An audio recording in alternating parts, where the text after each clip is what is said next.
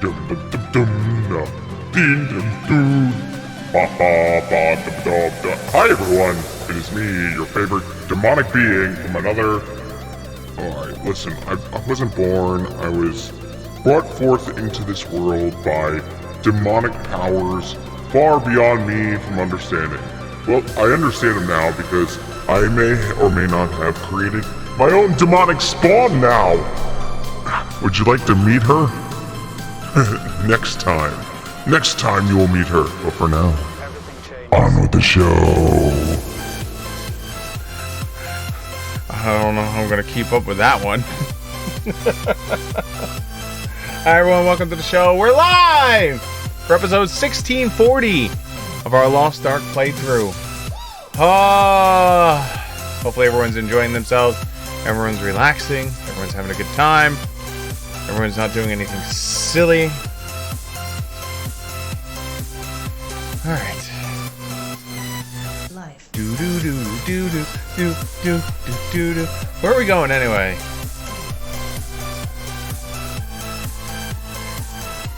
I almost want to see if I could like pick a fight somewhere.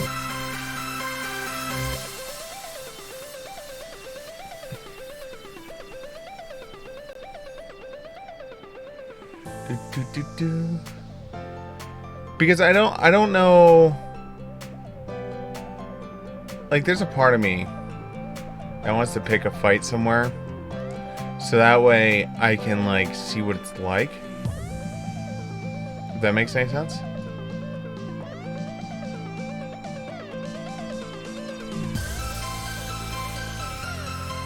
Dun, dun, dun, dun, dun. Where are we supposed to go anyway?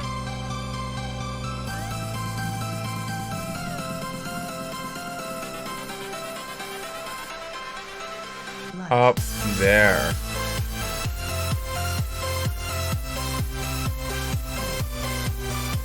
Catch jellyfish.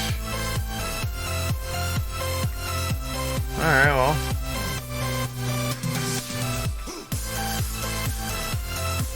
Is it this? How do you, it's, oh, okay, it's all this. Dun, dun, do, do, do, do, do. I just wanted to play this music out. Okay, I don't think we're gonna get there in time. There's only a minute left. Any other flashing things around? Probably not. Let's unmute the game now.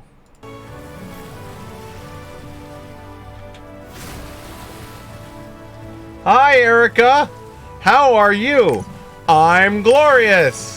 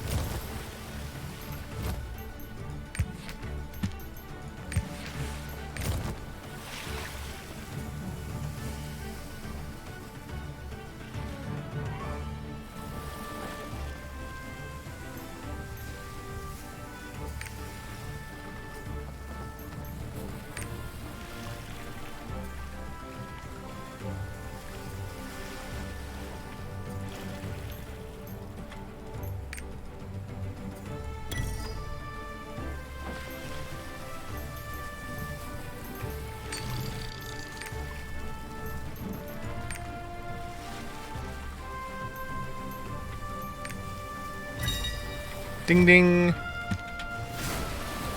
You're glorious, or you're answering for me. I am, of course, glorious because I get to now see your shining face on the TV.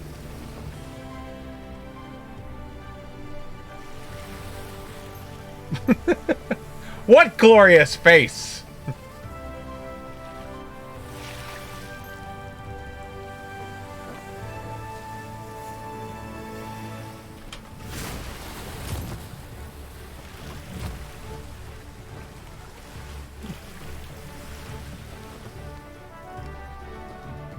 I have no clue what I'm doing.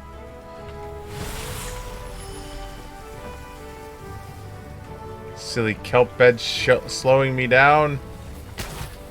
I will shoot everything. All the kelp will die.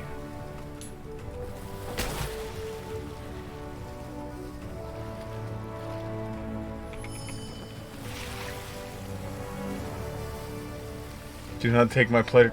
Listen, first off, I don't think I'm your pleasure. I believe you have a pupper pie and a husband for that. I am just a side attraction while they are gone.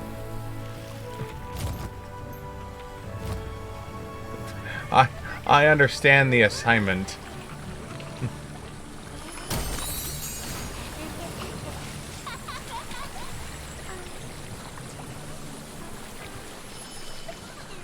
Hello, traveling merchant. You got anything? Oh, nope, nothing I could do.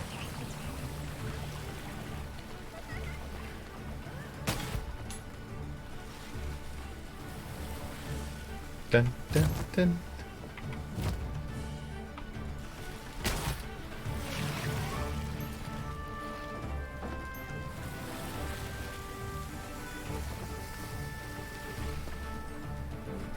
Hey, well, I'd hope they're both home tonight. I mean, one's usually always home. The other one is the questionable at best.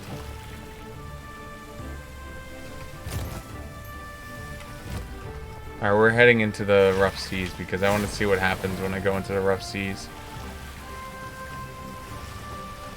Competitive catch jellyfishing has ended.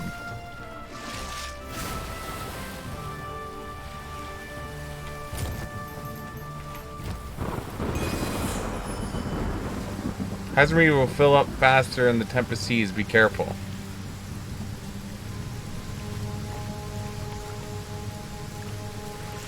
The hazard meter fills while the hazardous waters. If the meter becomes full, you will suffer a penalty according to the resistance of your ship. Hazard meter will decrease when you leave the hazard waters and sail for a while.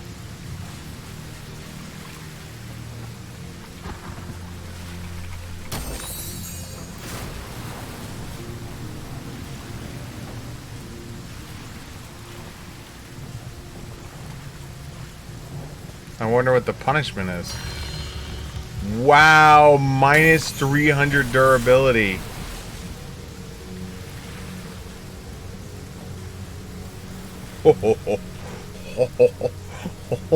Okay. Alright. Sail damage. Ship durability minus 300. I'm only able to use the skills used to using the sails. Okay. Wow.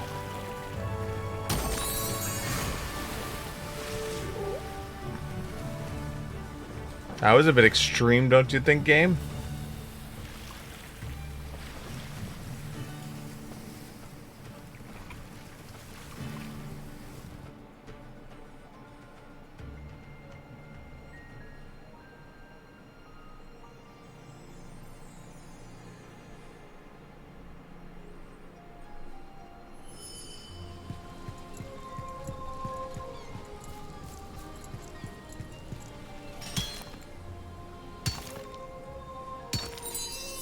I like how it's like, you can hear a faint tree, you can hear some music playing. I'm just like, break all the mining shit!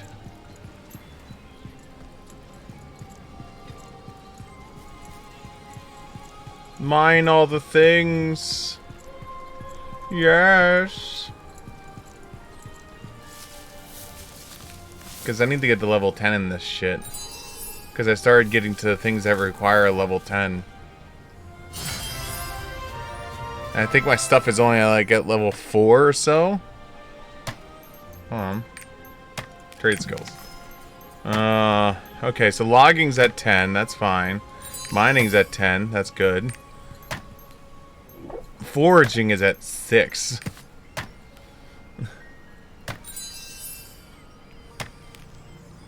F these trees.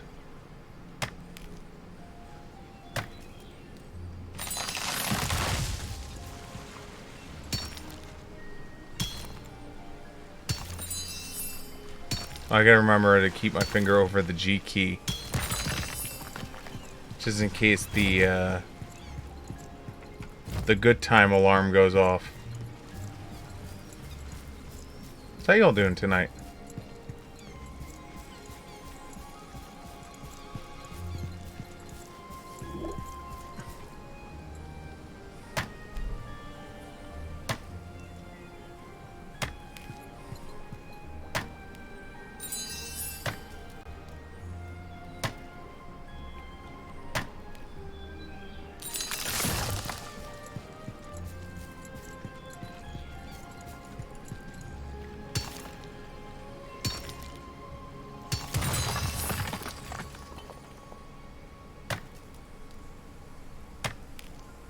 This works so well because I need all these materials.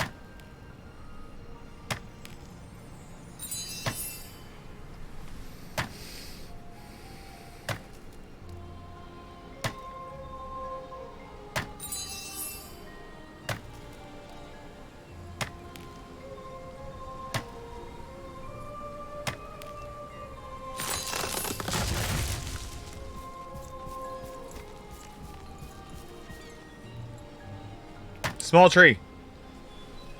We're doing okay. Played fetch with Pinecone while Tom played video games. And Zoom chatted, played virtual games with Mom and Bro. Yourself. I wasn't invited to play games with Mom and Bro?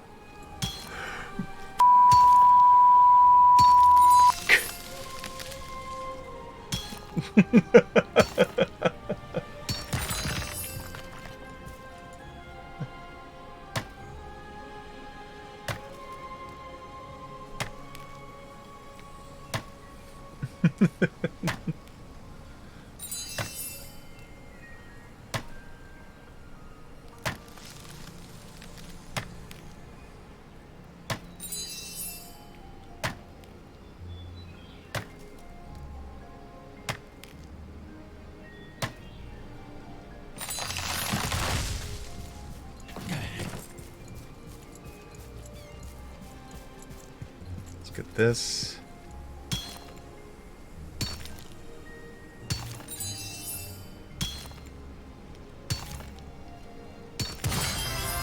Nice. That's what we like to see right there. Still need to get the plants up though.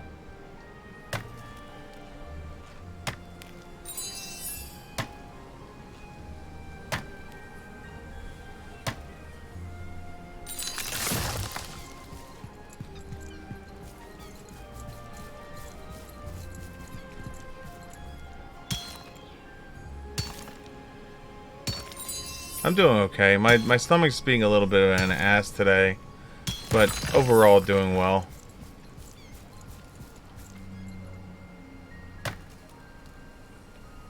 But my stomach goes through these moments where it decides it wants to be an asshole. Alright, the main question though is, so, part of your statement is, Tom played video games. Alright, which game did you play, Tom? What did you choose? What did you choose?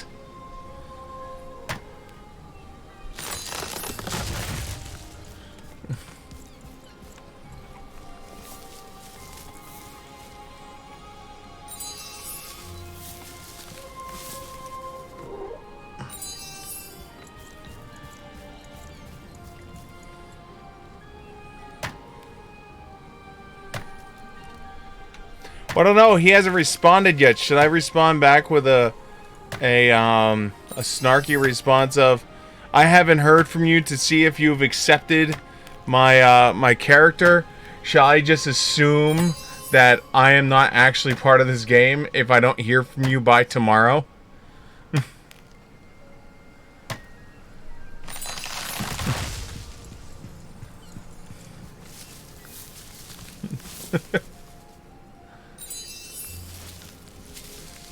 I shall snark his snark.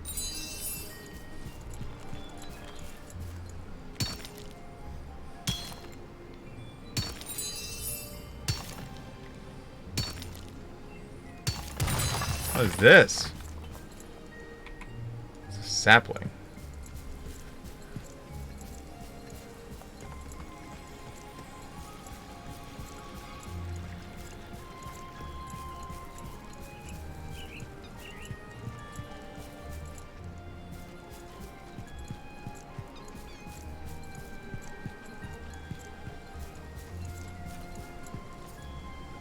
Secret entrance. Time left until the start. 1 hour, 26 minutes. What am I doing here anyway? I mean, other than mining the shit out of this place.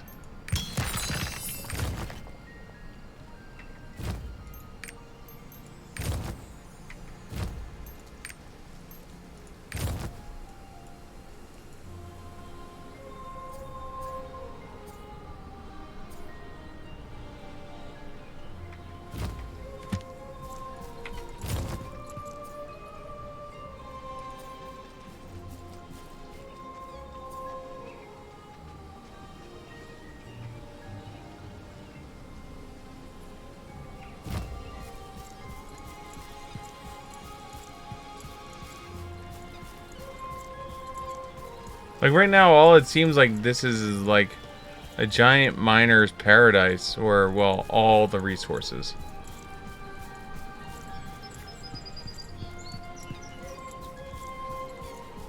Which, don't get me wrong, I don't mind because like I definitely need a lot more.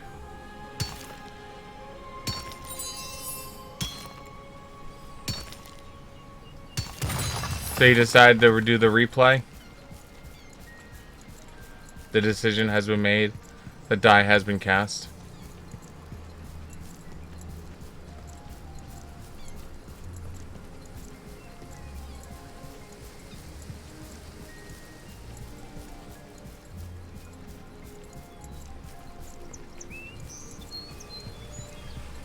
I'm trying to decide if I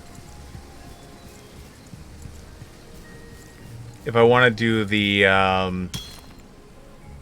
Final Fantasy pixel remasters on stream or not, or if I just want to do them behind the scenes.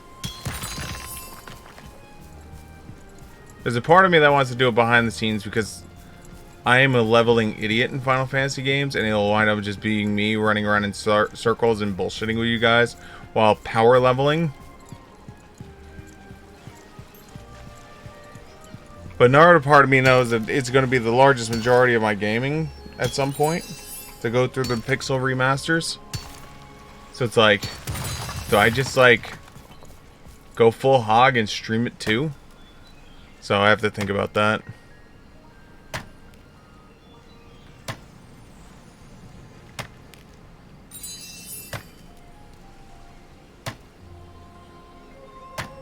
Like for instance in Final Fantasy VI, I could tell you in Final Fantasy VI, when you start out in the Magic Tech armor, I always sat there and ran around and leveled up for a while because of the way the system worked, where everyone comes in at your average level. So since you only have the one character, if you sit there and level that one character up to like level 10 or so, then that character will affect all the characters from that point forward, which is great because then it's like when you get your second character, the second character will also be level 10, and then when you get the next character, that character will also be level 10, you know, and it helps your base average throughout the entire rest of the game just by spending a little bit of time in the beginning of the game.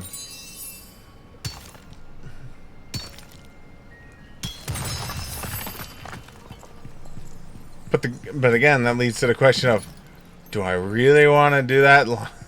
Like, mindless farming on the side, that's one thing. Mindless farming on stream, I could see people being bored to shit of.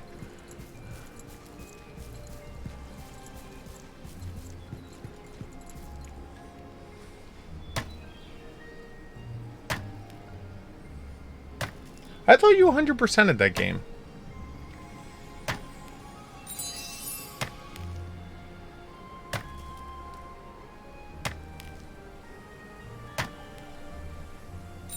Like watching League is any better.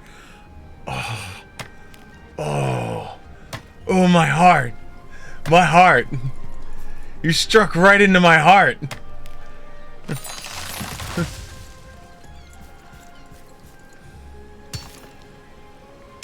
My heart hurts.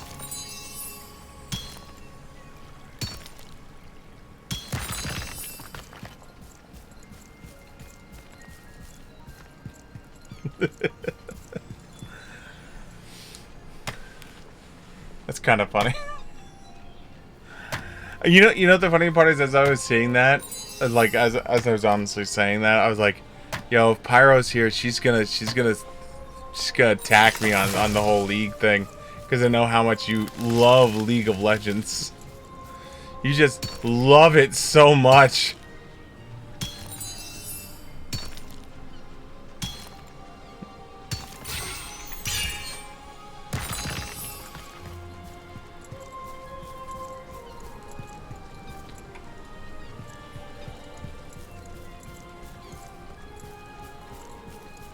Simply adore League of Legends.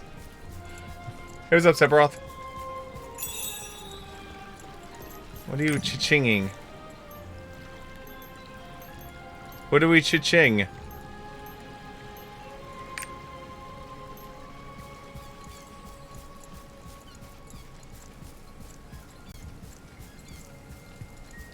Sort of? I don't know why I'm on this island. Like, I'm pretty sure a quest brought me here, but, like, there's nothing to do. I'm assuming the reason why there's nothing to do is because this doesn't open for 1 hour and 15 minutes.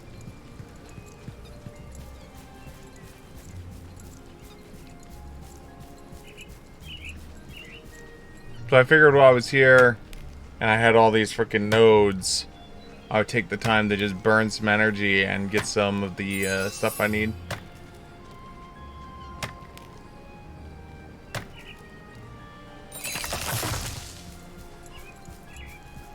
What song do I have?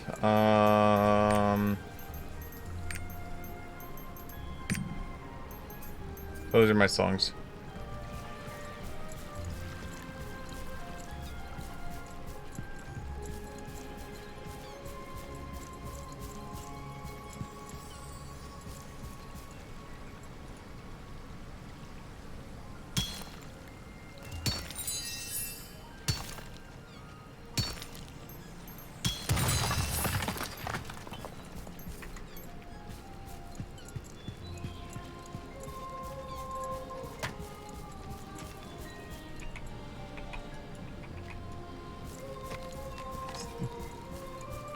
The problem I have now is all these freaking plants need higher levels than I have.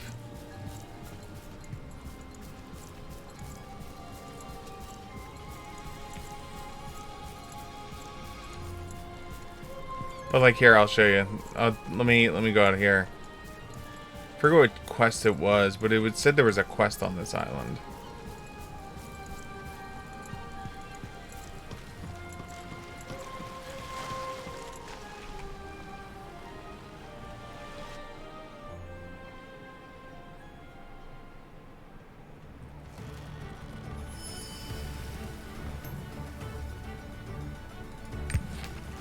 Is it this one? No.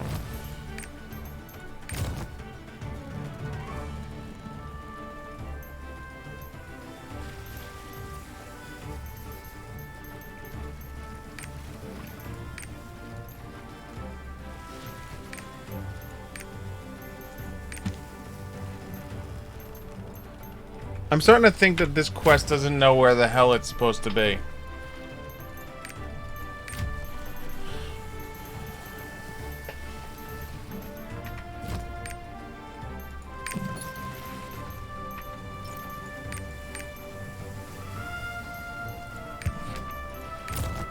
Because now it's saying it's up here.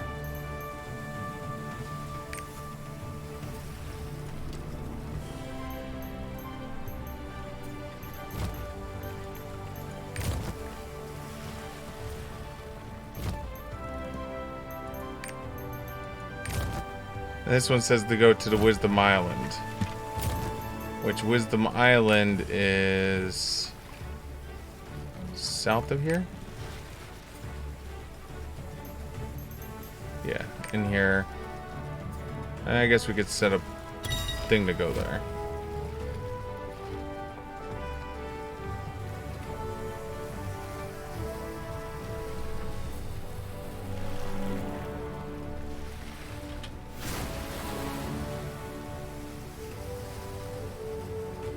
I mean, don't get me wrong. Design is pulling to you right now. This event will eventually get you another song, but you have to have a song to do this event. Alright.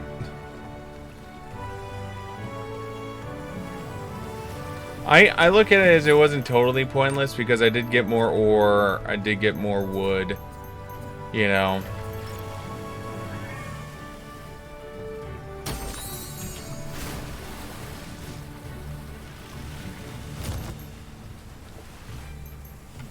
So in the greater scheme of things, it wasn't pointless.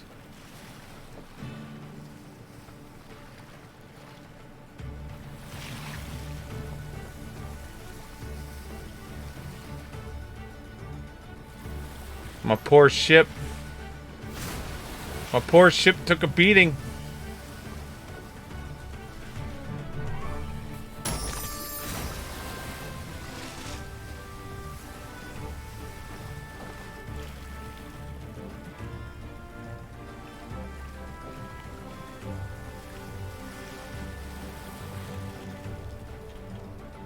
All because I wanted to tempt fate. Well, I wanted to see what the hazard zones did. It did a lot. Hurt my baby.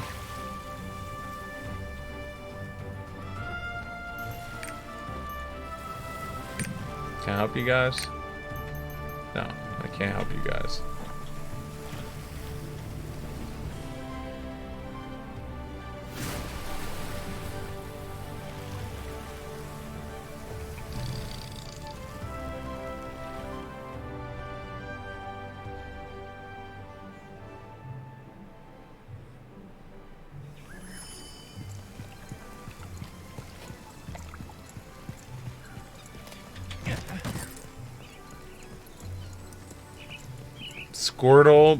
Squirtle's bubble beam.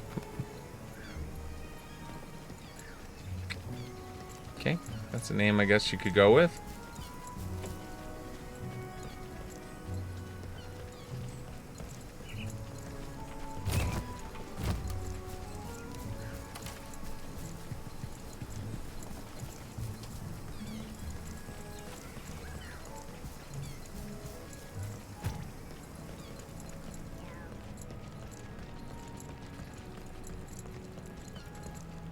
There's one.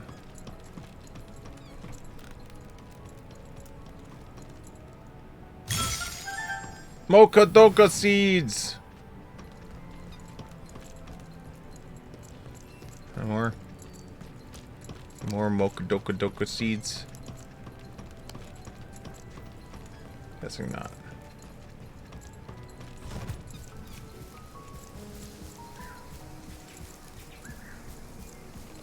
Come on, Sam.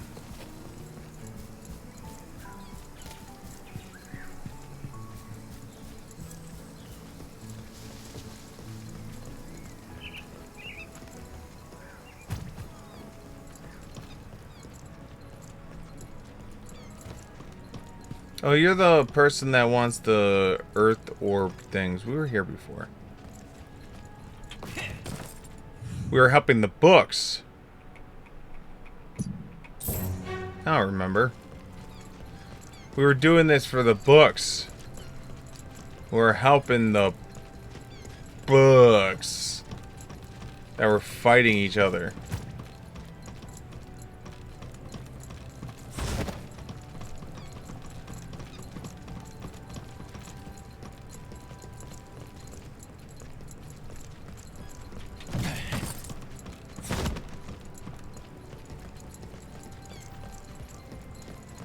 I hope you're not following me because I have no clue where the hell I'm going. My map does not cover these areas. So I'm literally just trying to figure it out as I go.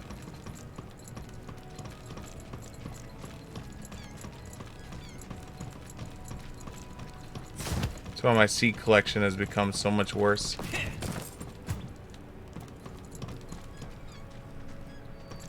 I mean, unless I could start speaking Korean.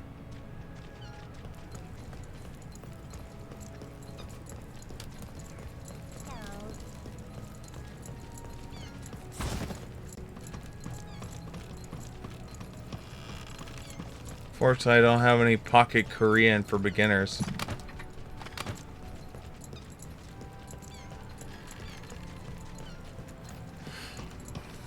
Pocket Korean for gamers. Wow.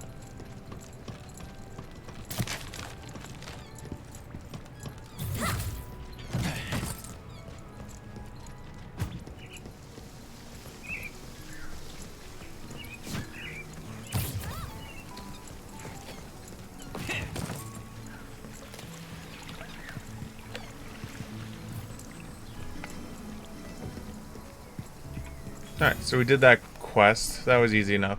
Okay, so I guess the quest was to go to the island. Then when I went to the island, it made it go bring the information back to him about the island that I saw. Okay. Alright.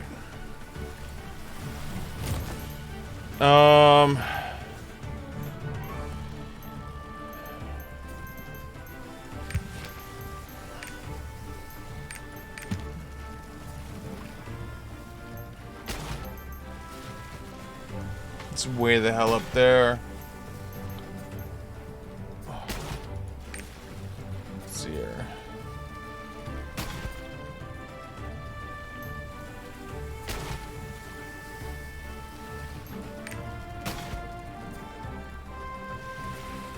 I feel like if I go up there, I'm just gonna lose my boat.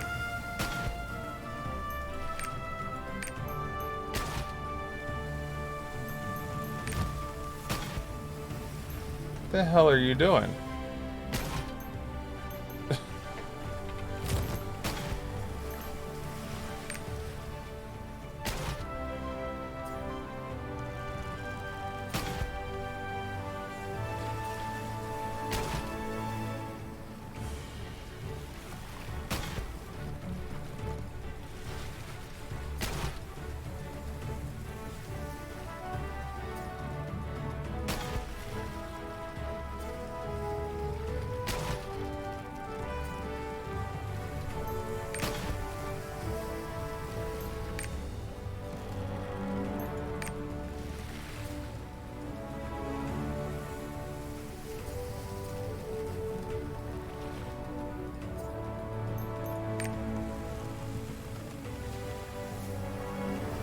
You can tell me what he's doing? Alright, what is he doing? What is the purpose of doing that? Other than trying to stop being AFK.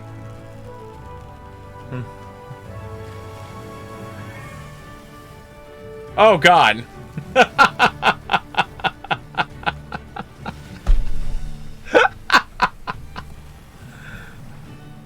Well, hello to you too. Oh man.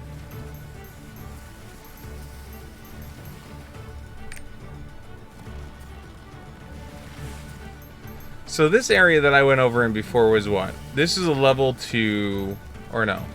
Was it this one or was it this one?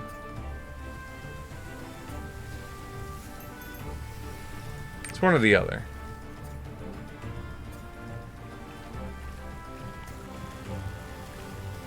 It was this one. So this was a level 2, and it wrecked my ship.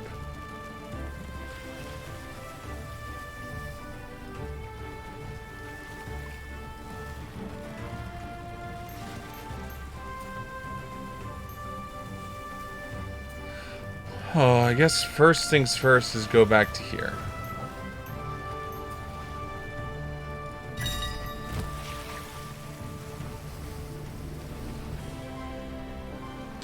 Ow. Oh, there's some durability. I could use that. You're so much faster than me. It's almost like you have a better ship and you're higher level and you got more things than me.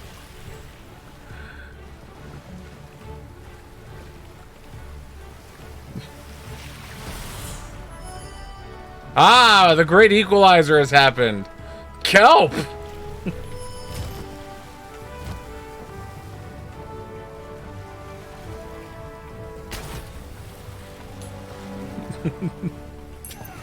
What is the purpose of this shit?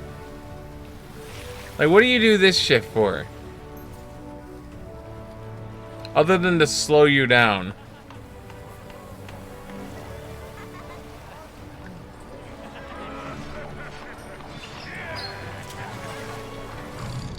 Alright. Repair my ship, please. Damn, 680.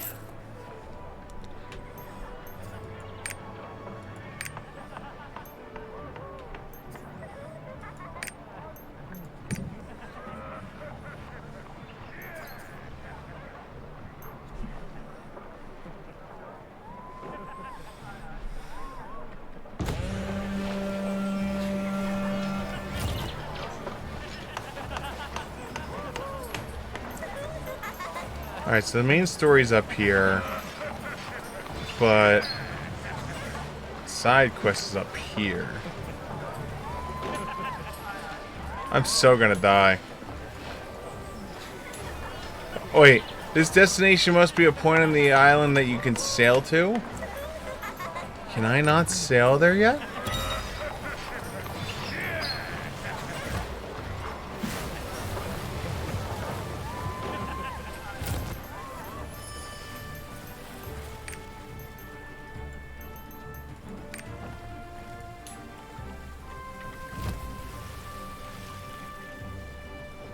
Where am I in the story? I just got the go to Arthine. I just beat up the 8 swords of leaping or whatever they were called.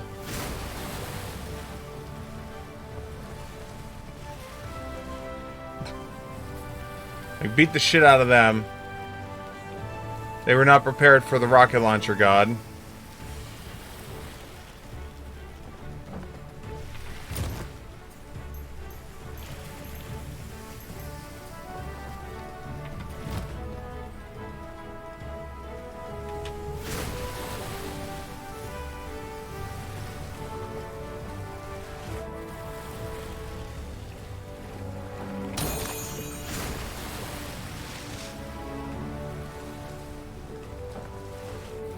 The hell is this?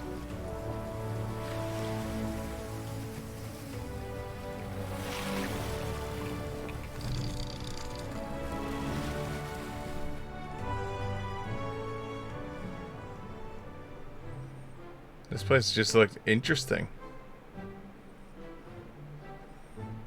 Boombling Island.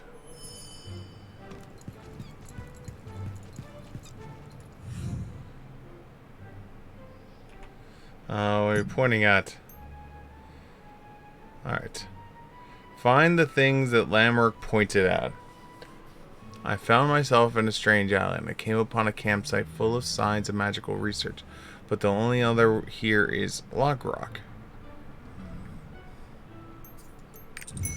Sure.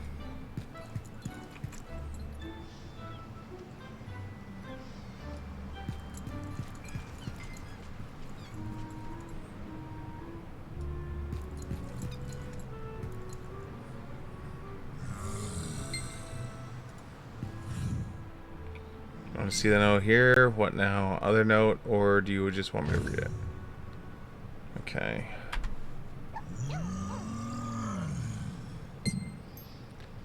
Boil white cauliflower for 20 minutes. Let the liquid cool. Gently pour into cursed prince's mouth. The next step is the most vital. Kiss the princess on the mouth. Only true love will lift the sorceress's curse, and you and the beautiful princess will live happily ever after.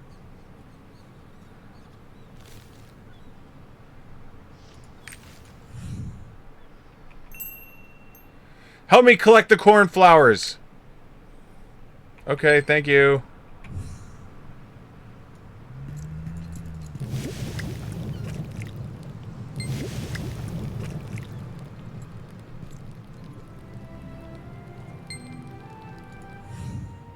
And now you're puckering your lips. You want me to kiss you on the mouth to lift the curse? Kiss Larko in the mouth! And now you're glowing. Well, that's...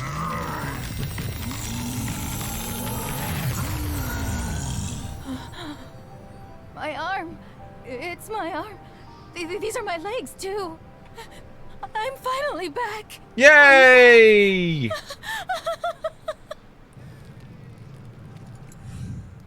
Finally, I'm back. Thank you so much for a commonly young savior. Teehee. At last, I'm freed from the curse that has been locking me in a rock for 5 long years. You're just in time. Something wonderful is about to happen here. Say, how'd you like to join me for it? First, drink this potion. It's not poison, and if it did actually put a curse on you, I could always just kiss you on the mouth and break the curse, right? Tee. Oh, God. Alright. Wait, hold on. It's this button. Oh, God.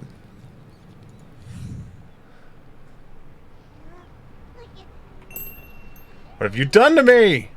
You're so small I could barely hear you. Did you want an old granny kiss so badly? Come now, little beauty. Don't be cross. Let me tell you what to do. On this day, the light of rock spring shines on the grandfather rock that stands unmoving. The pebble throwing festival, bursting fruit and other game. The winner of this contest is named the Bombling, and I was the most recent one. Bombling initiates every festival, but I'm too old and frail to transform into a pebbling anymore. That's why I need you. Transform into a Bombling and start the festival. And if you bring back something useful for my study, they'll reward you accordingly. I swear to God, lady, I'm gonna kill you.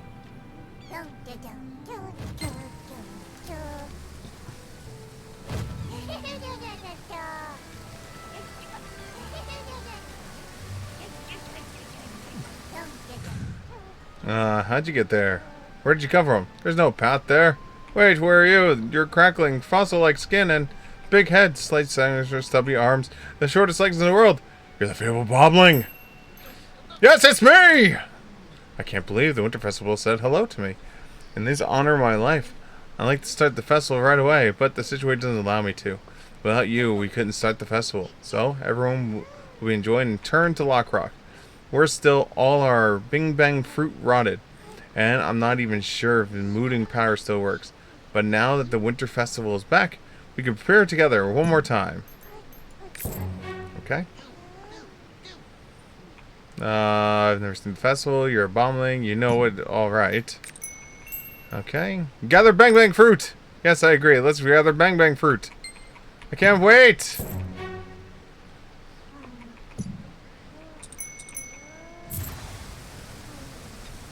I feel like I'm skipping so much of the quest because I have such high stats right now in all the areas. That bang bang.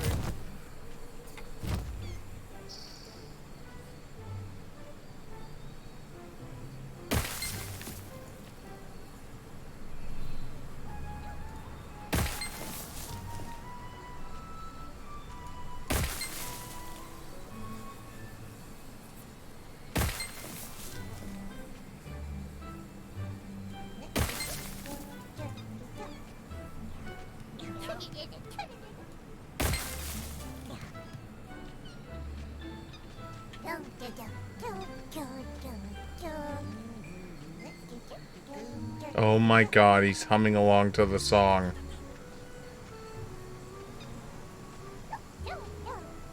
Where is... How big is this map? It's not that big. Where is this seed?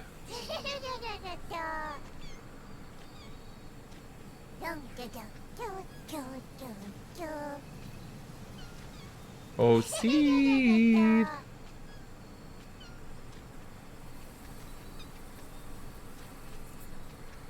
I check down here at all. Oh my God. It's so cute. You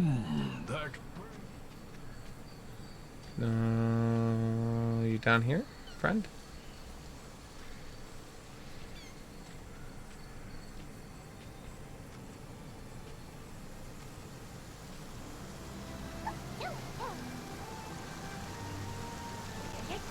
Man, I wish I could sleep for a year. God, That'd be great. You just wake up fully refreshed.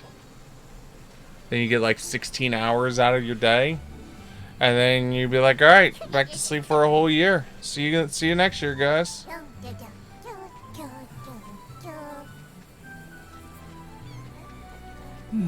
That bang bang fruit from before was pretty incredible.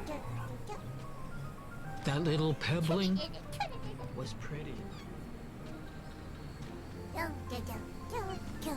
Seed! God, don't tell me the seed's like... It's gonna be the last place I look. Always is. It's kind of a funny statement because everything is always in the last place you look because you stop looking for it once you find it.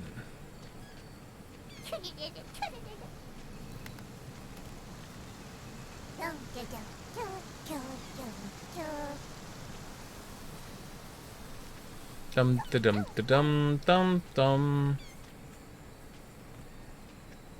Do you happen to know where the seed is on this island? That little pebbling was pretty amazing. How amazing! Huh? Will they compete this time?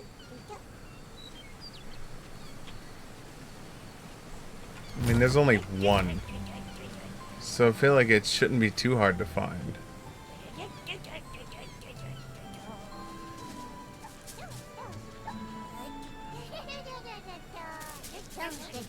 I hope they start soon.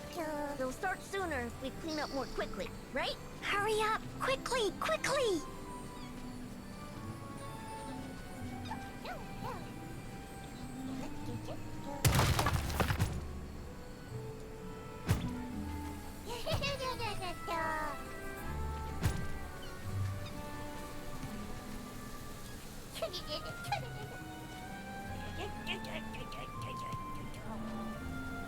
Huh.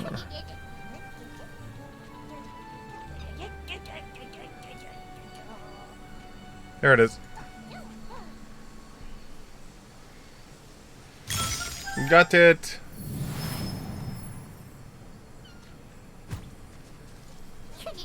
I hope they start soon.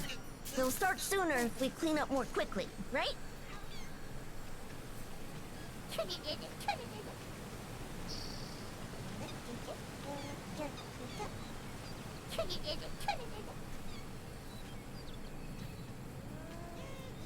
That little pebbling.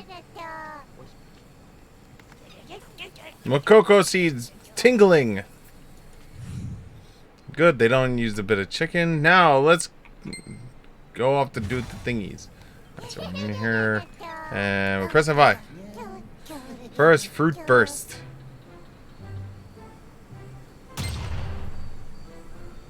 Nope. Dun, do, do.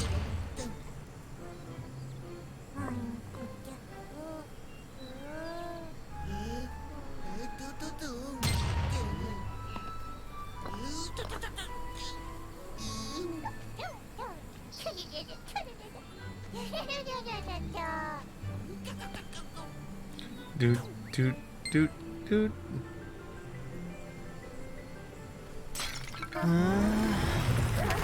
Who's there?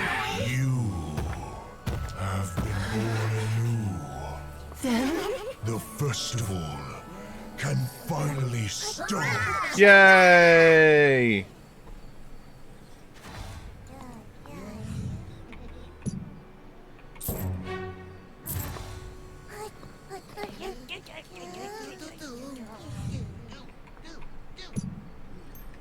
There we go. This is for 5 vitality points.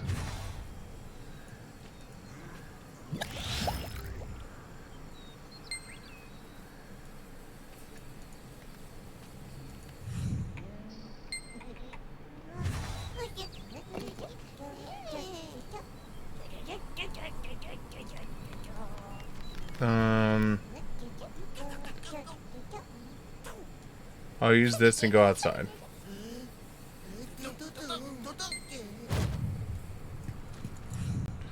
Say, how did you like playing with the bomblings? You covered your moving powder, I see. You must be accidentally touched by magic spring water and transported out, didn't you? I bet it was shock coming back and forth to self is normal. I'll teach you how to get back in there. You got enough moving powder on you for me to open the shortcut. Tee-hee. Now drink this potion and get back in. This is your last free potion. Are you done entertaining yourself? Do something for me too. I want you to get some red corn fruits.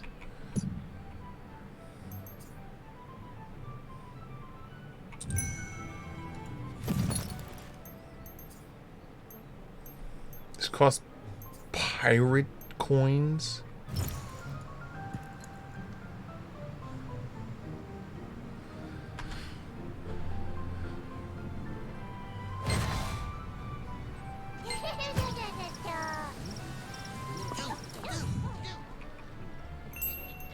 Let's start the festival!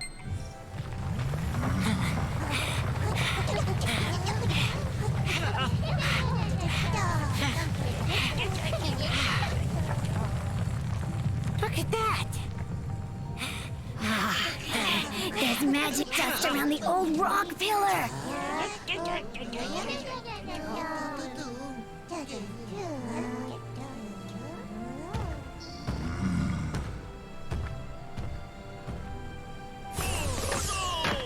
Baby pebblings!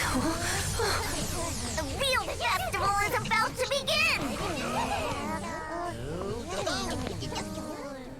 Oh God. What do we do? The arena is infested with slimes. It's too dangerous to start the game when the place is filled with so many slimes. Let's hold it off for now. I don't want you or my other friends getting hurt. We still enter the arena if you like, though. Maybe you can get rid of the slimes while you're at it. Okay. Gonna go in there and fight slimes in my current form. Okay. Wait, am I playing Bomberman?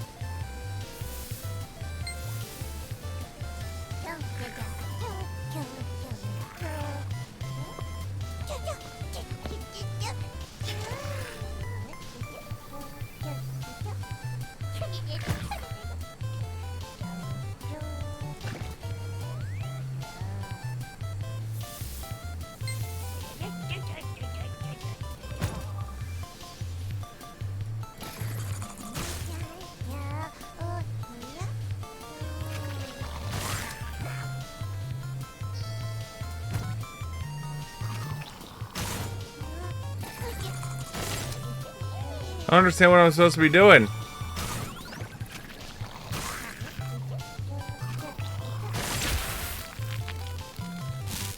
Am I supposed to be getting the... Am I supposed to be killing these slimes?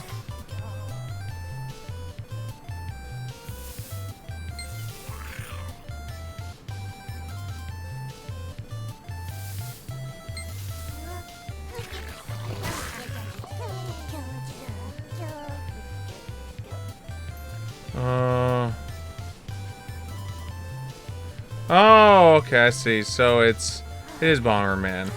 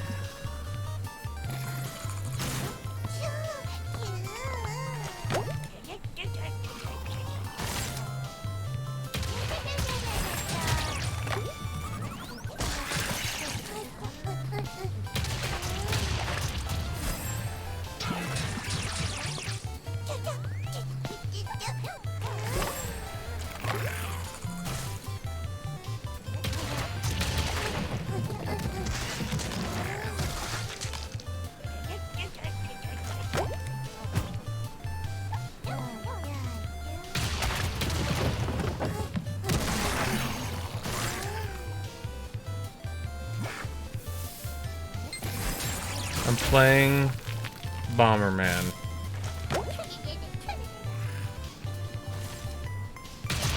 You know, of all the things I thought I'd be doing in this game, I never thought I'd be playing Bomberman.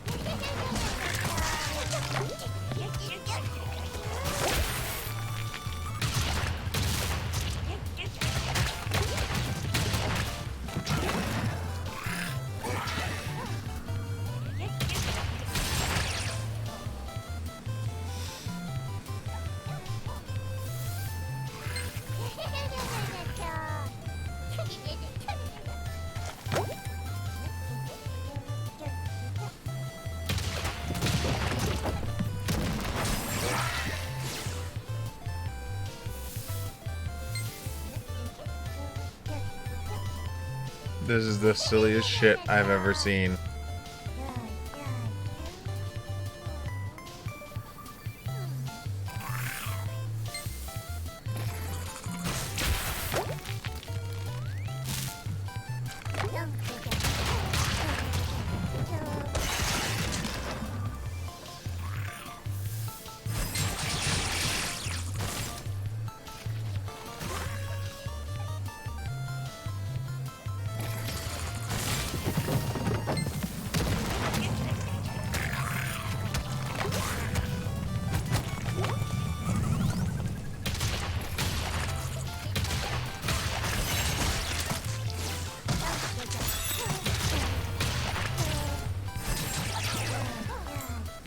I can tell you the controls are ass though.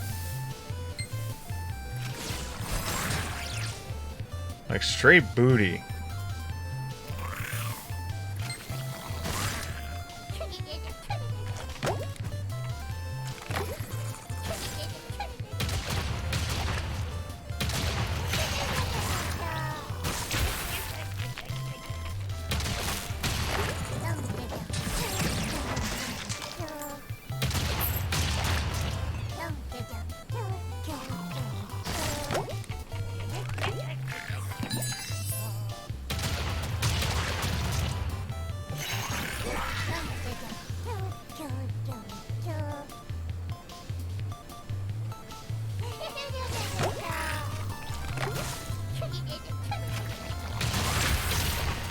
Uh-oh. Kinda stuck.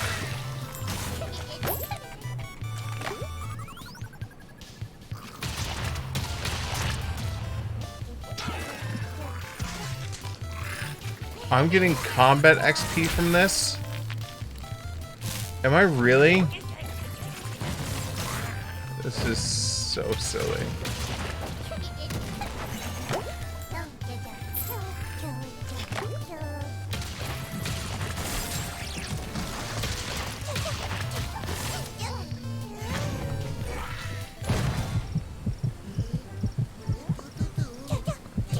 Oh my god.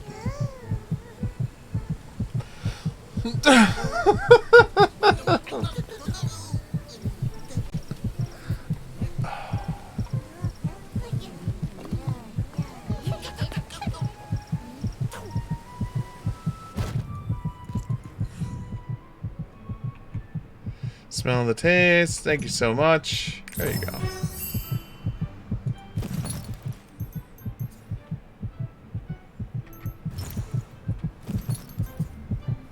Super healing potion.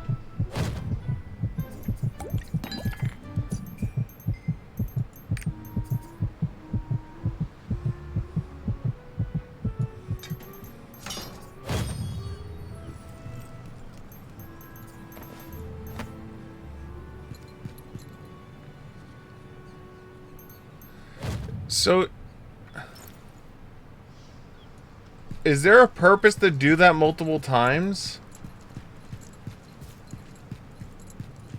I mean, I'm assuming there has to be if there's like a reasoning why it would have like the pirate thing where like you can spend pirate coins to do it again.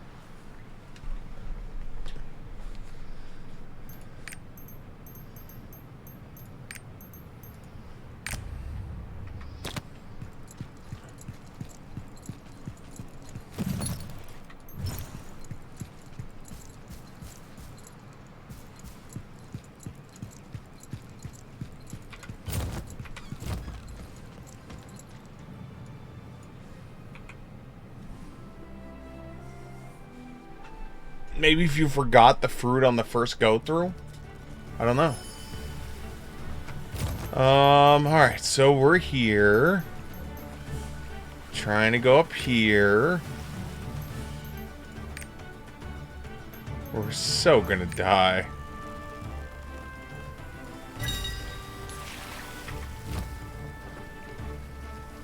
Oh, I'm gonna call that a worthwhile island. We got 5 more vitality for it. We got another Mokadoko fruit, or whatever you want to call it. Got a bunch of experience. Got to play some Bomberman. Alright, what am I about to go into? What kind of rough seas is this shit I'm about to go into?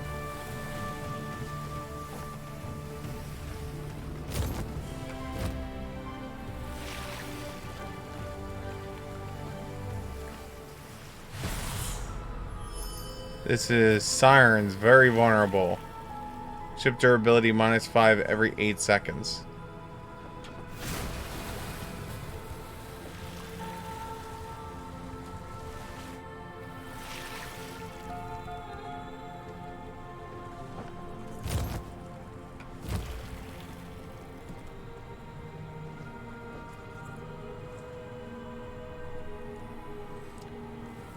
I mean, it's still better than freaking that 300 hit we took.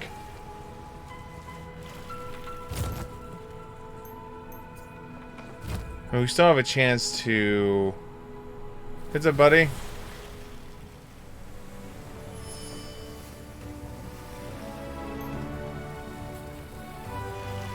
Appearance bewitch you. You will not be able to move or use any skills.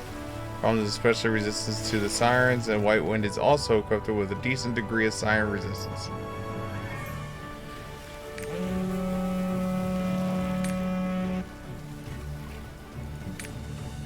Oh, that does, but I'm pressing it.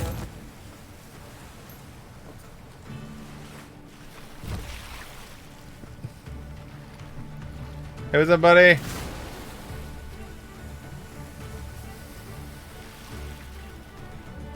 I need weed. Sure, buddy.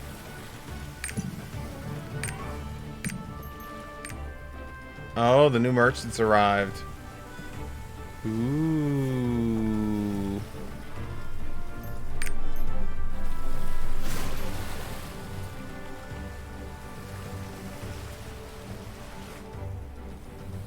Deathhold Island. Sounds like a great place to go. I love Deathhold Island.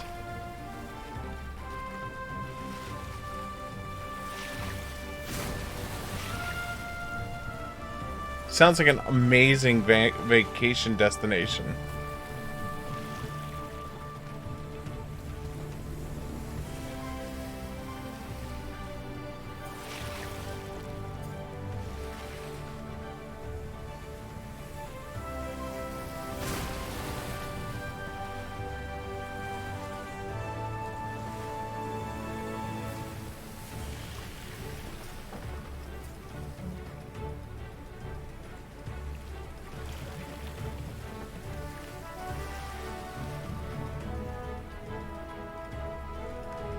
Alright, looks like we're about to go through another siren thingy.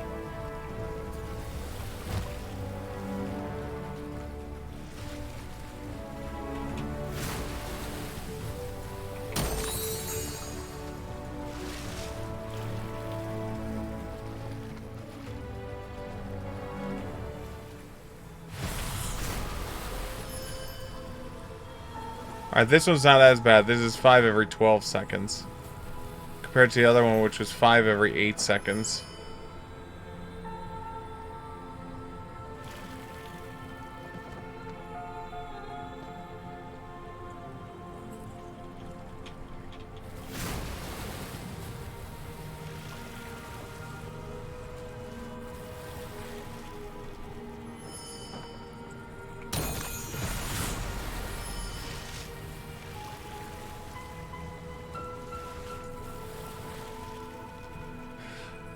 Oh, are we almost out? Ooh. Our hazard meter just popped up its first one. I wonder what happens when you lose the ability to move. That's durability. We want that.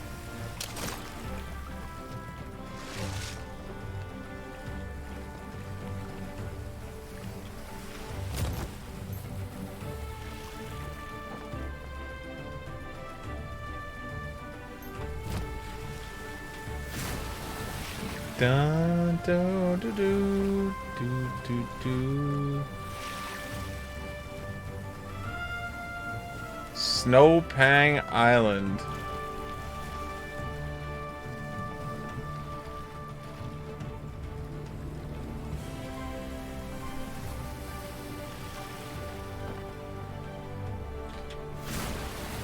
Just a tidbit nipply up here.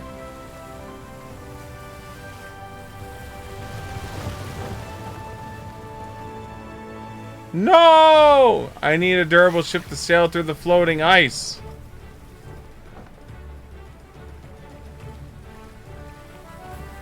You bastard!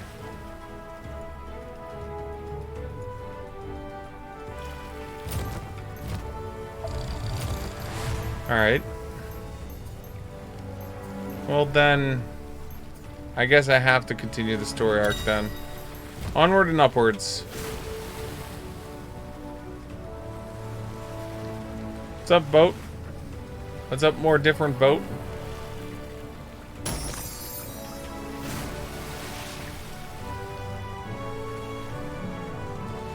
I'm surprised you didn't get a skin for your boat yet. Especially with how, like, the skins work.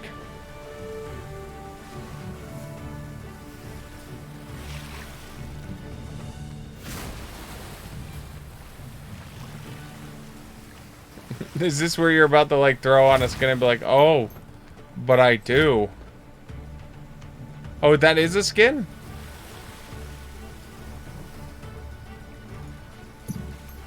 Oh, that's you.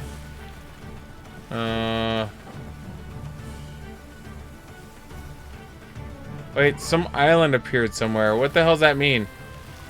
What is that island? The island appeared somewhere. Should I care about that? Probably not. Let's be honest. Oh god. This is not good.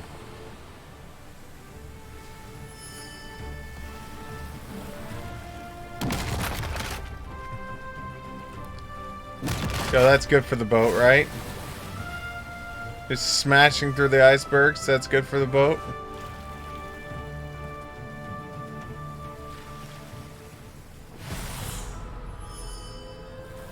Oh, it's worse. Dealing with these things, or dealing with the boat freezing to death.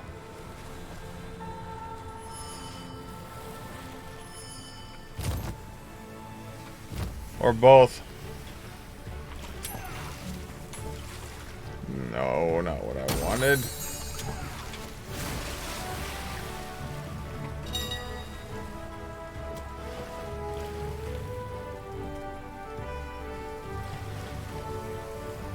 Do-do-do.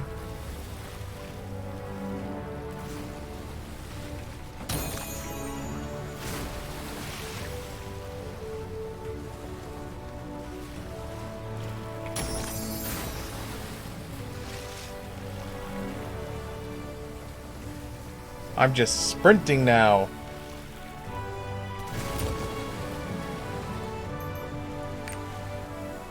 What's this?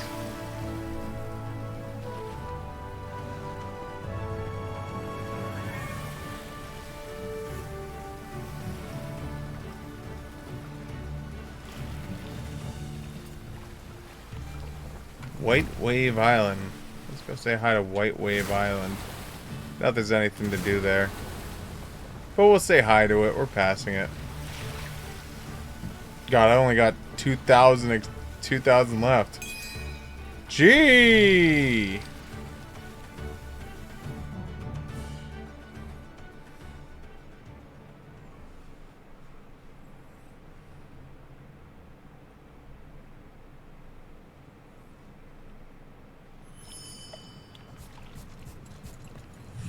Hello. Alright, so your rapport thing.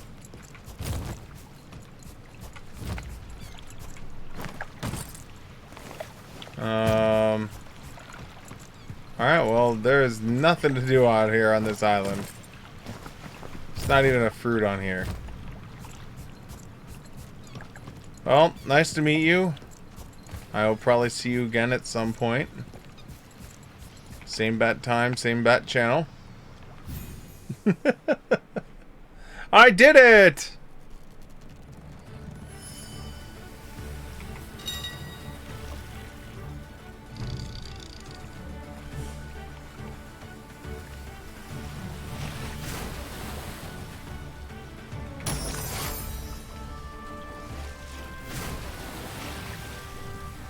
Marine conservationist?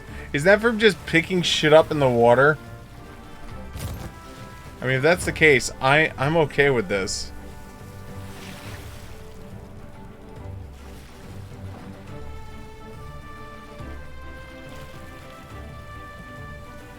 Oh, so this is one of those islands you're talking about. Where, like, it's here, but it's not here.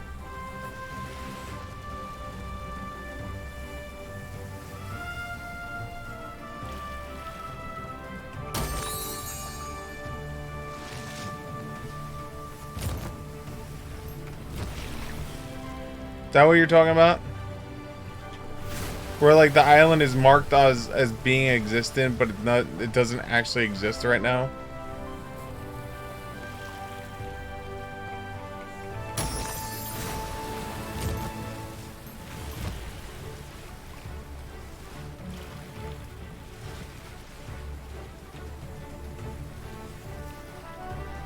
All I know is I went on one island yesterday and they had a giant world boss thing that I couldn't do any damage to, and I just kept shooting it, and I wound up getting nothing for it other than like some epic parts or some shit.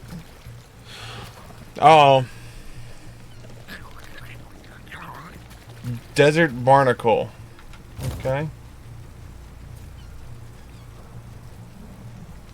So it's a map that has three exits on it. 5 fruit. And robots. Level 50 robots. I don't know if I can fight these things. Alright, we're damaging them, so that's a plus.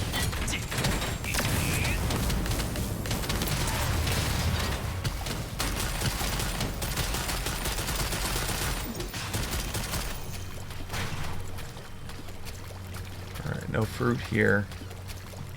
At least not that I can see.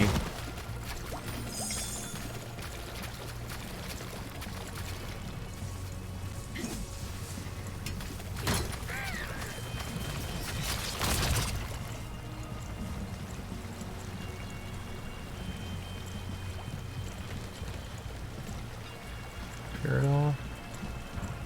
No. Assuming there's probably a quest that comes back here then. The way this island's acting.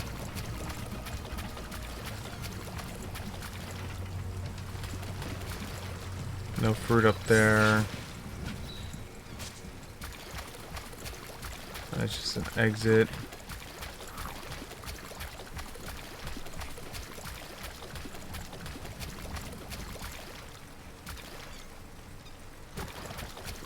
I get to see any of the fruit at all.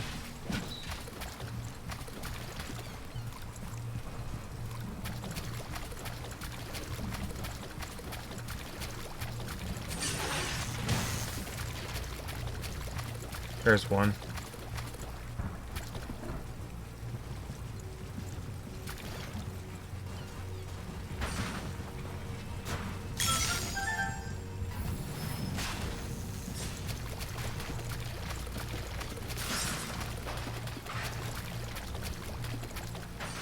Oh, that looks safe.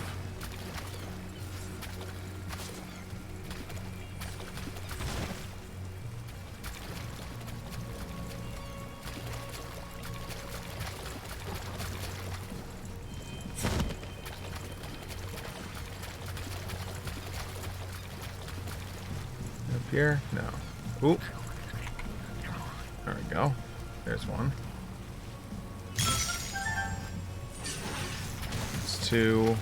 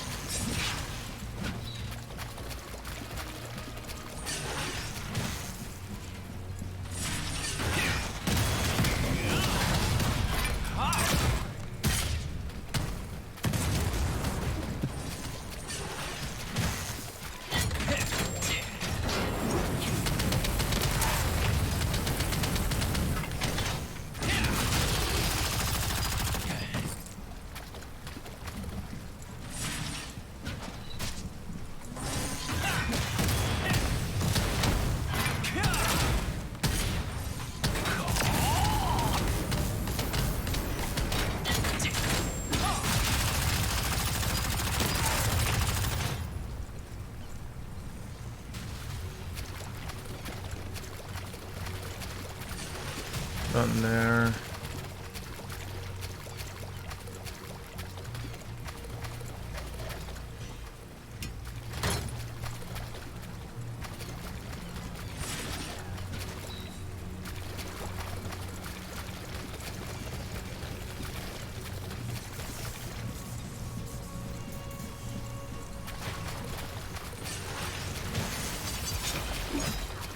Oh, there's three.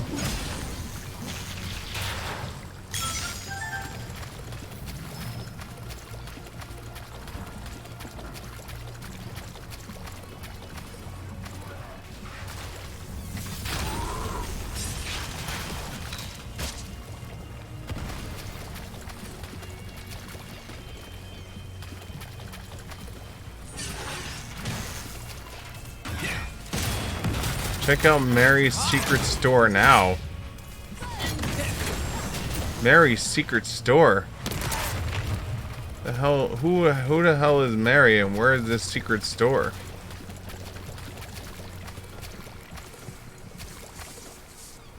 It's not for you yet, Sig.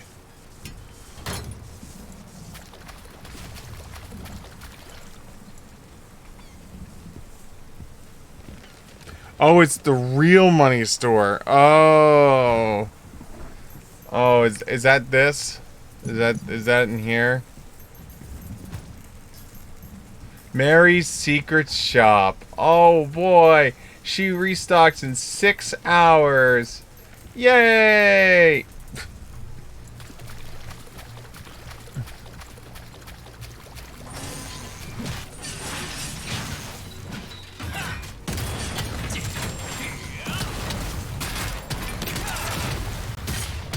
When in doubt, pray to the rocket launcher god.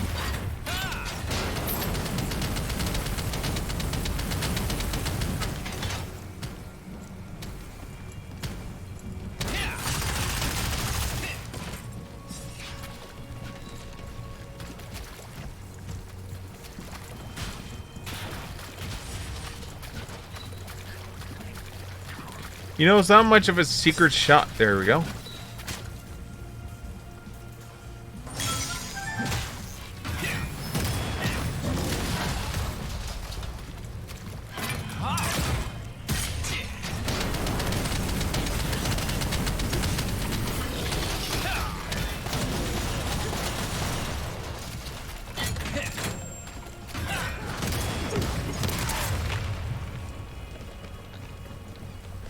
Alright, so I need one more fruit.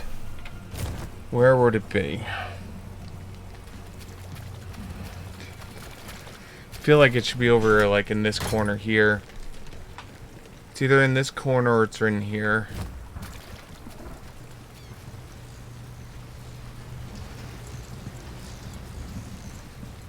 Just by how they're lining them up on the map.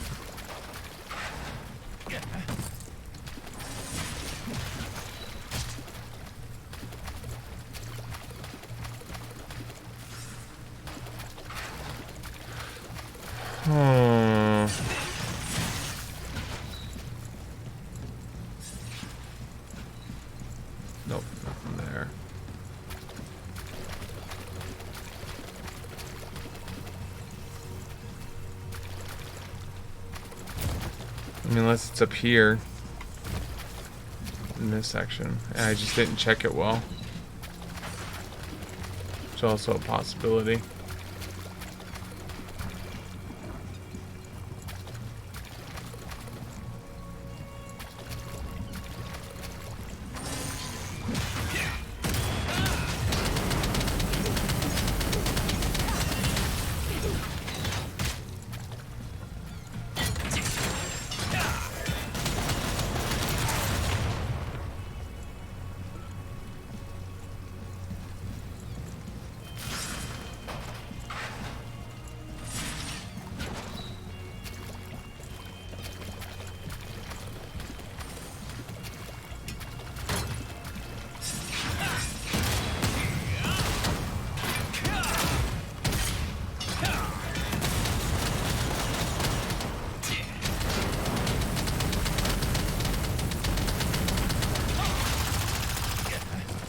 Where the hell would it be?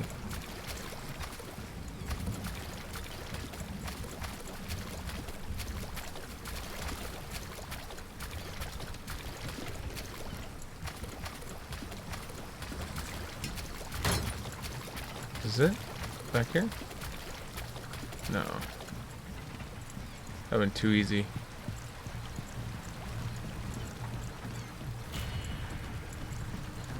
It seems like they definitely hit him in the bushes and not in this metallic jungle stuff.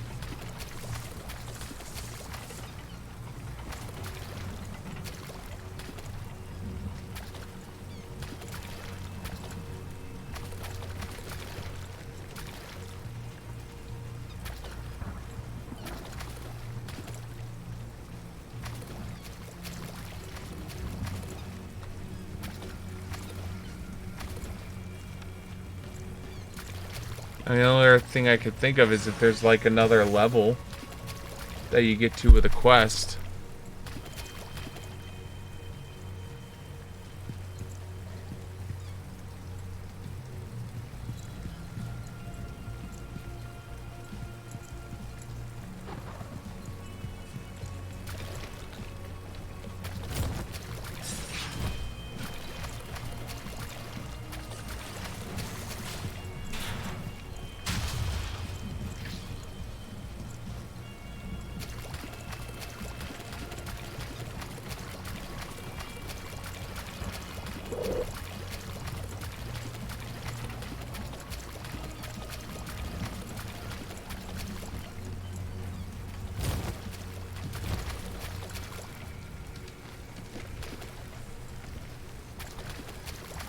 I mean, unless they did stack them together. And it's also a possibility.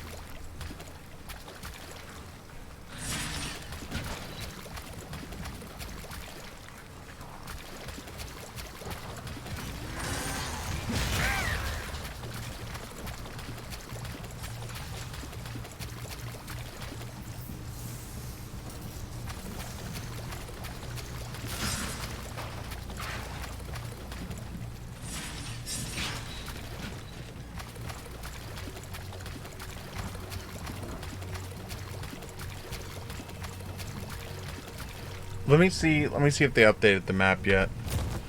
So this is facility X301.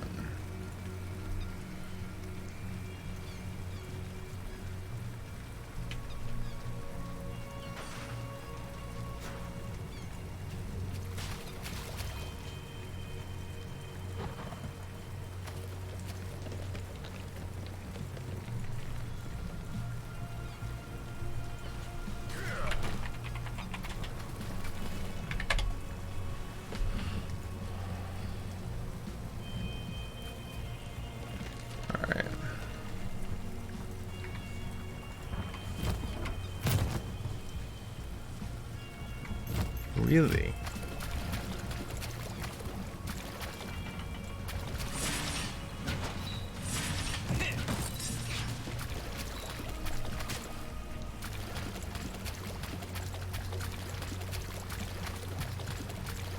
Walked right past it 7 million times.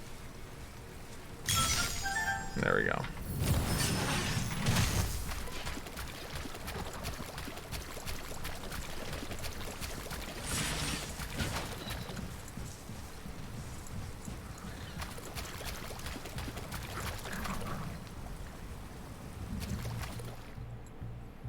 I'm assuming the dungeon probably has its own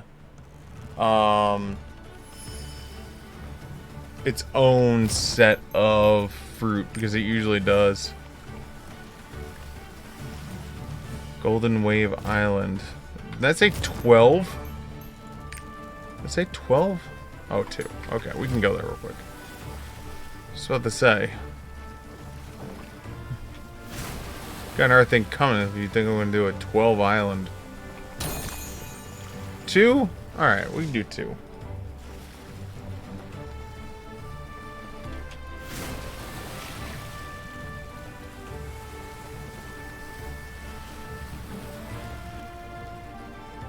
Oh, it's a tiny island.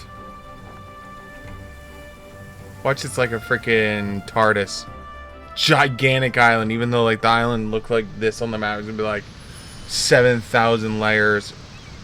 What the hell is this shit? Stranded cargo.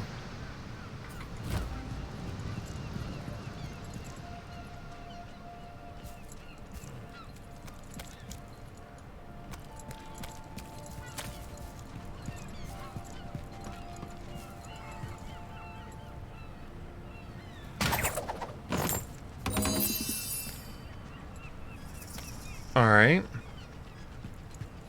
Interesting.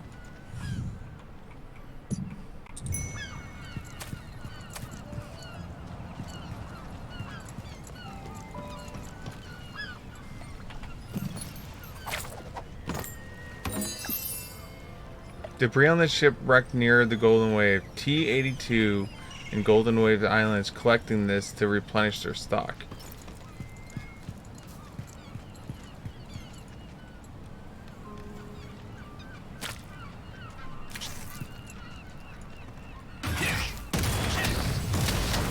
Oh god! They take like no damage! Even from Super Nuke!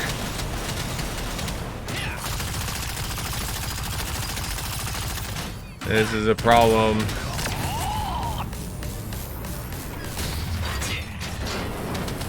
Mistakes may have been made.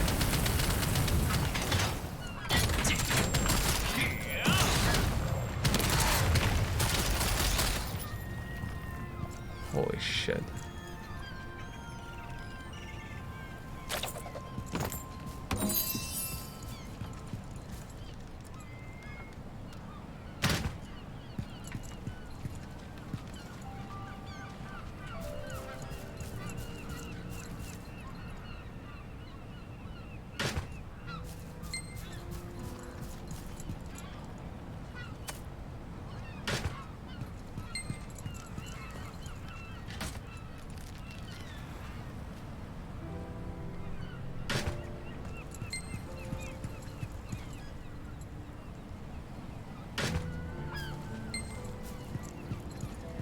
Nice.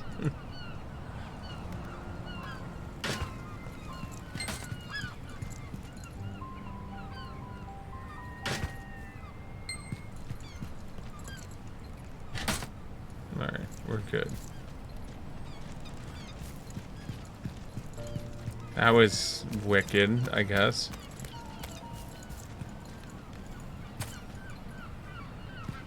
Can it be fixed?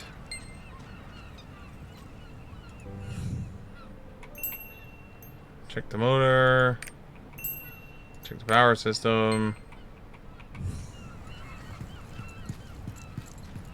Alright, dismantle abandoned machines and look for components.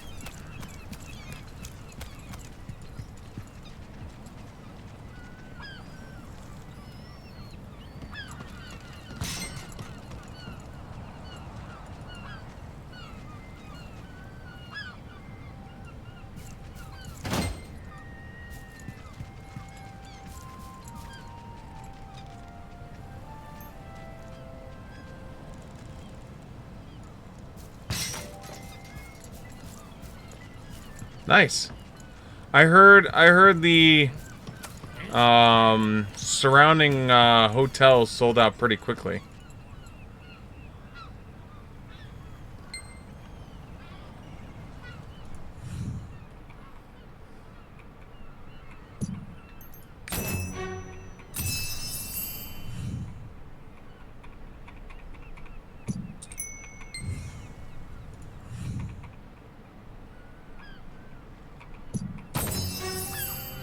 0.4 miles away doesn't seem that bad.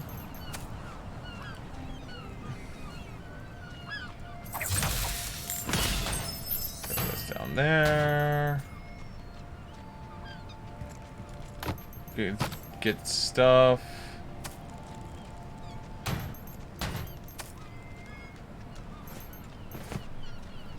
This is a select. So wait, why didn't this one stack with this one?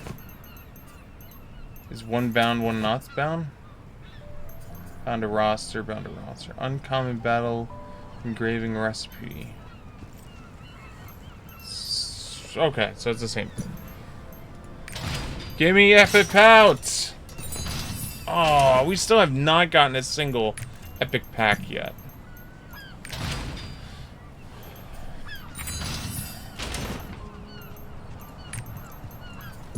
Convention hotel selling out in less than an hour. The world is healing. Yep. Well, this is the first Gen Con since... So you figure this is the first Gen Con since Pandemonium started. This is the first TwitchCon since Pandemonium started. You know?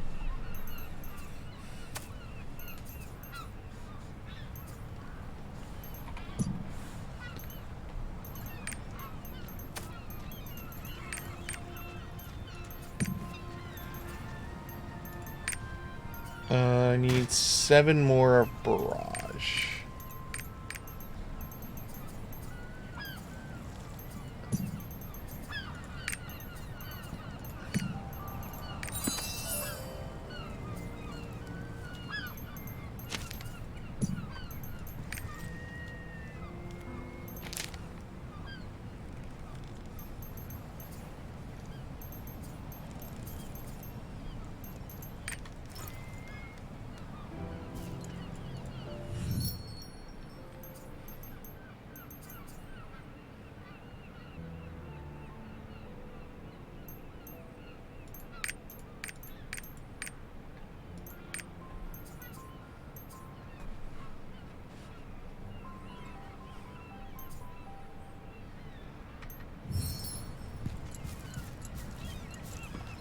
So what is the purpose of these things then?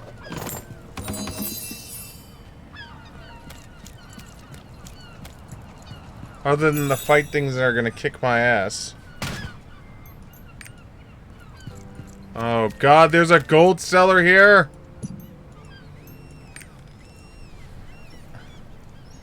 Fuck these.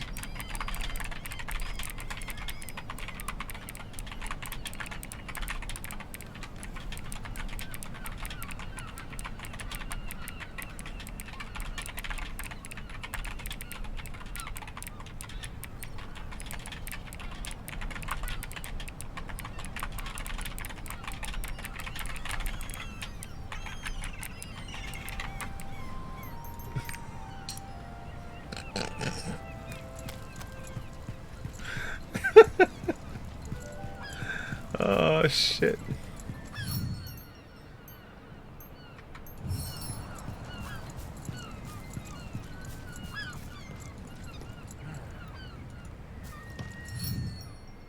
Peace and quiet.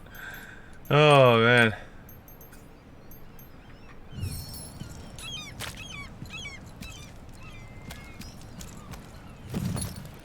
Let's see here. You will take...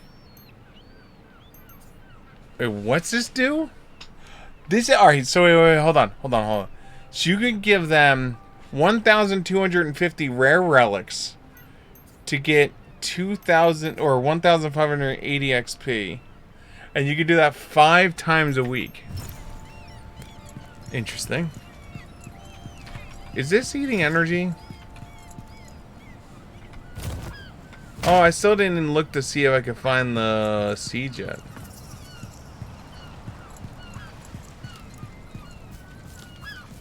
Oh, really?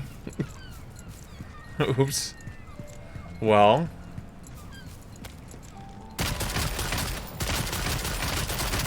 I was sending a message.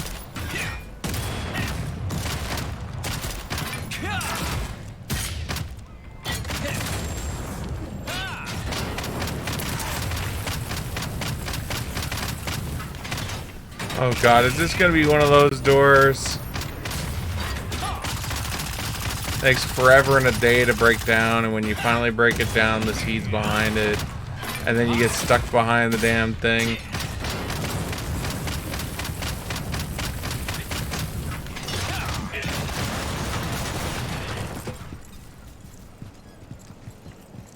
Never mind. Didn't take that long. There they are. There's the seedy seeds. There's one.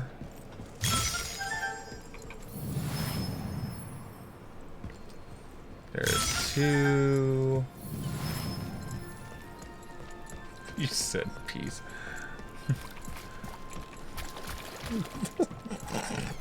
Yeah, I want peace and quiet. Here, I will help you.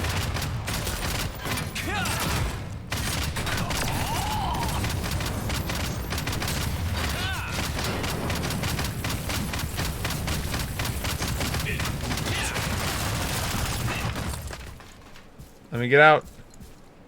Alright, so there's those two. Where's the other two at then? There and are like need to blast your way through a door.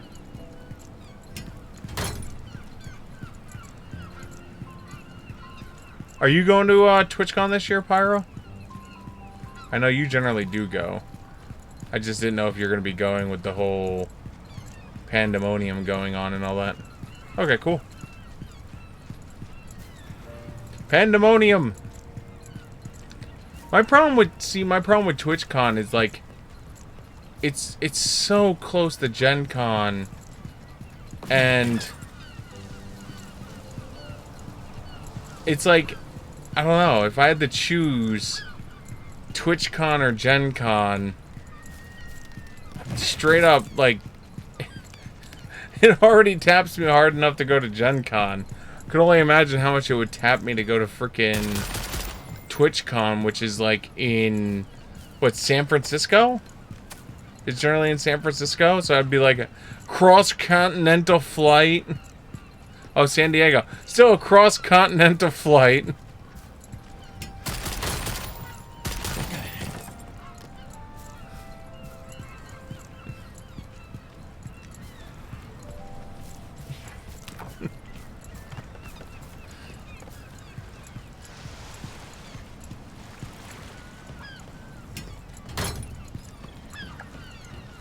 Well, damn.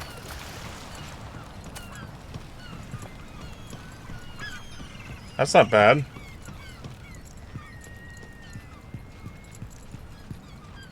What island are we on? We're on Golden Wave Island. Golden Wave.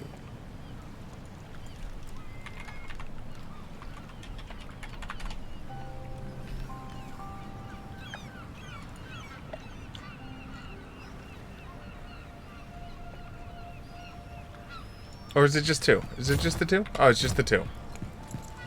I'm going crazy thinking there was two more. And there is not.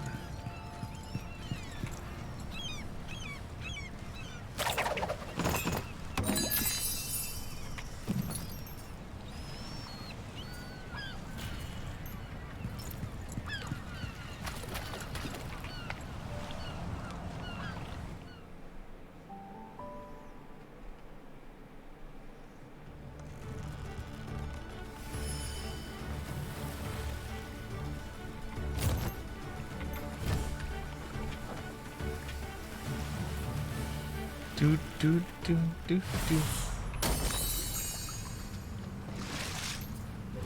Durability minus 0.5 per round is blowing on.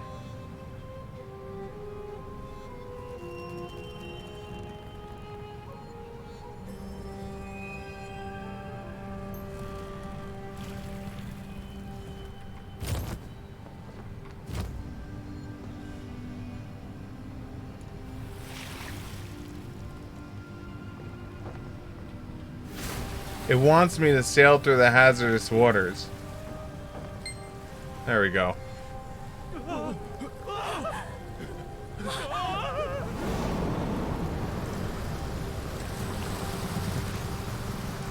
The quest requires me to go through it. This is the Sandstorm Seas. There are numerous hazardous waters like this on the high seas. So we need to be careful.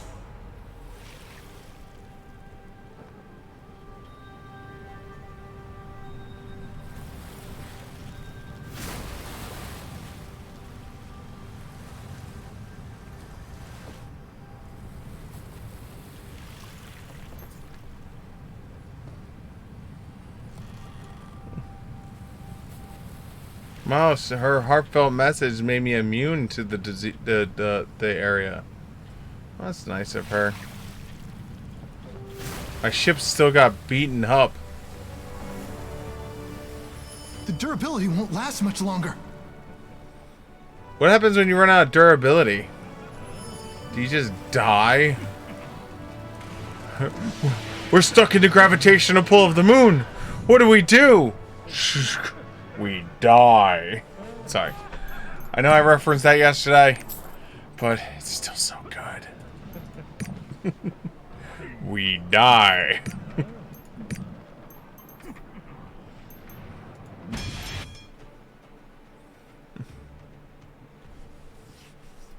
I don't know how they got tickets for $250 though. Because every time I've ever looked for tickets flying from coast to coast. Then again, I've never looked into flying out of like LaGuardia or that other New York one. Because there's the 2 New York airports, and I've never looked into those because like the thought of flying out of those just ugh.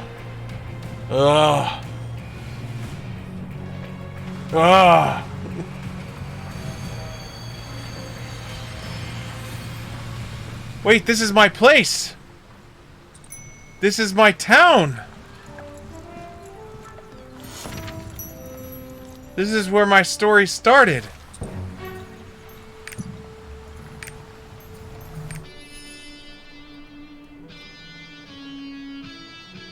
This is Gunland. I love Gunland.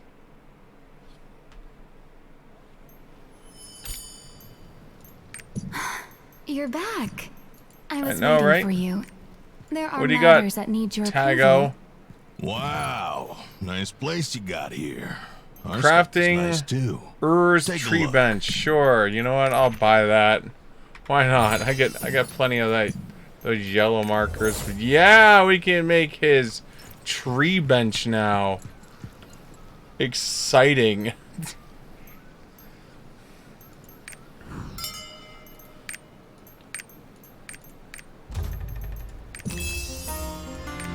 Alright, what are we sitting at on our numbers now? Still red is the most needed. Go forth and conquer.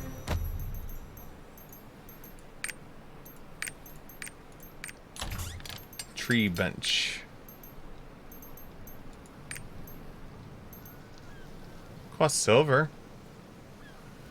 Gives 1,000. It's half.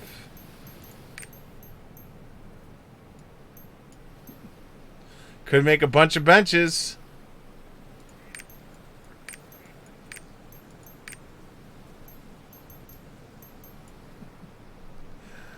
Uh, 50 and 50, 50 and 50. I mean, it'd be a lot of experience points. You know what?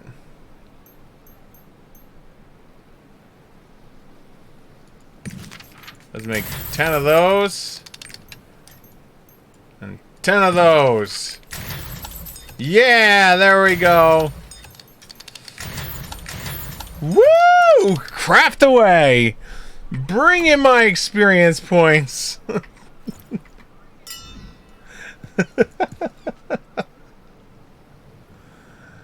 Oh man, I don't know what I'm gonna do with all that shit, but I'm gonna have a bunch of them.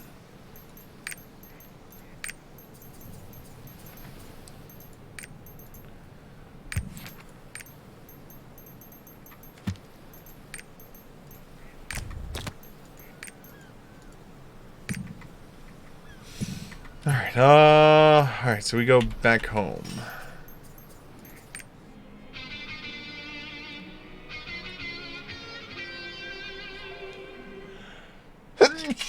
Because every time I've looked up prices for flights, it's either I've flown out of Newark Liberty, or I've flown out of the one out of PA.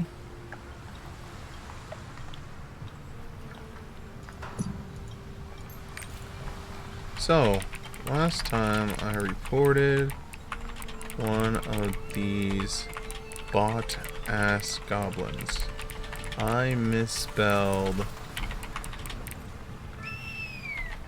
peace with peace. And my friend has made so much fun of me. So, can you please see it in your heart to ban this ass troll and delete the last one I sent, and yeah. Have a nice day.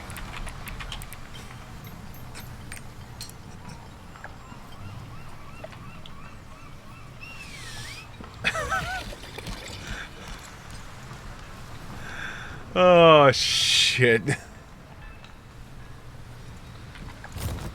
And have a nice day.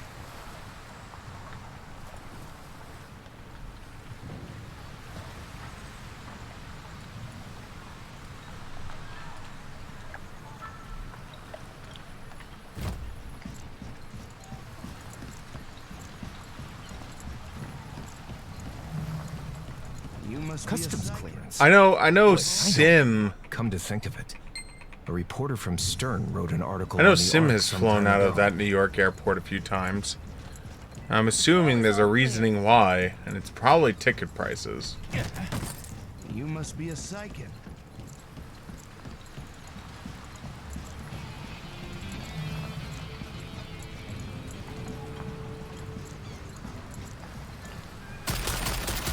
I'd have to defer to Sim or Erica, as they fly way more than I.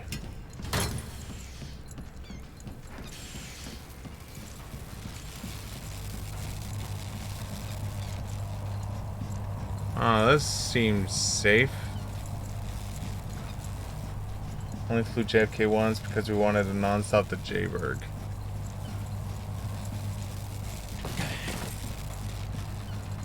I thought you flew out of JFK also when you were flying out to the Midwest to study for your doctor stuff before the big test.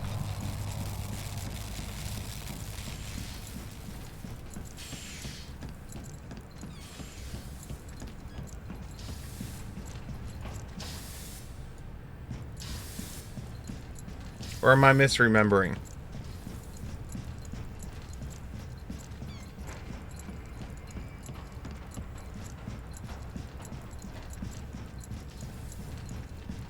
EWR Philly always. Yeah, that's every time I've ever flown, it's been those two.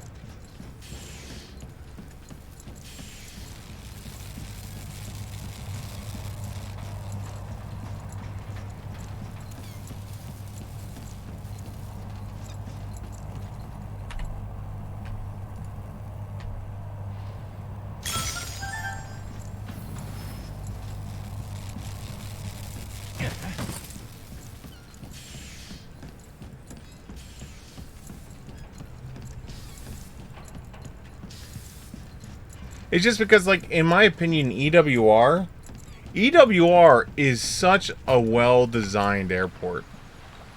It really is. As much crap as people give EWR is a really well-designed airport. LAX was a shit show when I flew in there. Like, I wanted to cry when I dealt with the LAX.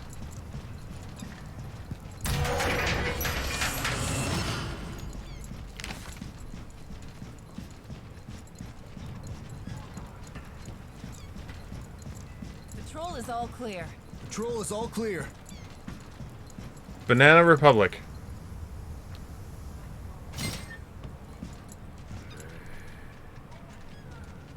Florida's is not that bad. Florida's is just big, and there's lots of walking. Like, there is a lot of walking. But Philly's that way also. Philly's airport has a lot of walking also.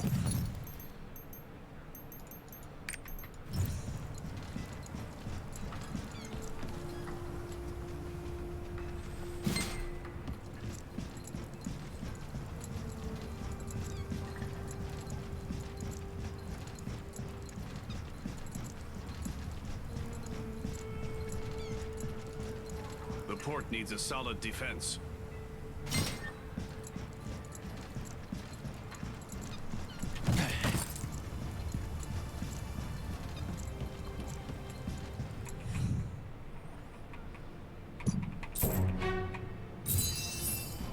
But yeah, I'm a big fan of EWR. EWR, I really do feel is a well-designed airport. It's very straightforward. Like, it has the one. This wing is international. This wing is for these airlines. This wings is for this airlines, and that's it. There's none of this crossing over shit. There's none like, oh, you got to go from Terminal 1 to Terminal 746. Good luck, run. You got 20 minutes. I hope you wore your big boy boots today.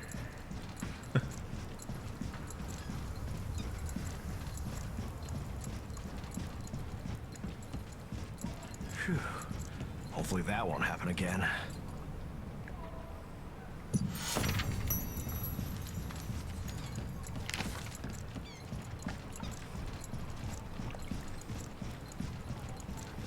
You better just keep running. It's not right. LAX was that way too. When I was flying back home from LAX, I remember they switched which port we were using, and like we were like in one, or like it was like, I think we were like 5 or 6, something like that, and they shifted it to the whole other side of the airport, and they didn't tell anyone. It was still marked as on the board as the original number, and they were like, oh yeah, you got to go to this other one. We had to move it due to problems with this port. It's like, are you fucking kidding me? You couldn't have, like, how long have you known about this issue? Oh well, we've known about it for a bit, and we just did it now. Oh. And then the worst part is, by the time we got all the way over there, my coming home from LAX was awful. When I got home, or not when I got home, but when I got to that new port, right? When I got there to the new ramp, I went to the new ramp, and they're like, "Oh, they didn't tell you? What didn't they tell us?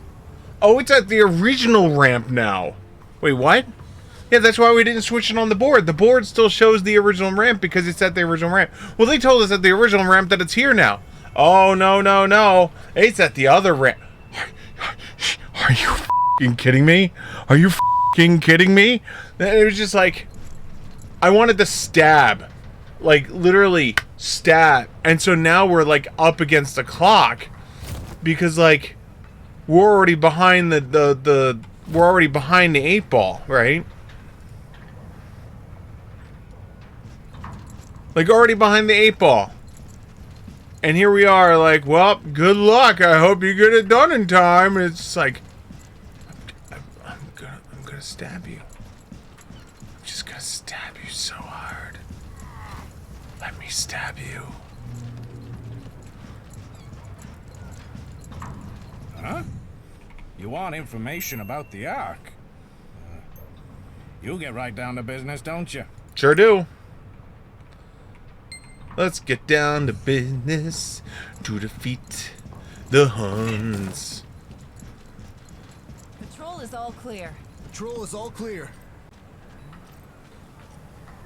Why do you ask? That jerk of a reporter from Point. Nope, because I have the arcs embedded into my chest.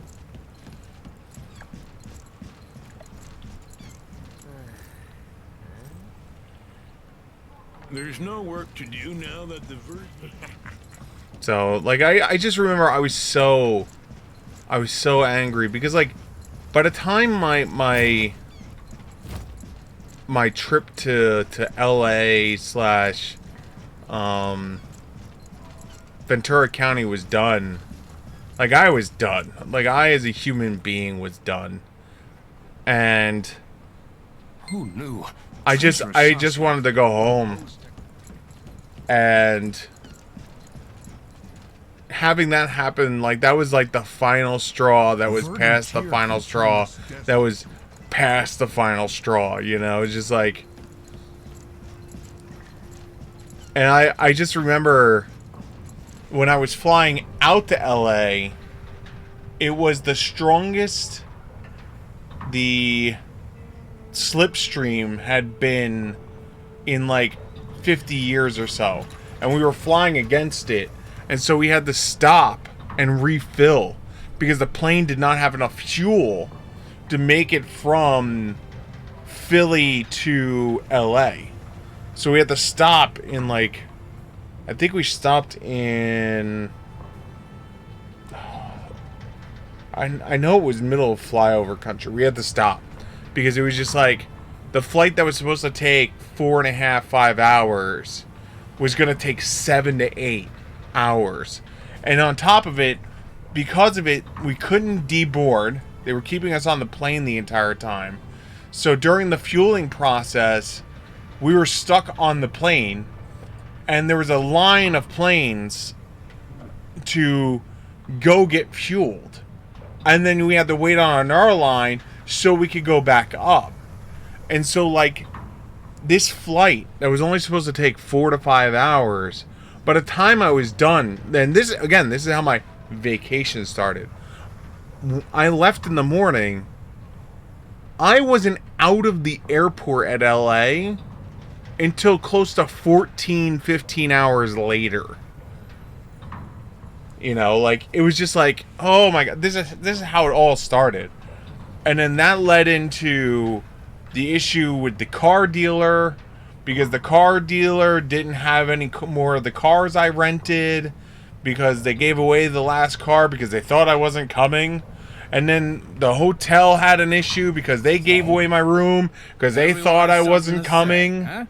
You know, because by the time I got out to the hotel room, it was like 1, 2 in the morning. You know, I was supposed to check in like hella earlier, you know. Joking? Like, I was so, like, my brain started that vacation so poorly. Like, I was just like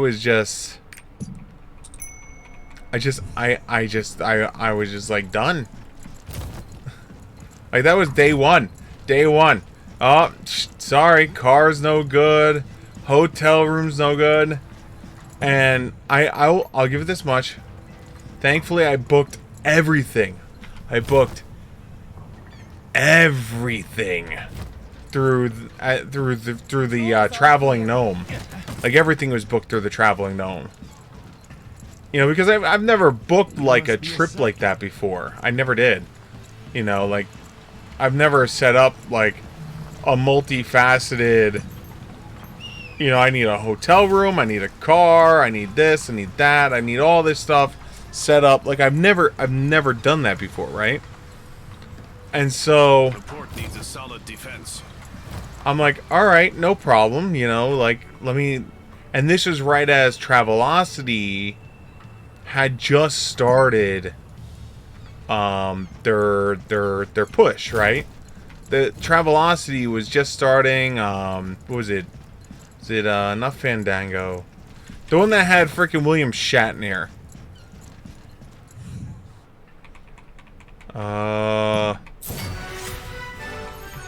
Was it Travelocity? William Shatner. Add.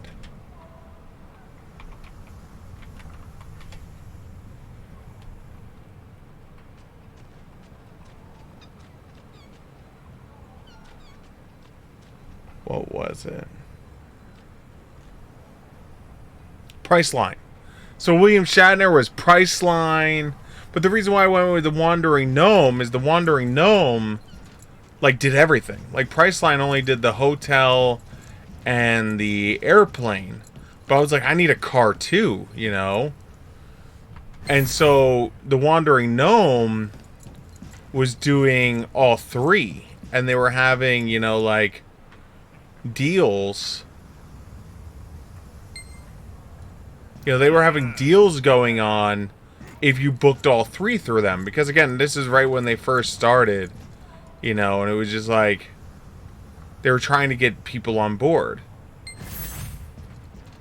And so I went with the Wandering Gnome. And I remember I contacted, you know, like, I contacted him when the car situation went down. And when the car situation went down, they were like, all right, no problem, sir. Because at the time, the car company was just like, well, there's nothing we could do. You're just going to have to deal with whatever we have. And it was like, no, this is what I paid for. And they were trying to, like, give me a compact car. It will be sunny. Oh, wait, you're right. It will be a sandstorm. Thank God I got a second try.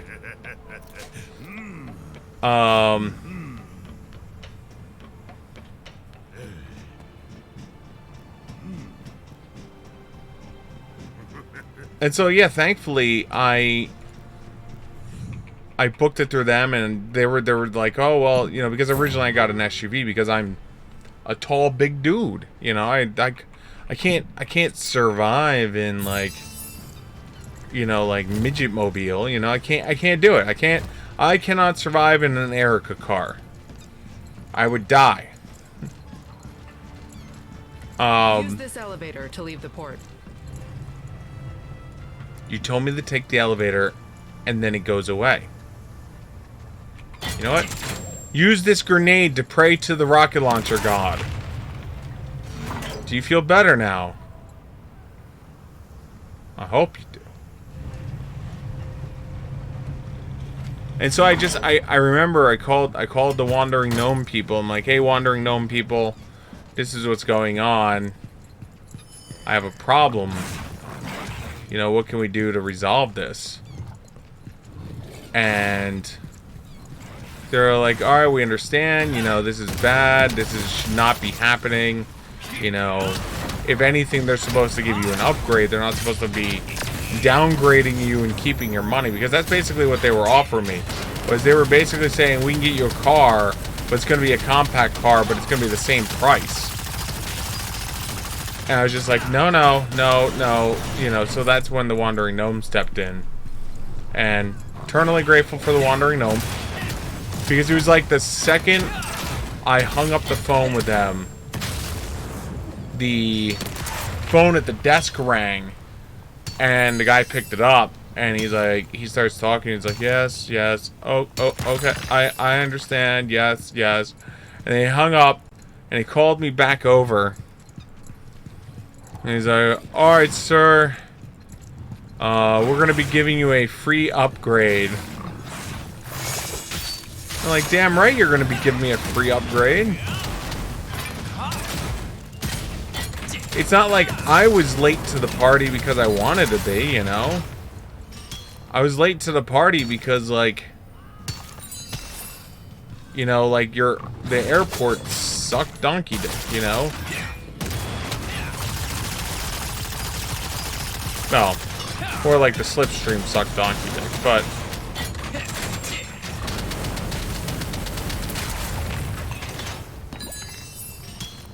not like there's anything they could do about that either, other than not give away my car.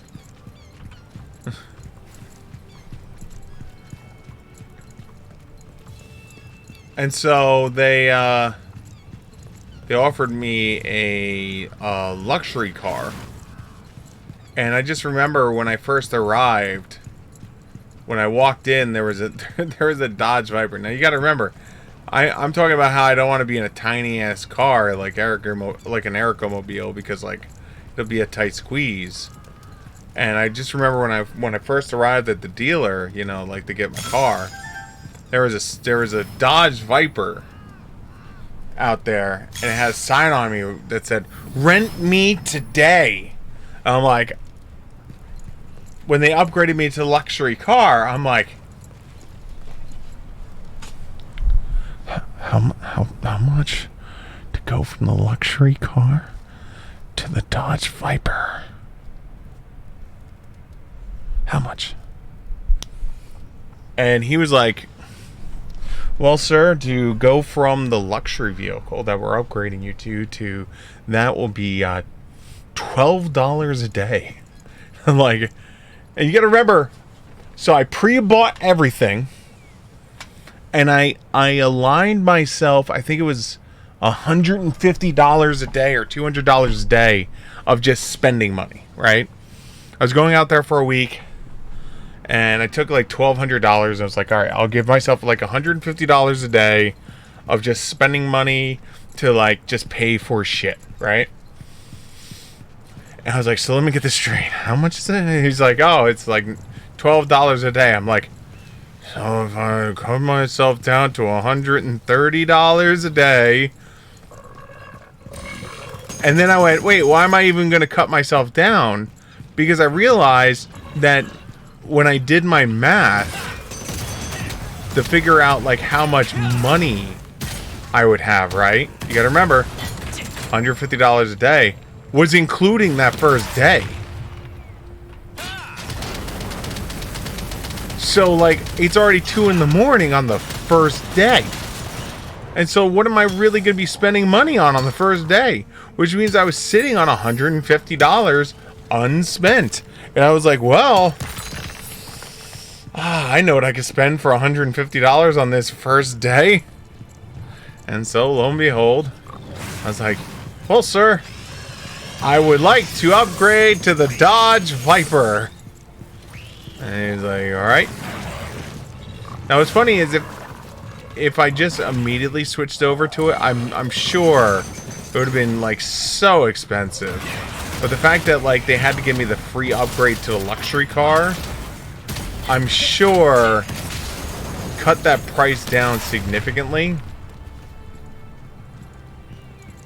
Which is the only reason why like it was only $12 a day. I mean, on top of it, I also got the leaving in a ditch insurance.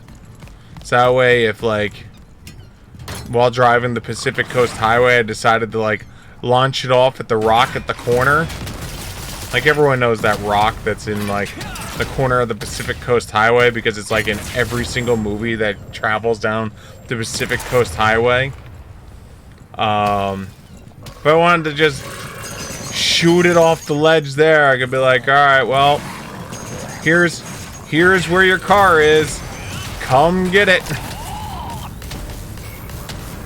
I am not responsible for it. I have the leave it in the ditch insurance. Oh, big fan. I'm a big fan, big proponent of the leave it in the ditch insurance. Yeah, sure, I could just survive and save money by using my own insurance, or I can have that peace of mind for $10 a day where I can literally just blow their car up, leave it in a ditch, and be like, all right, here's where it's at, go get it.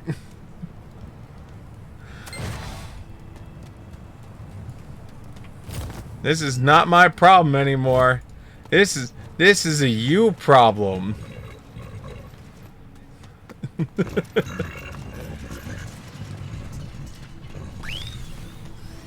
I don't even have to wait for police. I literally could just take my stuff out of the car and walk away.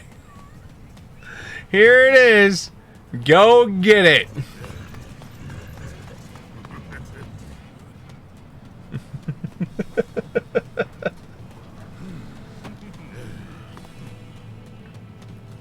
And so, like, so I got the Dodge Viper, right?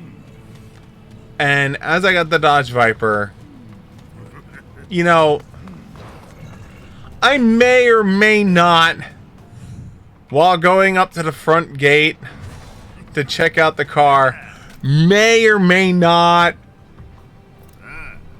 have spun the wheels.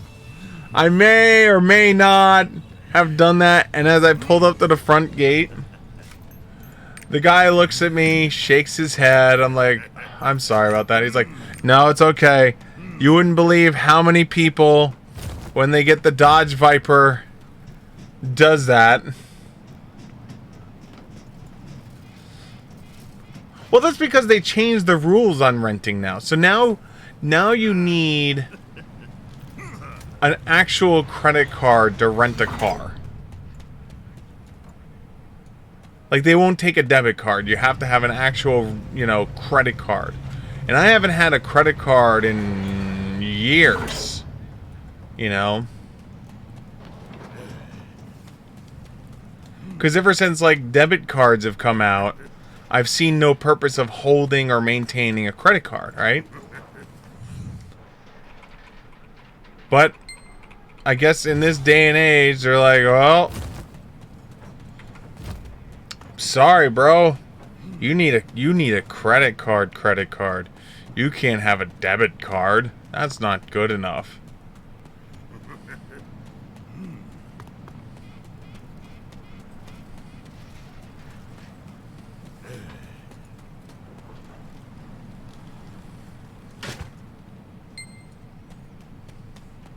Which personally I think is like stupid.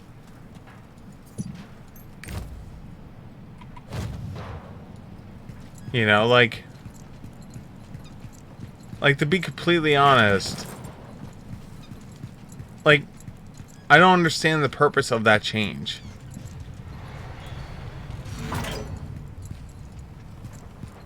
I mean, it's not like they can't go after me. And let's be honest, most people's credit card limit isn't enough for them to, like, throw the car bill onto them, you know?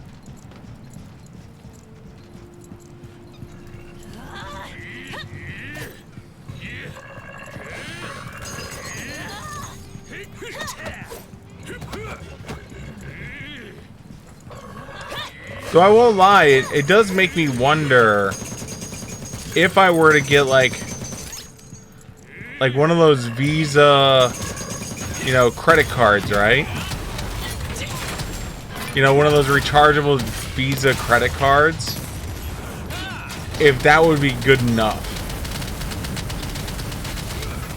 It also bothers me that when I rented the car, the system online, right? Because I remember explaining this to you. Because I explained it to the lady that this is stupid. The system online will take your debit card. They will process your card and your debit card perfectly fine. They're like, alright, cool. Here's your date. Here's your car. This is when you show up. Come pick it up. And then when you go to show up, they want to swipe your card. You know, they're like, all right, we want to swipe your card so that way, you know, we, you know, for the incidentals and all that, you know. It's like, all right, I can do that, you know. But the problem is when they go to swipe the card, they're like, oh, this is a debit card. I'm like, okay, and then they were like, well, we can't accept debit cards. We can only accept credit cards. It's like, all right, first and foremost, you can't tell me that the website, you know, when the website does the charge, because I got billed. They took my money. They took the money perfectly fine, right?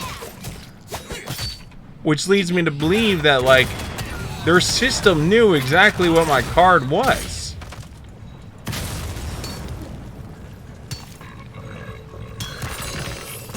Which makes no sense to me, because, like, if your system took my card, if your system processed my bill, if your system took my money, how is it that you then cannot, you know, take my money, you know?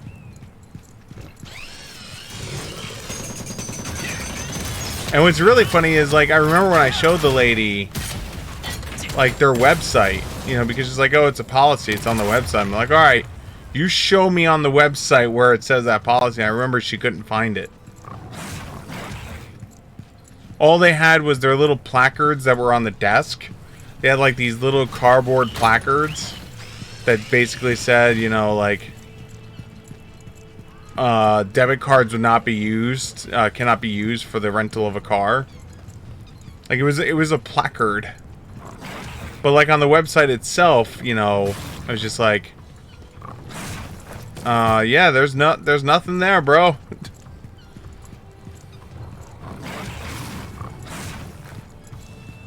Which just tells me there's a disconnect somewhere. You know, somewhere out there's a disconnect.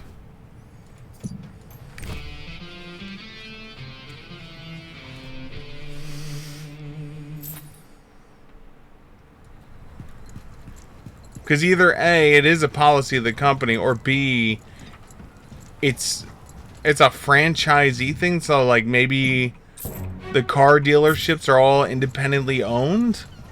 And so, like, that independently owned one decided you need a credit card and not a debit card? I don't know. I don't know. Elevator to leave the port.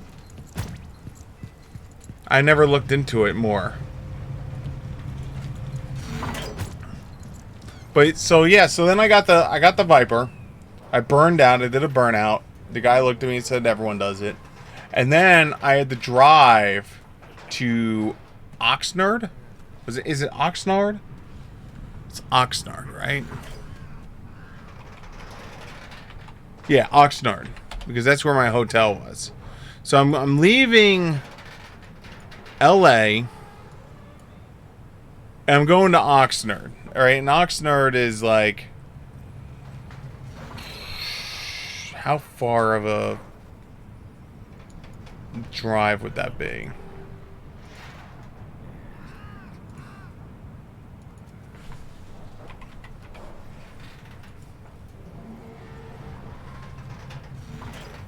That's a 62-mile drive, right?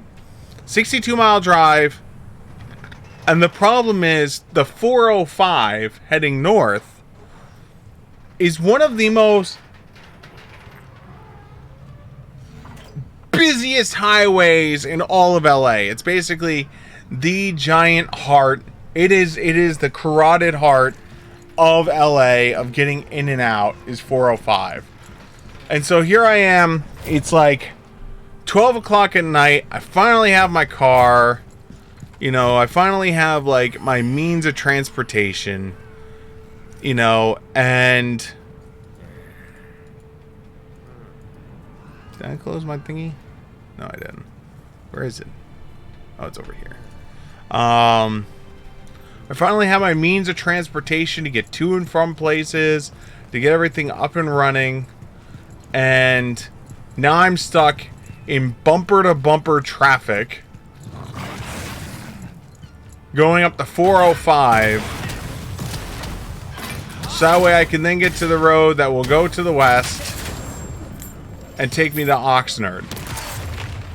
Lo and behold, it wound up taking me like 2.5, 3 hours. I think it was like closer to 3 hours, because it was like 3 a.m. by the time I got to the hotel. Like, I was dead tired. You gotta remember, I started my morning at like 5 a.m. my time. And it's now 3 a.m. California time, right? So, like, that's what makes it even worse, is like the fact that, like, with it being 3 a.m. California time, it's really 6 a.m. my time. So I've already been up for 25 hours at that point, right? I've been awake for 25 hours. And I was like dead tired, you know, just like, I was on an airplane, I was, you know, stressed out in the airplane. What made the airplane ride even worse was the fact that we got stuck on the airplane. During that, they didn't have enough food. Like, they didn't have enough food for the passengers. So when they went around to offer the meal choice, there just wasn't enough food. And so like everyone was like given like, here's your complimentary bag of peanuts. Hope you're not allergic. Here's your small glass of soda. You know, like, I hope that's enough. You know, like, oh god, it was awful. It was so awful. And so by the time I got out to the hotel at like 3 o'clock in the morning, I'm just tired. I just want to go to my room. I want to sleep. And I walk in, and the guy at the front desk was like, Matthias, that I'm sorry, our hotel is sold out. And I'm like, no, it should be sold out, and I should have a room. And they're like, well, see, you didn't check in time. I'm like, what do you mean I didn't check in time? And they're like, well, you need to check in before midnight, and now that it's after midnight, we assumed you weren't checking in, so we canceled your room, and then we rented it out. You know, we rented out your hotel room. I'm like, that's a problem. And that's a big problem, because I kind of need that hotel room. And I was like, did you cancel out the whole thing? Or, like, did you only cancel out one day? They're like, oh, no, we canceled the whole thing. And there's nothing we could do about it.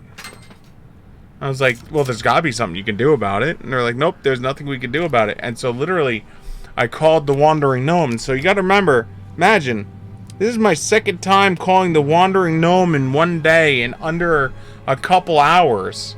And I'm like, the first time I called, I'm like, hey, just so you know, I'm having car issues. And they fixed it. And now the second time I'm calling, I'm like, hey, guess what? I have a hotel room issue. And I'm like, oh, no, they should not have canceled your room. Your room should be, you know, solid. You know, there shouldn't be anything that took away your room. Order for the mech corps carried out? So, they're like, give us a couple moments. We'll get back in contact with you. What happened? I'm like, all right, no problem. So I sit down, and I feel myself like start drifting away in this seat. Right? I'm like sitting there in the seat, you know, like waiting, and I'm feeling myself starting to like doze off, because at this point I'm like at 26, 27 hours awake, you know, after the long trip. And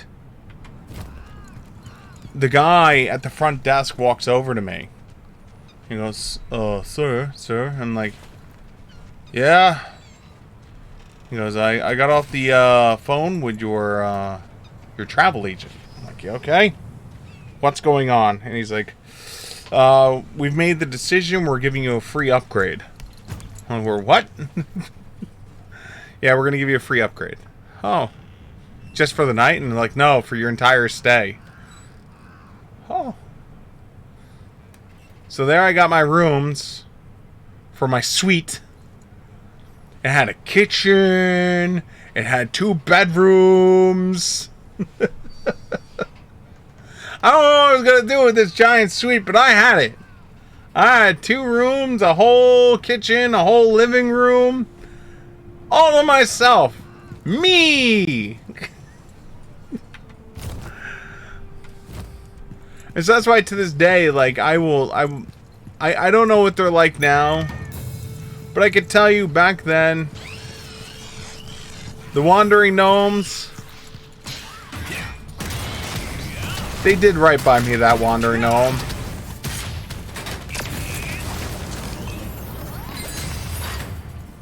So I will always talk about how amazing they were for that one trip. I can't, again, things might be different now, because you know how times change everything.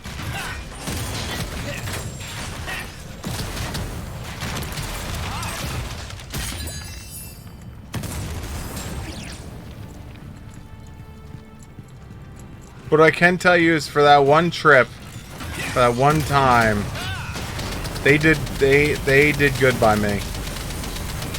I had absolutely nothing but praise to say about them. Because without them, I would have been like, I would have been at Schitt's Creek. You know, like I literally was being told, you know, you're shit out of luck. Sorry, bro. Like, could you imagine if like it was just me? Like, I'm just a guy who showed up, and you know, like I could picture any of these like hotels or the car people just being like, well, this is just the way it is. Deal with it, you know. And what's your recourse at that point? You have none. There is no recourse. You just take it, you know. You're just like, all right, well, thanks.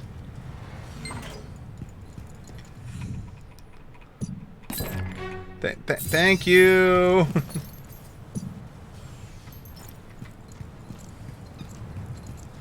This is appreciative. New parts?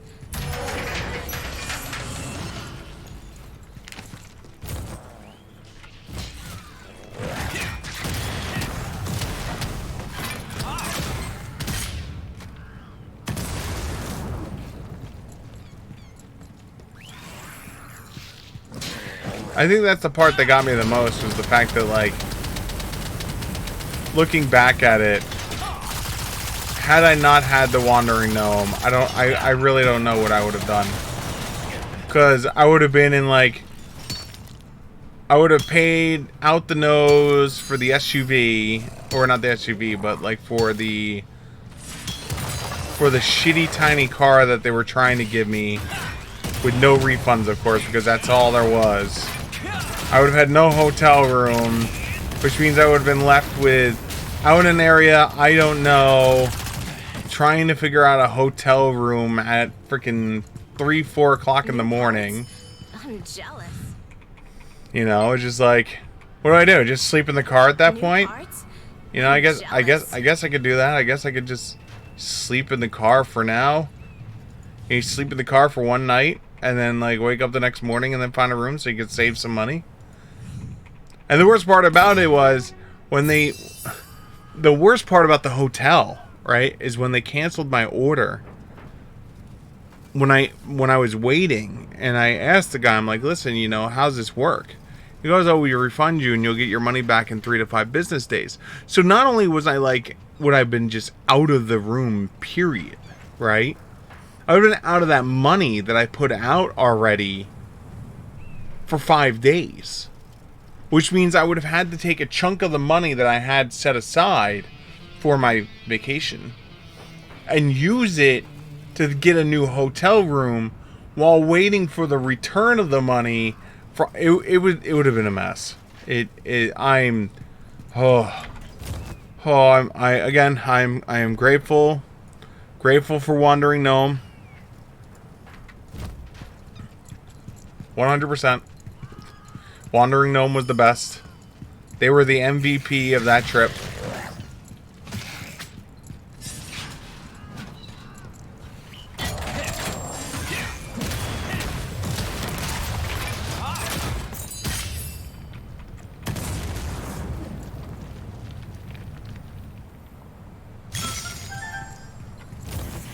They're quite literally MVP. I really don't know what I would have done had they not helped me out the way they did. There may be bombs, but the train is still running. But it was, you know what the best part about that suite was though? Was like in the suite, because it was like a full suite, it had like the bar was unlimited, right? So like it had an open bar that like was prepaid for, so I could just drink the shit out of it and they would put more in it for free. The fridge had like simple foods in it that you could like cook there, you know, because it was designed like as a long, like I when I rented the one room had a kitchen and everything. It was like a small single room, right? This place I got a room from was like one of these like long-term stay places, and so like this fridge was pre-stocked with like food and shit like that, you know, I guess to help out the rich guy, you know, that was gonna stay there. That wasn't me. You know, be able to get food. But let's be honest, most people are not, that are gonna be staying in a hotel like that, are probably gonna be like there for like a month or more, you know, not just like a week. Which is the only reason why I think they did what they did, was because they were like, oh, let's just, you know what, let's just do this, get it over with. You know, he'll be gone soon enough. You know, we'll have our next dude in that'll give us good amount of money. You know, our next dude.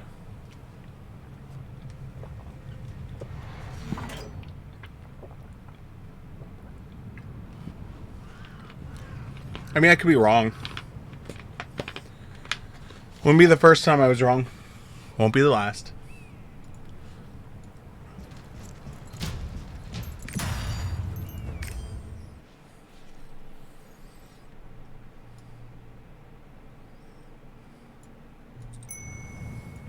Alright, here we go. I was now, told. let's check the tracks on the cliff as well as on the northeast side. Alright. Hey, the ones on the cliff. Excuse me. Excuse me. Excuse me. Excuse me.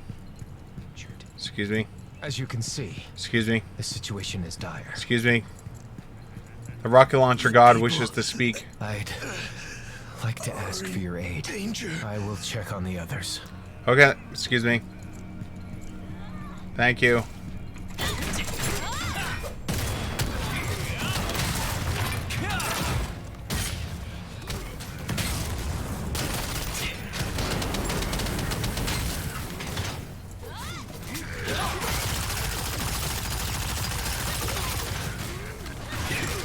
But yeah, it was just like that first couple, you know, like that first day was just like bad. And then I remember I know I told Pyro about this, which is kind of funny. So I know I apologize if she's here and she's gonna hear the story again. Growing up, you know, as a film major, you always hear about things like the Chinese theater and stuff like that, and like they're put out in like your film books and stuff like that as this glitzy and glamorous place, you know, like to go, you know, where the Star Walk of Fame is, and like where like all the stars have been and will be, and like, you know, like it's like in the books. I wish I had my film books available. Unfortunately, they're all in the garage, locked up. In the film books, they were like, they literally just have pictures of it and the Star Walk and everything. When you go there, oh my god, it is 100%, 1000% tourist trap. You have the Chinese theater, you have a block to 2 blocks left and a block to 2 blocks right of it, which is beautiful and glorious, and like you could sit there and you can walk, and it's well maintained and taken care of, and like it's beautiful. The second you hit the 3rd block in either direction, or 1 block off in either direction. So if you like went, like if this is the Chinese theater here and this is the street it's on, and you went 1 block this way or 1 block this way, right? You decide to like just like, I'm just gonna do this, right?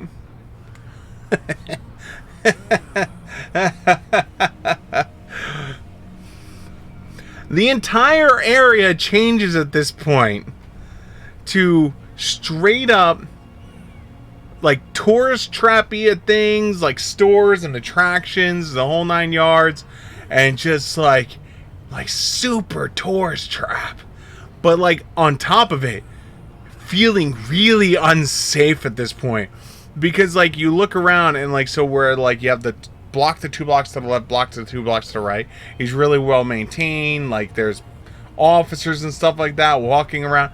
Second you hit that 3rd and 4th block these ways, or 1 block this way or this way, like there are chain link fences, and like it's like all of a sudden all the windows are barred, and it's just like, it's like you entered Fallujah at this point. And what makes it even worse is the Star Walk, The first 2 blocks, they're beautiful. They're well maintained, the whole 9 yards. I have a piece.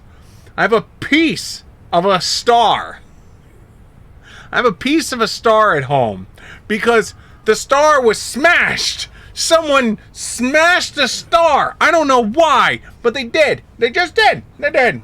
But this is when I was traveling down past the 2-block safety limit of the Chinese theater, right? I literally went 3.5, 4 blocks, and literally there was a star, and it was just like, ah! Someone like Thor hammered this thing. I don't know why. It didn't have a it didn't have a specific name. Like, it didn't have like a name that like I'd be like, oh, that's this person and this person's hated, and of course they're destroying. No, it was like literally just some random star, you know, that like they gave out to like someone in like the 50s and 60s, you know, like when they were just trying to fill it up and give out stars to people so they could make it look like this glitzy and glamorous place. It probably was glitzy and glamorous back then, but like, all of a sudden, like, this star was just destroyed, and I was just like, you know what? I'm gonna take a chunk, put it in my backpack. Bam! I have a star. I have a part of a star from the Walk of Fame. Yeah! You know, just like, oh my God, it was so bad. Like, it was by far the most tourist trappy place I have ever been in my life. Like, it really was. Like, I've never, like, and I've gone to, like, places that are designed to be, you know, tourist traps, right? Like, Disney World. Disney World's a good example, right? Disney World is like, the entire surrounding area around Disney World is a giant tourist trap, right? Let's be honest. Let's call it what it is. It's a giant tourist trap around Disneyland. Disneyland itself is a giant tourist trap. Beautiful, awesome, cool to go to, but let's be honest, it's a tourist trap, right? The Disney World holds no, holds nothing compared to the Chinese theater. The Chinese theater was like light years beyond what I've ever dealt with before, because it was just like, oh my God, like I went into, what was it? They had the Ripley's Believe It or Not. What was it called? Do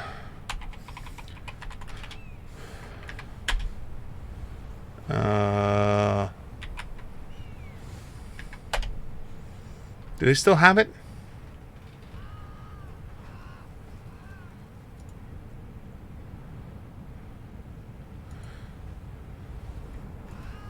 Here it is, the Ripley's Believe It or Not Auditorium, right? I went in there, you know. I was like, sure, why not? You know, let's go in there, you know, to the Ripley's Believe It or Not Auditorium, and you know what? It was kind of fun. Like, that was kind of fun. It would have been more fun with other people. Again, you gotta remember, took this trip by myself. Didn't have anyone with me, you know. So it was just like,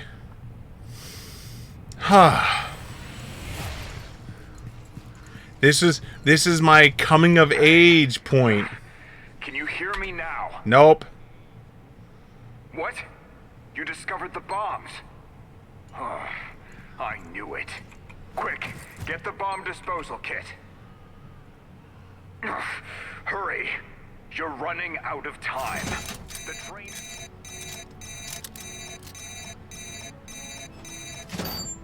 Thank the gods. We made it. That was a real close one.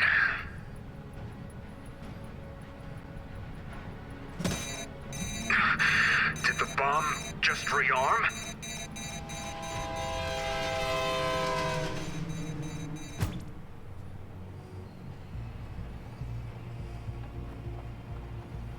Kick or discard? Isn't it the same thing?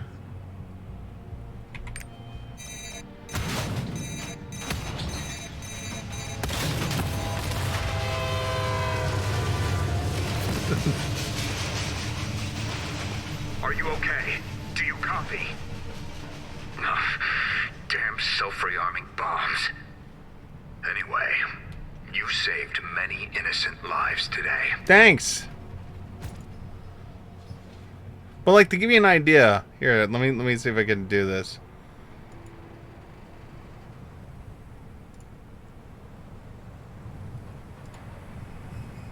This is so funny when I've shown a few friends this, right? So this is, I would have never fallen for this if like Google Maps existed the way it does now, right? So here we go. So here's the Chinese theater, right? Here's the Chinese theater, right? It's all pretty. Barricade, Star Walk of Fame, right? You know, like it's pretty, you know. So that's the Chinese theater there, right? So on there. Now let's go 1 block, 2 blocks.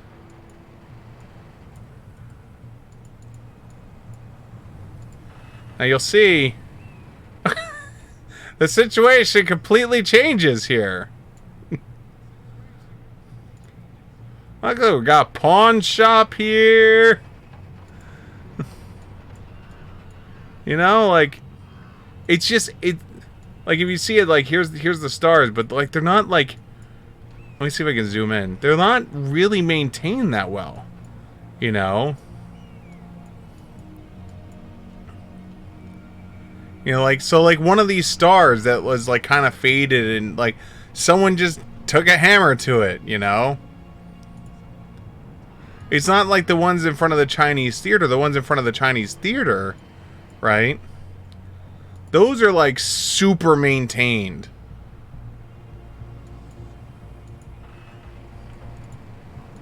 Like look at how different the ground looks here compared to like, let's go 2 blocks the other way. 1, 2. Okay, we're in a bookstore. I don't want to go in a bookstore. Erica wants to go in the bookstore. I do not want to go in the bookstore. But like, look at how like, there you go. Here's a perfect example. Look at how worn down this is and how ill-maintained it is. You know, in comparison. And it's just 2 blocks. Just 2 blocks away. You know? It's like and if you look at it, it's like 2 totally different worlds. But the problem is when you're a film student, right?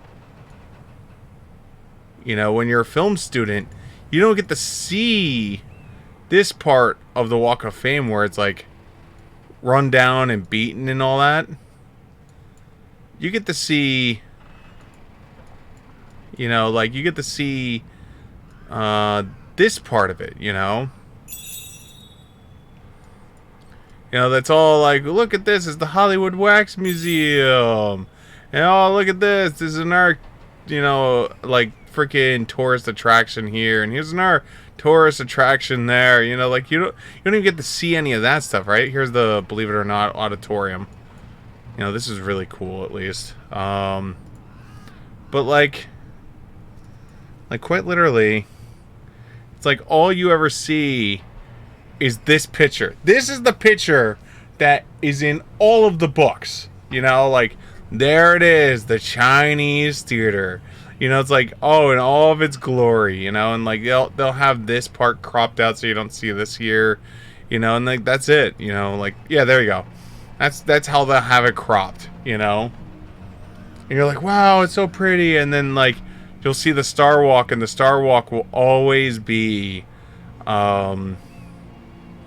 always be the where's that? Oh, I lost it. It'll always be like of like the big ones, right? But even this, like if you see this here, this here is like, this isn't even maintained that well, right? These are all the like the special handprints. So like in here,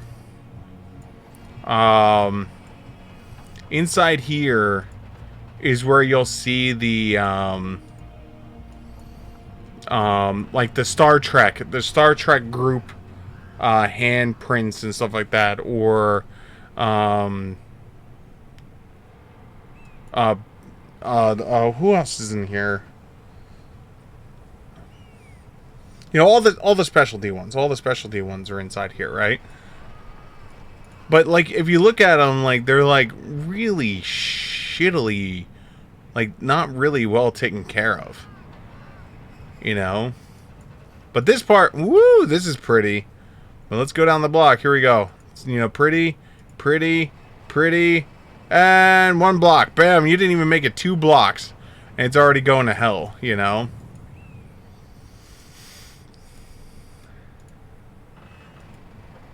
And I said, what makes it even worse is if, like, you go... where is it at? So, like, if you go, like, 1 block over here.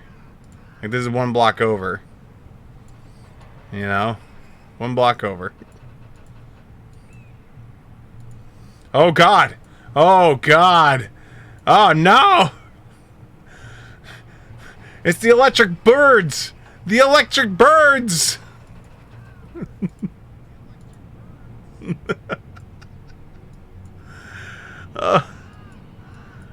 Oh God! Wait, hold on. That reminds me of something. All right, hold on. I want to see if I can find it. I remember seeing it. It was funny as shit. Is it? It's one of the beaches in LA.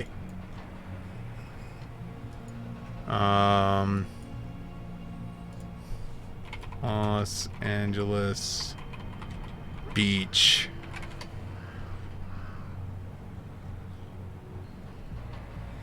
It's like right, is it this one?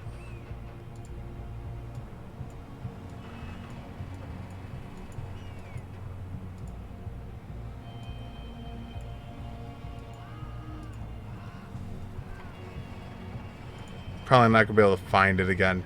But there was a picture that I found, which was funny as shit, right? It was like on a mound right here, and it was a bunch of those electric scooters just thrown and piled on each other. And there was like 40 or 50 of them just in a giant pile, like right here. It was just like, oh my God. Just like, not taken care of well, not... Hello, whoever is up here. I'm glad you decided to take me up here. Wow. We're in someone's house. Look at that. You can rent out this place for the low price of $40,000 a month, I'm sure.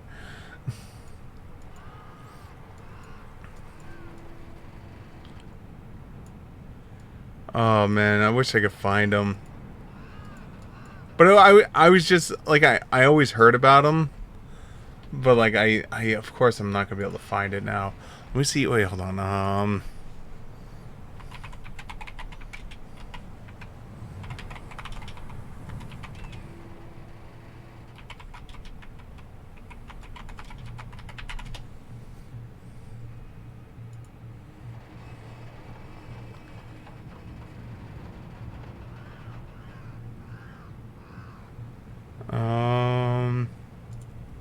Yeah, it looks something like this.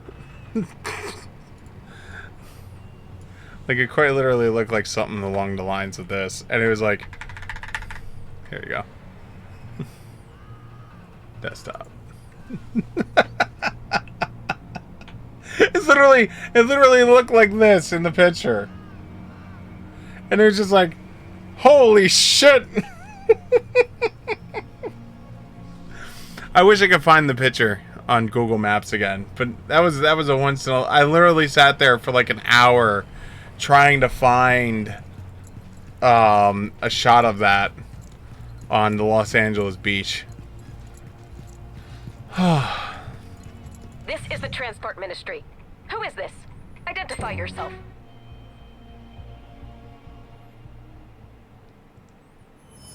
Los Angeles beach isn't a thing. Well, isn't it sort of a thing? Like, I mean, they have a beach. Or is it not called Los Angeles Beach? What is it called? You would know way more than I.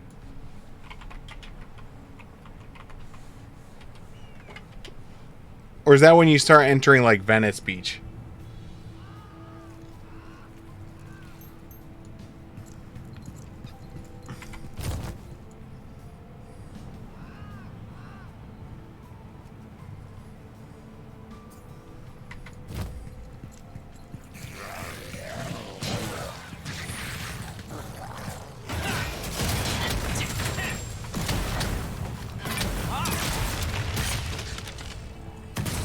Okay, so it was Venice Beach.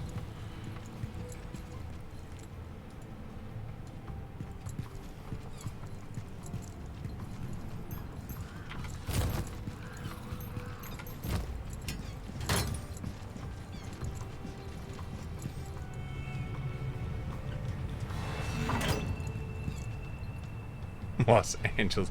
I like Los Angeles Beach though. Has a ring to it.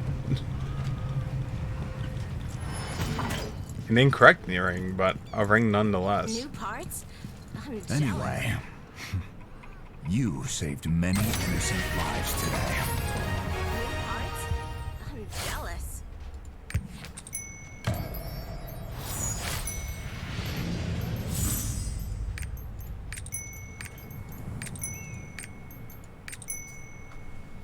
Got a bunch of quests now.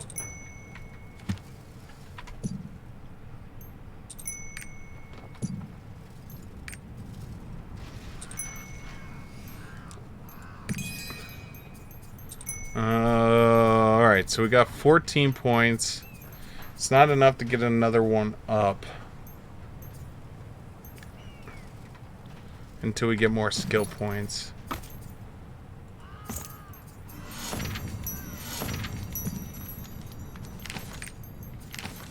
Move that there. Move that. There we go.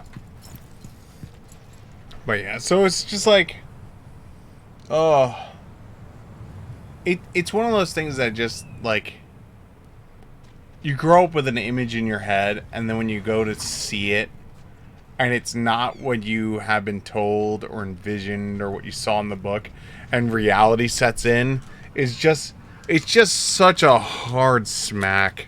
It really is, and that's what the Chinese theater was to me, because you gotta remember, film student. You always hear about it. You always dream about, like, one day I'm going to be, you know, someone who's, you know, like, it's that you close your eyes and you dream, right? You know, like, one day I'm going to do something so awesome in cinema that I'm going to be, you know, on the Walk of Fame in the Chinese theater, you know? And then you come to find out that the Chinese theater, you know, and all that is literally just a tourist trap from hell. And it's just like, it's a shock. It really is. It's like, oh, it just hurt. It hurt seeing reality. I wish I can go back to my original, like, how my brain pictured the Chinese theater, not what it actually is. I mean, I understand why it's a freaking tourist trap from hell.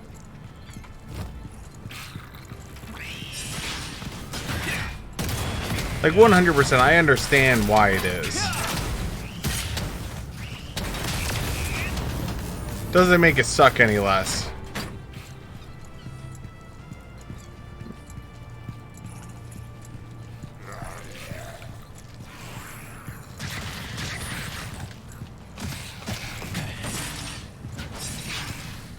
I think that's true for anything. Like anytime someone has like a notion of what something should be, you know, because this is how they were taught, and then like you find out the reality of it, and it's just like, really?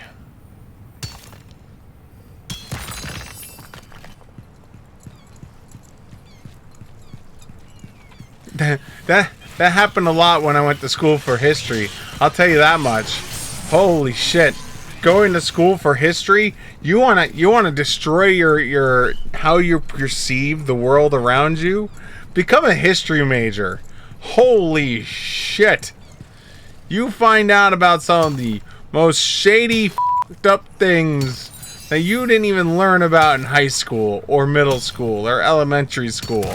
You know, like you find out some really like what happened? Like you do a research paper on the Tuskegee Airman. It's just like, we did what? Nah. Yeah, we did. Oh, great.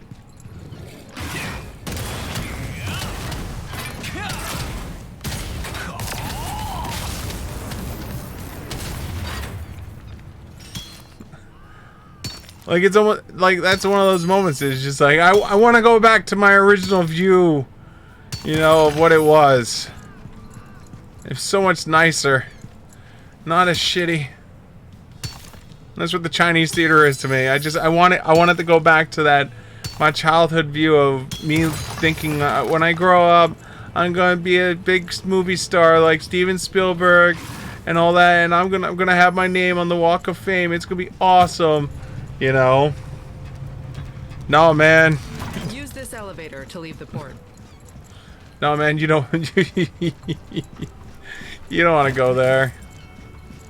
Now, I want to know, this is what I want to know. This is what I want to know. I want to know is if actors, right? Actors and actresses, now that I know what like this area is like, right? You know, now that I know that it's like complete hogwash, right? Do actors and actresses feel the same way? Where it's just like you get like the letter from like the Star Walk of Fame group or whatever the hell they're called. Hold on.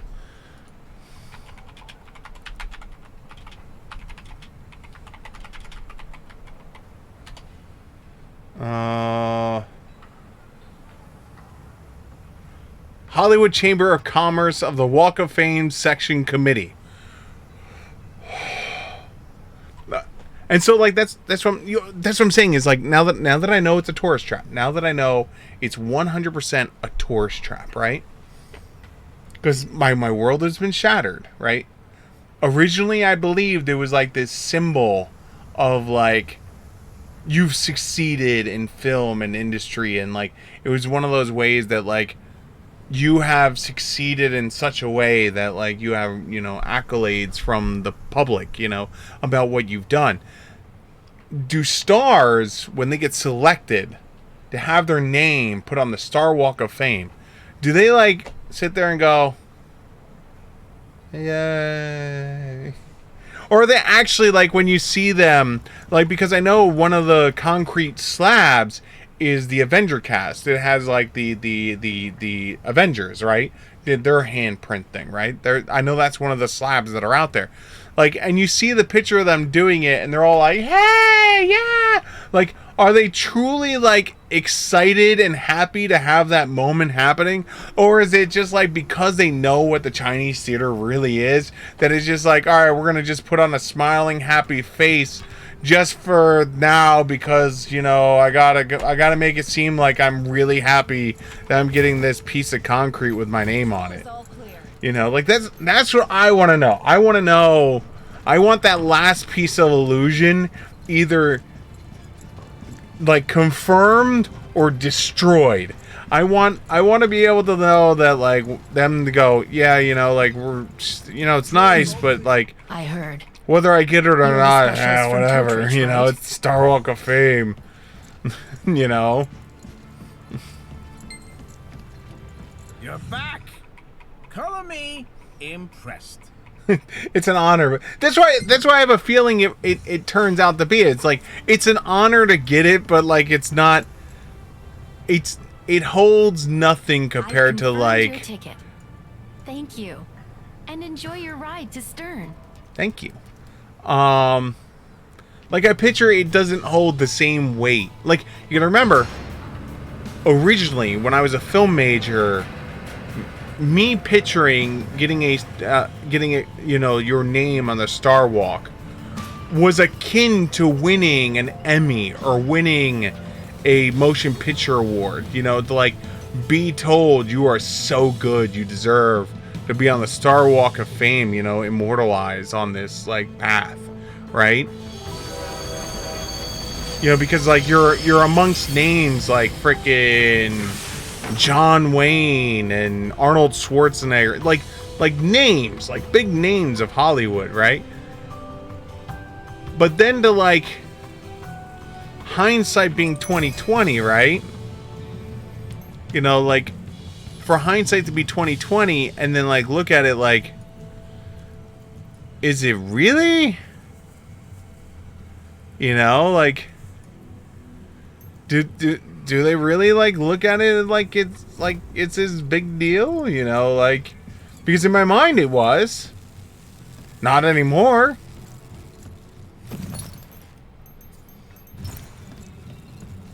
Demons are appearing on the other continents too?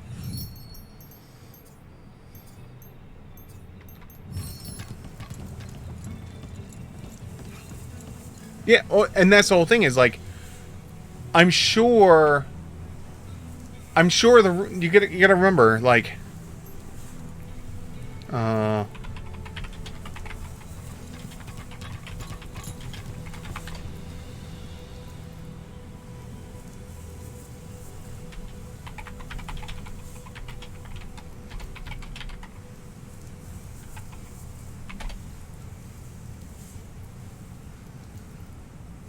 me see if I can.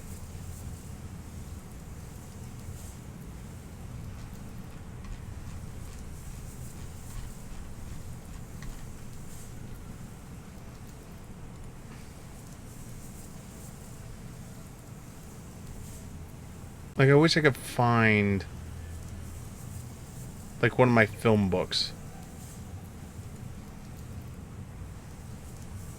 But like my film books, you got to remember, I was a film major on the East Coast, and so all I had was my film books, and in my film books they would talk about, like in the introduction to film, they would talk about the Chinese theater and the Walk of Fame, you know, and like its significance and like how it's an honor to be put there because of the names that are there, yada yada yada, right?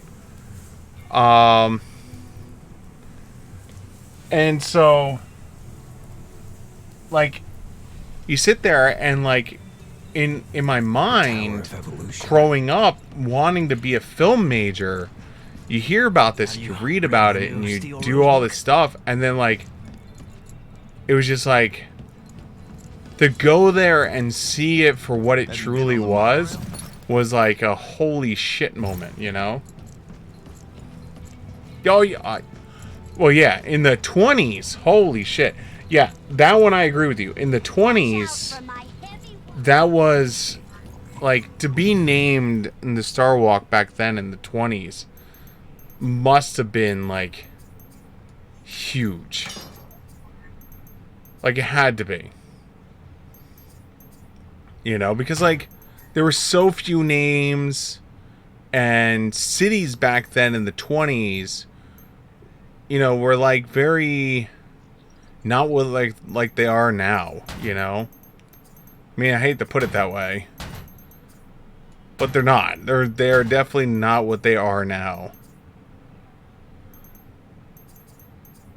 I have no other way to put it other than they're just definitely not how they are now.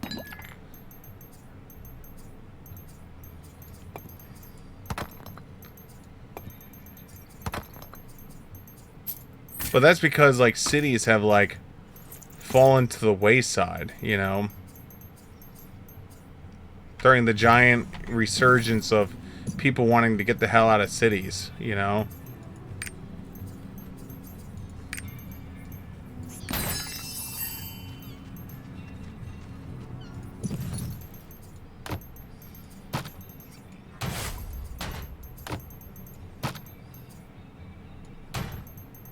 We can open that one, that's fine.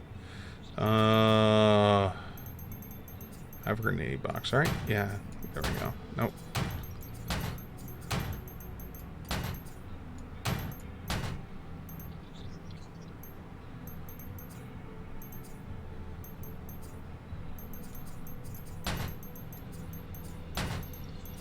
All this is just separate shit.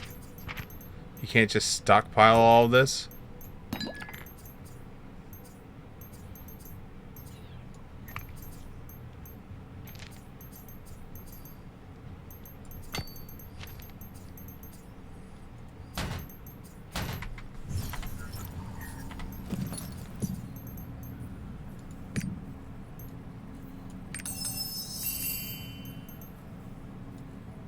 There we go.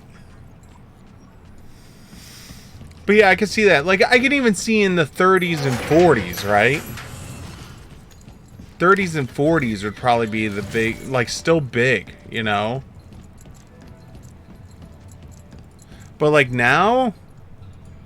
Like, don't they get, like, some, like 200 or 300? Like, it's like they, like, put in 200 or 300 people. Like, I think it's like 200 or 300 people are nominated every year or something like that. And then they put in like 2 or 3 a month. And so it's like 36 new ones go up every single year. And then of the 36, they usually have like 1 or 2 big ones that they do a like big pomp and circumstance about.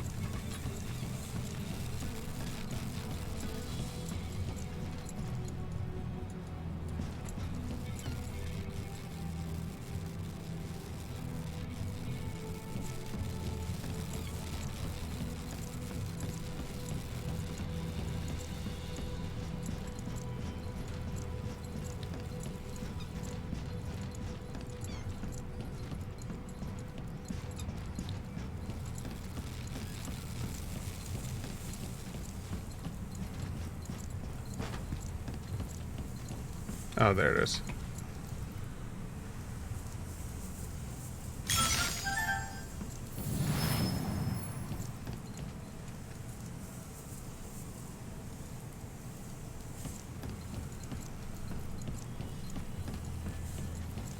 So, but yeah, that's the whole thing is like, but you got to remember that's another one of the big issues of being a film major, right? Is a lot of the books for being a film major are very old. They really are. They're not updated. Like, I can't tell you how many classes I had that referred to. God, I'm gonna be mentioning things that you guys may or may not know. This is cool. So like, there's a famous, very famous, very early film sequence back in the 30s. I think it was the 30s. I'm gonna double check myself.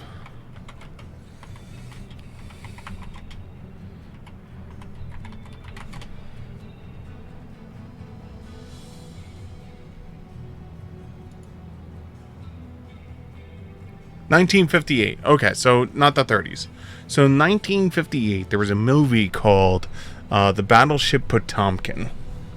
And in the Battleship Potemkin, there is a sequence which is called the Audacious Step Sequence. And in the Audacious Step Sequence, it has this moment of where the soldiers are going up the steps, the civilians are trying to get away, and the soldiers are shooting the civilians, and there's this shot of where a mom with a stroller gets shot, and she goes, "Ah!" and lets go of the carriage, and the carriage goes down the steps. And so this was like a big fundamental, like, huge moment in filming, because like they came up with such innovative ways to film this sequence to be able to, like, you know, draw the viewer in, to make them go, "Oh my God, the baby! What's gonna happen to the baby?" You know, it was like this, like, really in-depth moment, you know, like, because like before this you never had that, right? You never had like this moment of like tension, this moment of like, oh fuck, you know, like it just didn't exist. And so like the problem with that as being a film major, of Arthitine. it was like every single book referenced the Odysseus step sequence. Every single book. And it was just like, oh my god. So like you're getting taught about the Odysseus step sequence 17 million billion times. Because every time they want to talk about, you know, this one specific type of camera angle or this one specific kind of like strategy in filming, you know, oh, well, in the Odysseus step sequence, it's just like, oh god, no, not again. And so the same thing happened with, oh, what was it? Citizen Kane. Citizen Kane was another one that has some, like, really interesting, you know, moments in film, right? Like, really interesting moments. And part of that, right? Part of that interesting moments of film, right? They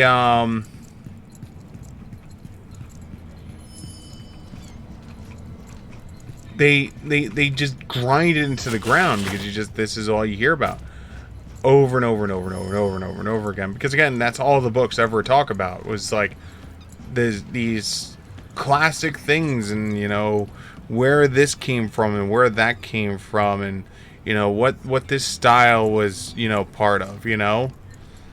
And it's like, all right, listen, listen, boys and girls. I don't need the same thing smashed into my forehead over and over and over again, you know?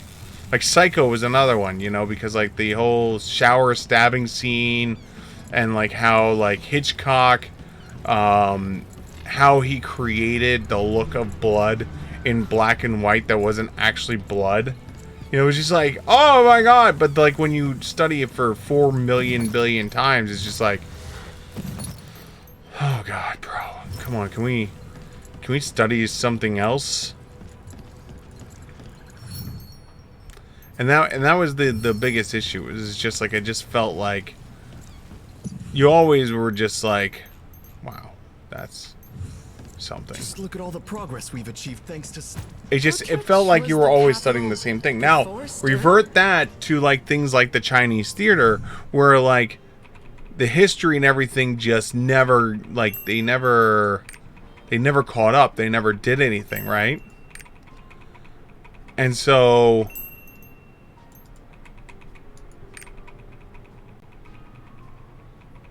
because of that, right? Because it just never caught up and they never changed the story, is why like you would always learn about the Chinese theater being this beautiful, wonderful place. Whereas, like as you pointed out, back in the 20s, 30s, and 40s, it was beautiful. It was glorious. You know, it was the place to be. It was the place you wanted your name to be. It's where, you know, you wanted to be a star. So it was like going out there and finding out that that's, whew, say goodbye. Let's shatter your reality now.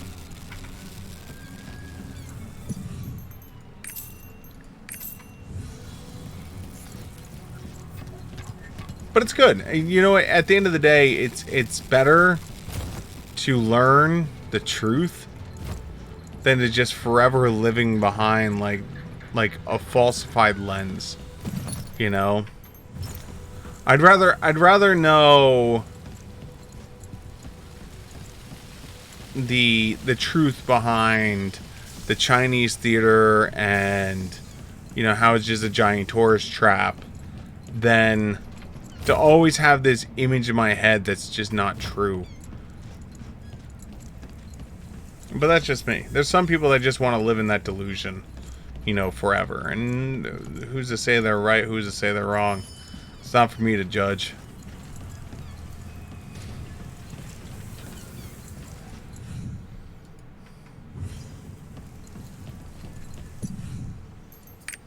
Okay, let's see here. Grudge. Damage plus 4% to bosses or above. Incoming damage plus 20%. Well, that sounds awful. Wow. We're, you know,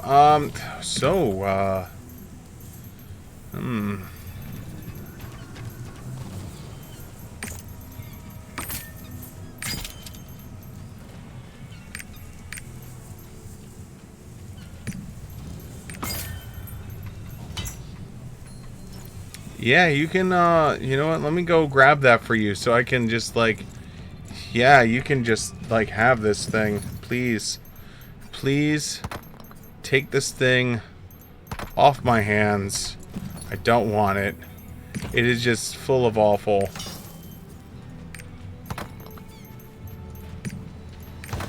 There you go. Thanks.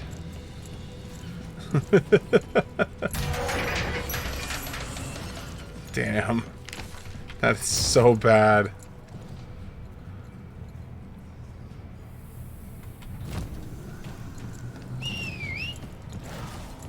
But that's just me. You know, like, I would never, like, force that on anyone else. But I personally would much rather know the truth. It's just finding out the truth is always the shocking part, though. You know? When you get to experience or find out about the truth, that's when the shocking point hits, you know? And then it's for you as an individual to determine, you know, like, what you're gonna do with your newfound information, you know?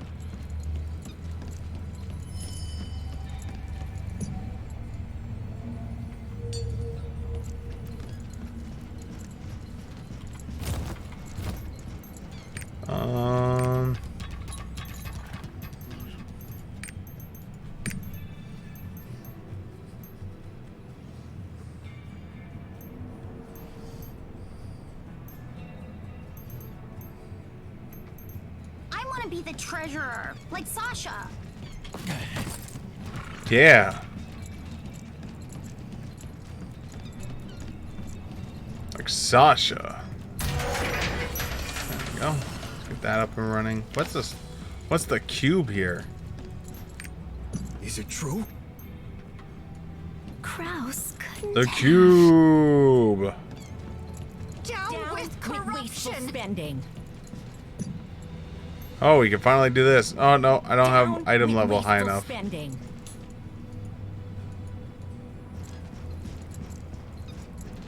Down with corruption. Yeah. Down with that. That shit's evil.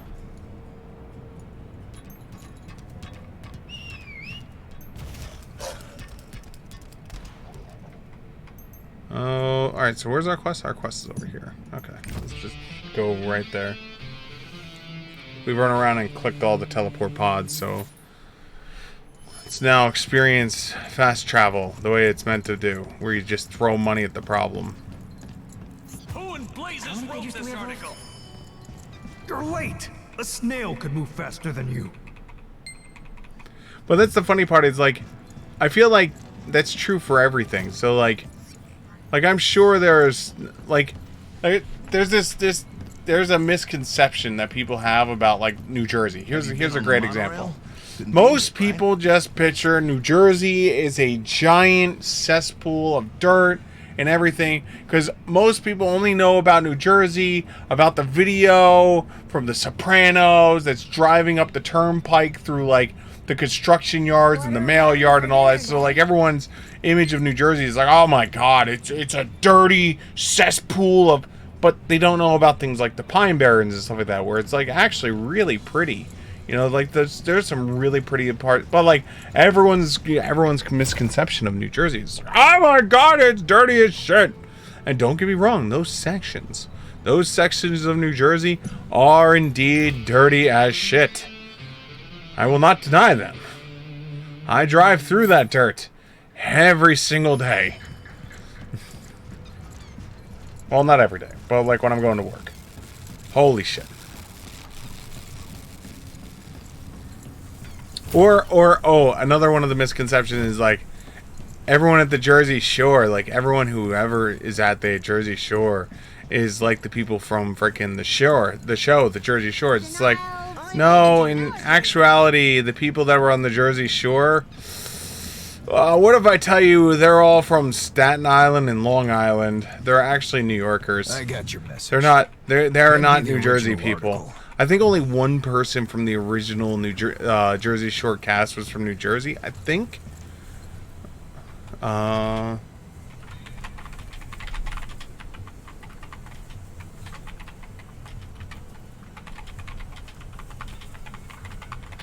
I think only one.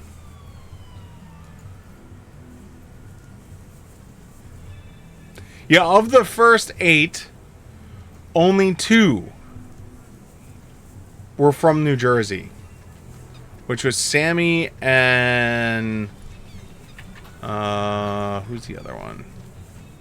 I don't know this other one. Oh, I guess the other one doesn't really count because the second one was part of the second iteration of. All right, so of the original cast, only 1 was from New Jersey. We're finally taking a break. 1. There you go. From now. But unfortunately, because of how television works and everything, everyone just assumes that we're all sitting there walking around screaming GTL, and our hair is all swooped up like this and shit like that. Everyone from the shore. That's all. That's how we all are. As you can see, my hair is swooped up. I'm a GTL guy. I make sure I get spray tanned. You know, you can see my spray tan lines right there. I just spray tan my hand right here. I don't spray tan my arm at all. Just the top of my hand that's on the left side of me. I figure that's all I need. You know, I don't need any other tanning. I walk into the booth. I just put my hand into the booth. They spray my hand and I leave. Once.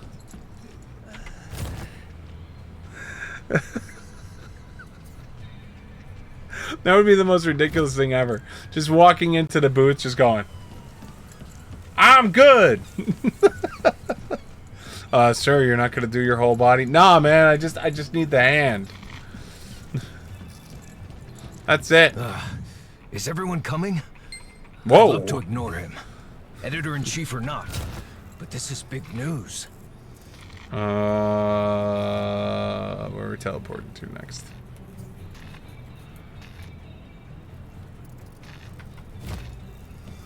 Oh. Calling on the phone.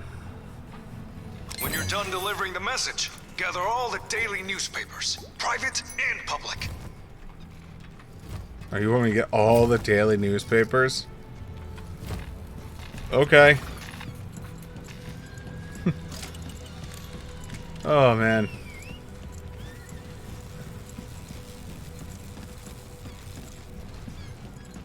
Now, I can tell you, for the most part, the Jersey Shore, depending on where you go, is a giant tourist trap. Really is.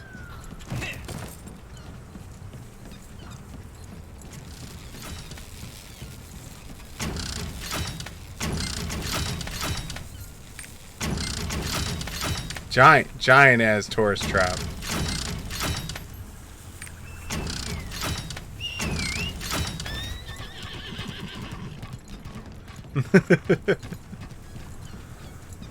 Shockingly giant ass tourist trap.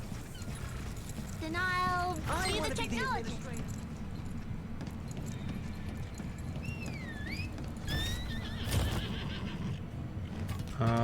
Okay, we're going down there. I ain't waiting for no freaking ship. I'm just gonna port over. Fast travel, man. Throw money at the problem.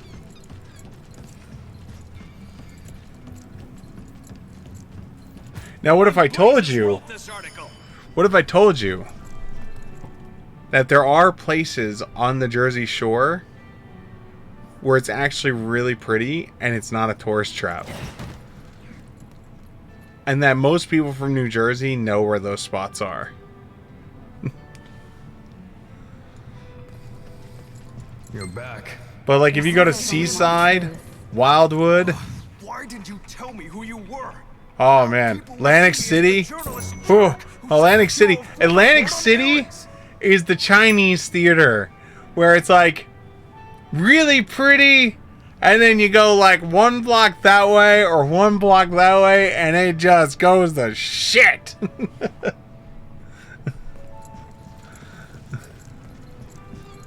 Oh my god, Atlantic City is a horror show. Horror. Convenient, right? What are we having for dinner, Daddy?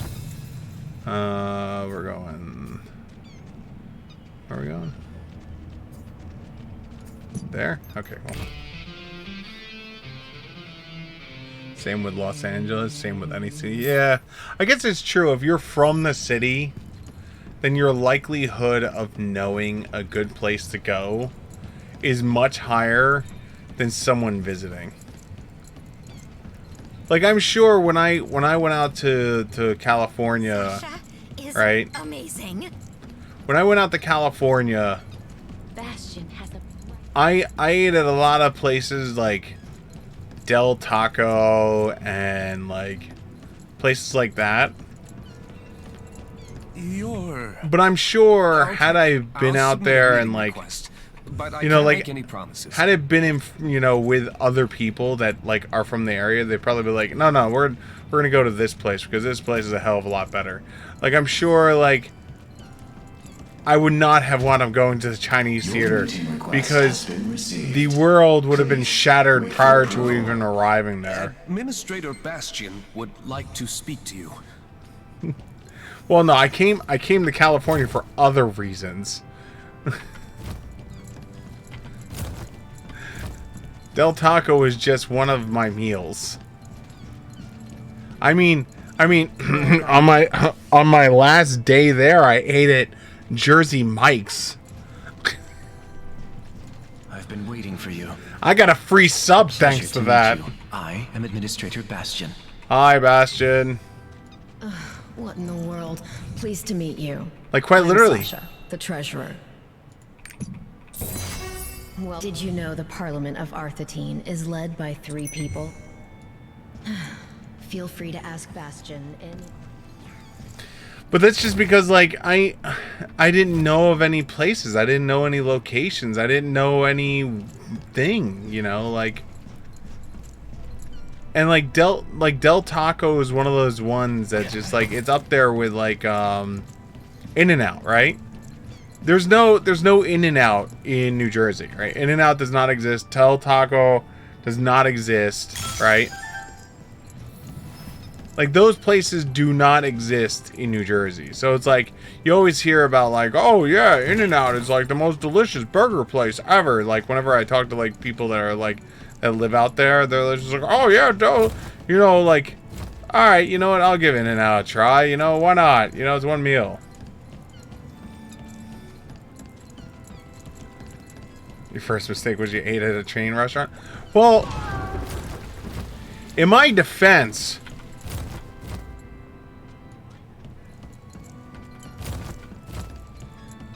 in my defense, right? I'm gonna play like devil's advocate here, right? In my defense, I tried a couple non-chain restaurants places, and I will say this much: they were weird. Like, they were really weird. Like, there was the place that had the like, it was a pizza place, and the pizza place you were able to get avocado on the pizza. And I'm just like, okay, who really puts avocado on pizza? Like, honestly, in all honesty, who really puts avocado on pizza? Like when I close my eyes, I don't picture anyone go, you know what I want on my pizza?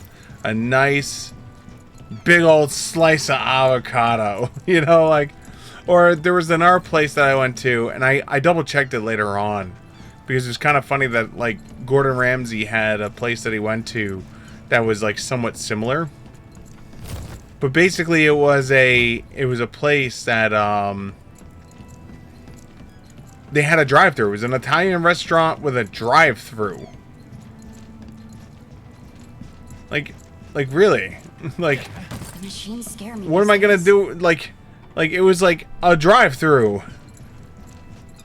and it's just like, and by Italian restaurant, I don't even mean like, you know, like Del Taco or like let's say like a fast food Italian restaurant. Like, it was like a full-on restaurant that you can go in and sit down and like candlelit meal and all that, but they had a drive-through.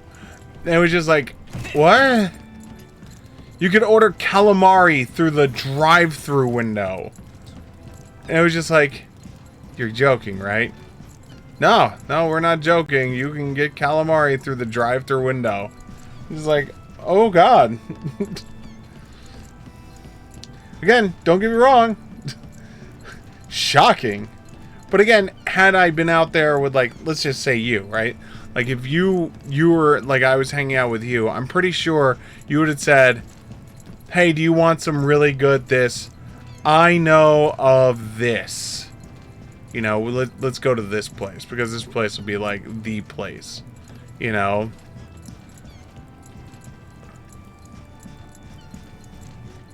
Same as, like, as had you been out here, and you're like, man, I really want to try some really good, you know, like, if you were like, I want a really good, like, burger, you know, like, where can I get a really good burger? And be like, you know what?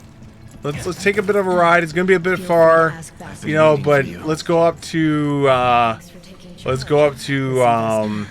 Feel free to ask Bastion. let's go up to, Thanks for taking Jersey charge City, of and there's a place called Dark Side of the Moo. They do, like, exotic meat burgers. They're actually really good. You know, like, shit like that. Like someone who's not from the area is not gonna know about Dark Side of the Moo. You know, but, like, someone who is will, you know? Did you really think a drive... No, I didn't. That's why I didn't stay. That's why I wound up at Del Taco.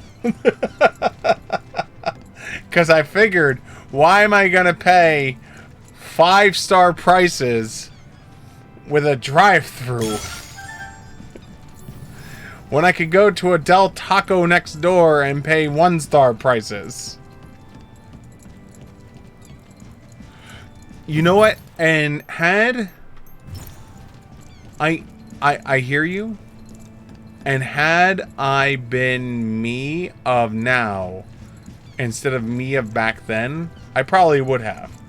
But back then I was still a very shy and quiet boy that if I didn't know someone, I had a really hard time talking to people. I really did. Like, I was still hardcore in my shell. Like, I have no other way to explain it other than I really was just, like, hardcore in my shell.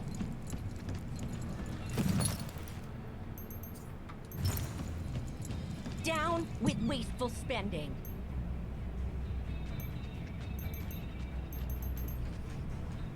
Down with corruption.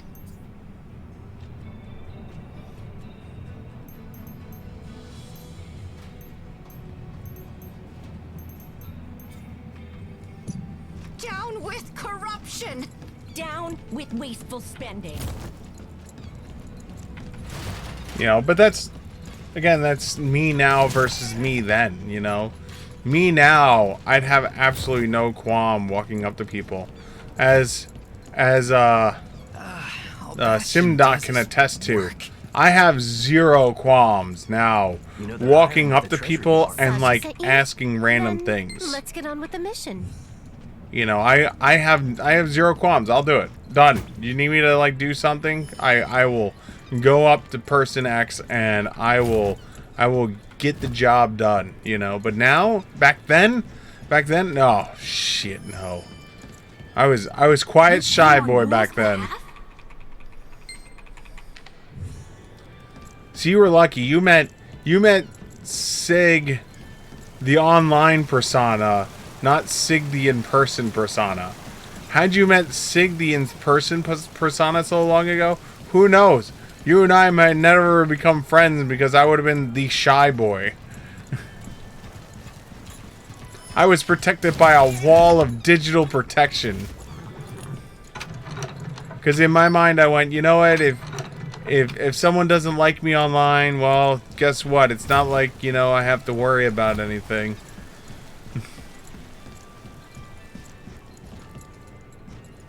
Enter password to open the facility maintenance passageway.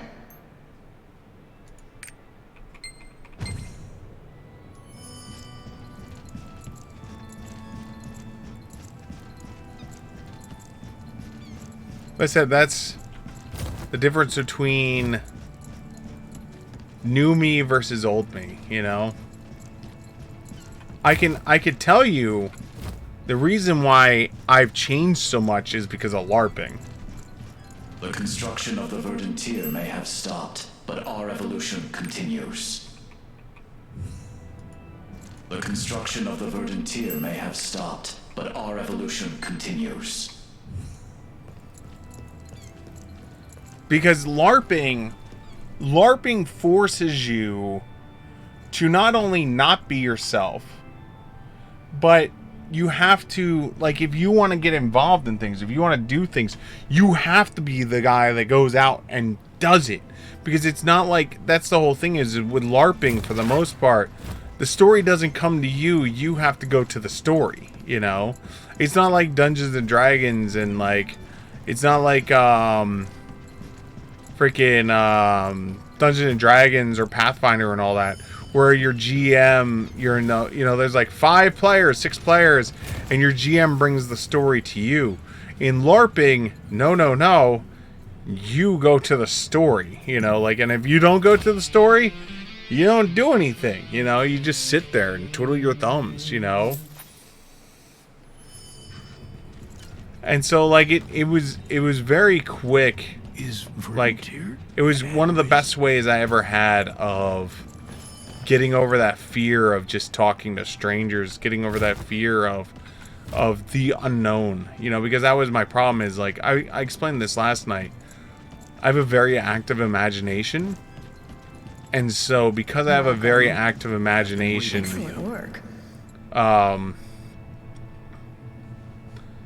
because I have a very active imagination, my brain will play out the scenario 7 million billion trillion ways. Crows. You know, because I want to be prepared in my mind, you know. Kraus is trying to complete the verdant tier. That's one of the issues, is just like when you're jumping into the unknown, you know, when you're in a role-playing adventure, you don't have that ability. You can't there's only so much you can pre-plan, you know. Yes, eventually, you know, like, consumes more power than all the other eventually the monkey wrench gets thrown in and throws everything off, and then you have to be on your feet. And so LARPing allowed me to take something I was good at, which was role-playing tabletop, and apply it to me in real life. And so with that and practice and, you know, getting, no better way of putting this, exposing myself to people, you know, that I don't know, I was able to build up, like, that rapport of being able to just talk to random people, you know. What I'm talking about is the active imagination. Is I can close my eyes. I know it's anxiety, but I can very visually picture a situation, an image, a person, and a whole conversation. And it's not just like dealing with things that stress me out. It's with everything. Like I was explaining, like, last night, like, when person A cheats on me, right? My mind will play the game of take all the moments of, like, good moments that I had with that person and remove, like, it'll play back these moments in, like, perfect detail, but instead of I being part of it, it removes me and puts the other person in, which is very quick at turning how I feel about someone into, like, unadulterated hatred. Which is great because, like, then, you know, you don't fall into being cheated on a second time because you walk the hell away, you know.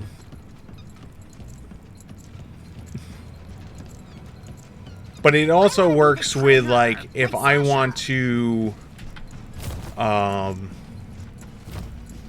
like, try and remember something, it's the same thing, you know. The problem is, it muddles me up sometimes because, like Google, you know, it's like the way I always explain it is like it's like Google, where like if you go into Google and then you type in blue dress girl, you'll come up with like 7 million things, right? But you're not gonna find the thing you're looking for, right? So you need that one specific keyword. And so then you get the keyword, and then all of a sudden you find a thing you're looking for. And so that's the issue is, like, if I don't have the correct keyword, I'll get locked up trying to, like, figure out what I'm trying to figure out. Which is...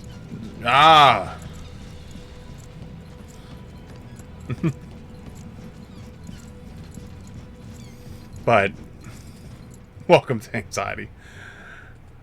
Yeah, and well, LARPing. LARPing helped me.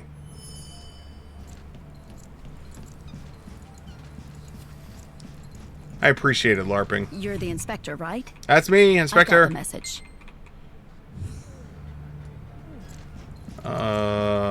We need this one to come back. Yeah, this one will be the next one that comes back. Come on. Come on. Come on. Come faster. Don't mind the explosion.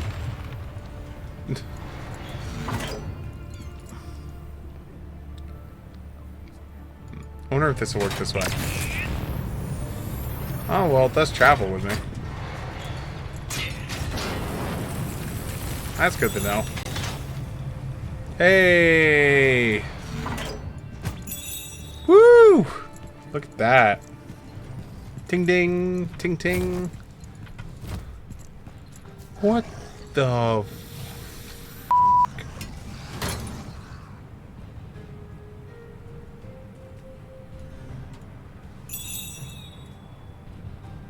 Which is cha-ching now? Is my dispatch done? Okay, we gotta go back to town real quickly.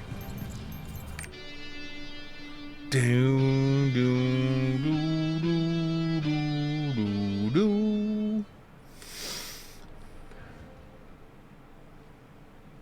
Oh man. Alright, so we're here. We don't care about him. You're back. Yeah, that's me. I was waiting for you. There are matters that need quest your ring? approval. Oh, you have a quest. You have a quest. You can go check them in the office. I'm coming. That's what she said. I'm coming!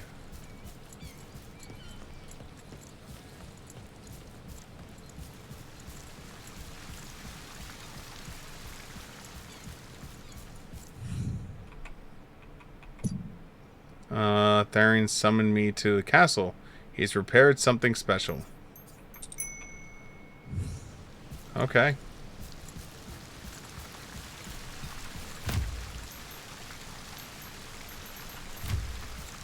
Goodbye, friend. Alright, so we go back to this. We go to you. Go to dispatches. We complete the mission. Nice. Good job. Strong work. I think green we're missing still, right? Yeah, yellow we're still at 753. So let's take a green. You are 36. You are 53. You are 103. Go!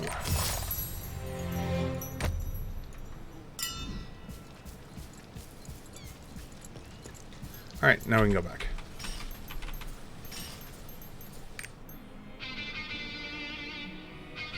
Got what I needed. Wait, hold on. What's this quest? So you're a famous, merciful knight of the king. I'm Edwin from the Adventurers Guild of Vern. I see. Please make me your comrade. No one can include me in their raid parties. I know how that feels.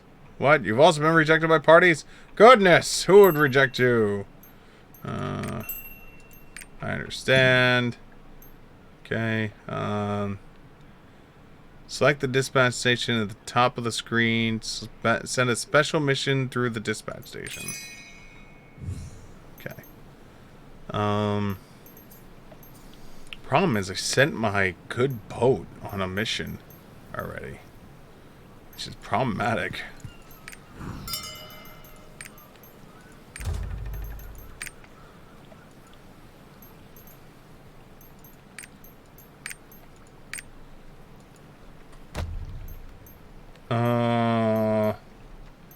Press Control 1. Hold on. Control 1.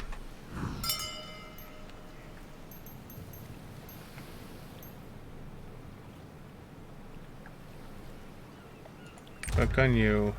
Send a special mission through the dispatch station. No special missions available.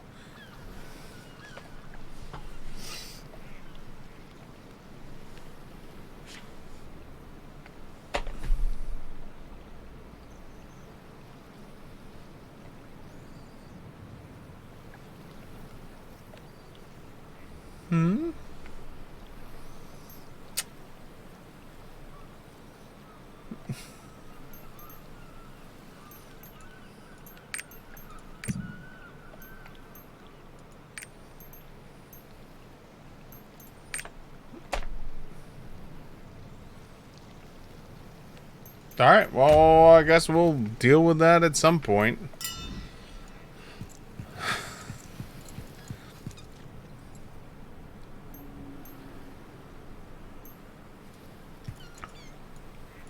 Wow, nice place you got here. I know, right? Our stuff is nice too. Okay. Take a look. Anything else that we need to do, quest-wise?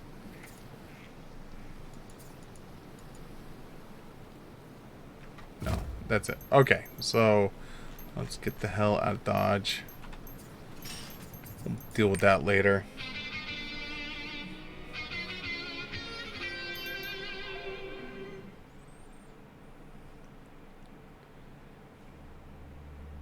Okay. Alright, let's go kill those things. Oh god!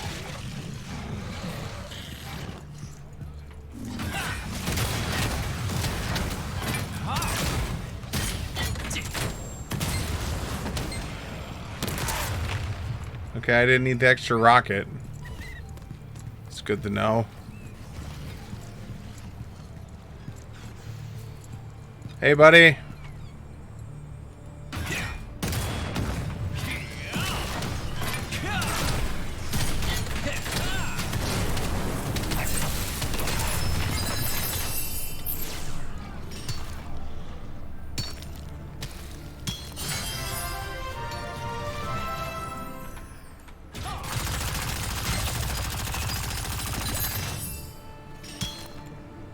There we go.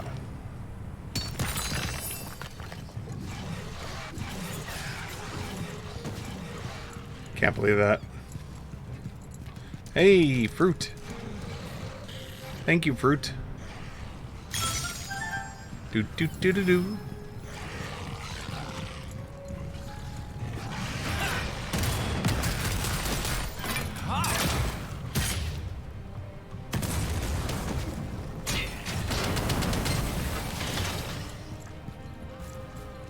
That was easy enough.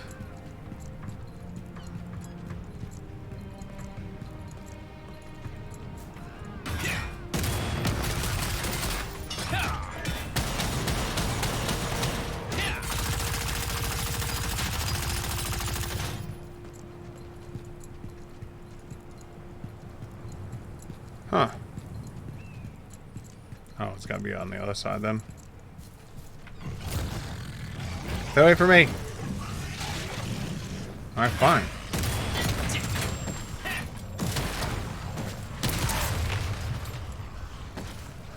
Told you.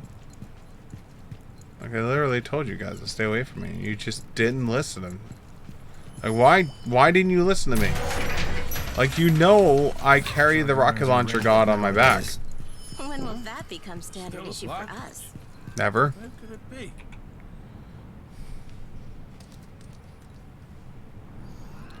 I mean, one day, if you pray hard enough to the rocket launcher god, he may listen to you.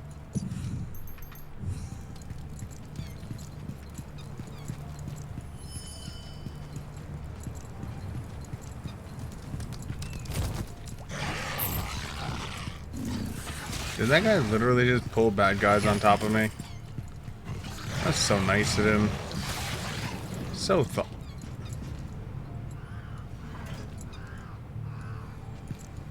thoughtful. Oh, come on. There we go. Maximum K-pop.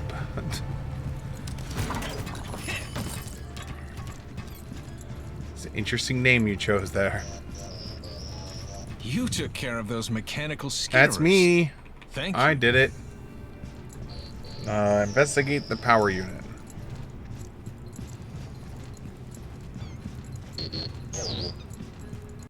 All these values are incorrect. They say he was from Bergstrom's lab after all.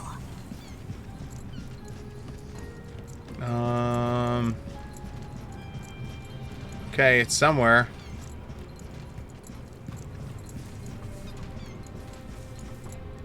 There it is.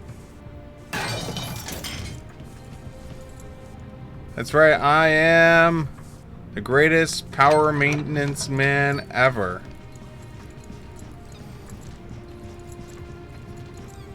It's because of my exposure to the rocket launcher god. Thank you, Inspector.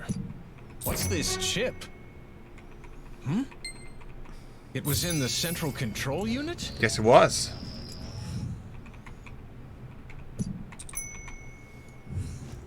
Just chilling in there. Okay, so now we're going back this way.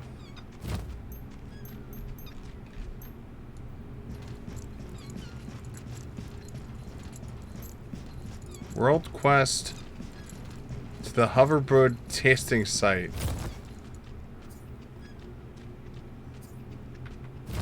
Oh, where did that one quest go? Or I completed it already. I guess I completed it already.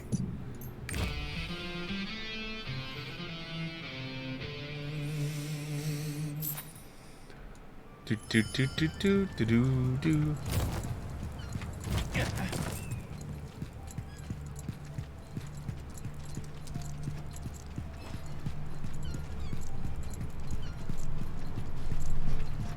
I should probably be mining up more ore. I need more wood too. Why do you want me to Because I burned analyze the a chip? bunch of that. Can't find any researchers at the Dynamo Core? Yeah, that's it. None researchers.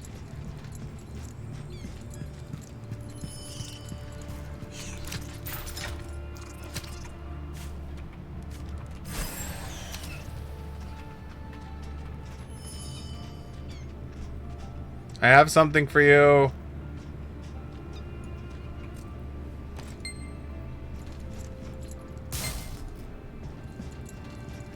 Okay, it's for me.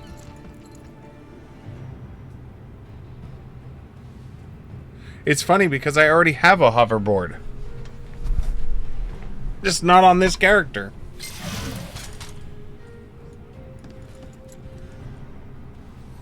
I accidentally added the hoverboard to the wrong character.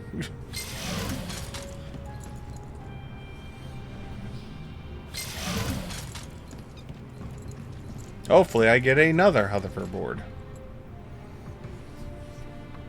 The test data has been recorded. You brought a new test plan just for me? Yep. How nice of you. I know, I'm so thoughtful.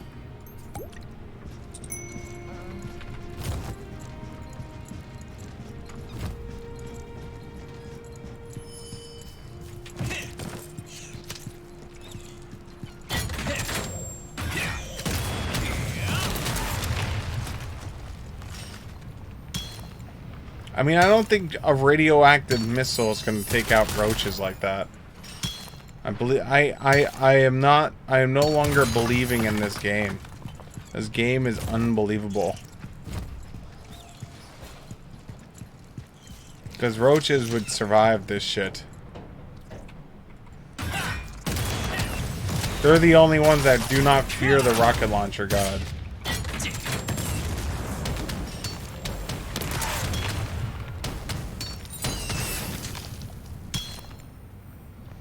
The only one that should not fear the rocket launcher god.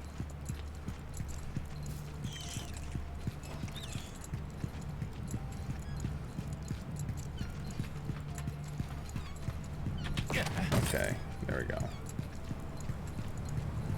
Oh, great rocket launcher god. Runners are rampant nowadays. When will that become standard issue for us?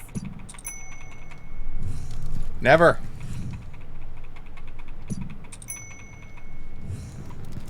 Drug runners are rampant.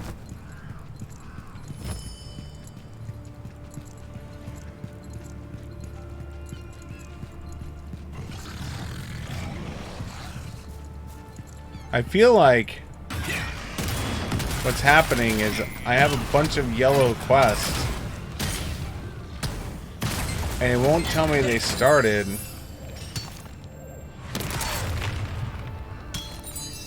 because there's just not enough room on the thing.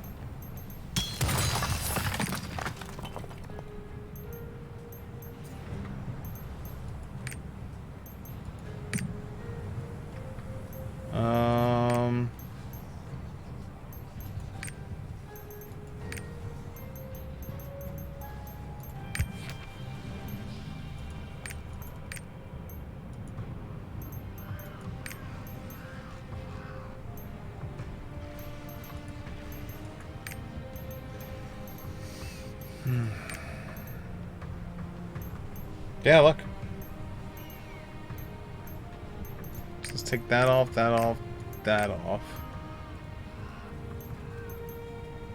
Take that off for now, because we're not going to be doing that anytime soon.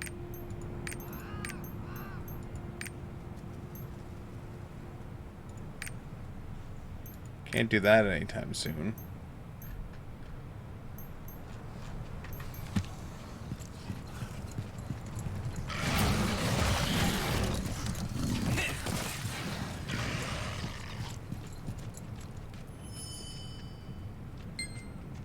That seems like a fallacy in the game.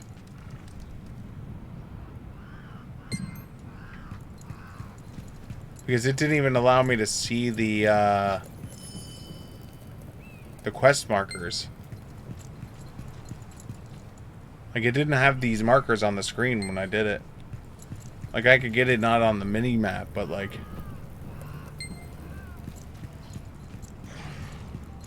feels weird.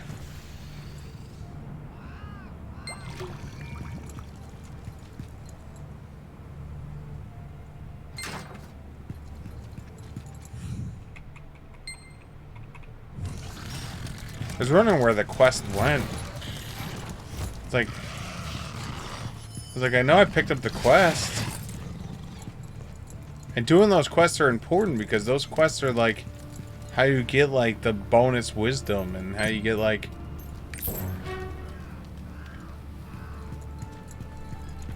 Drug runners are rampant nowadays. You know, you get a bunch of bonus shit for doing them. It's not like you don't want to do them, you know, you want to do them.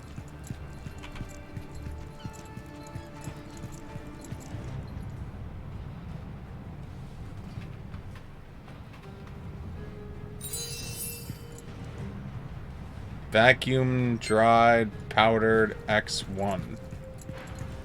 That sounds delicious. Man, I can't wait to try some powdered dried X1.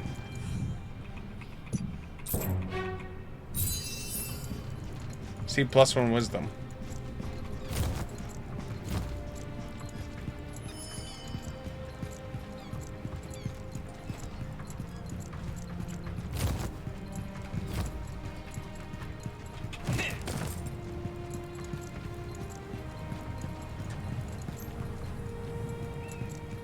I've been really bad if I left this area with all those quests freaking just waiting to be done.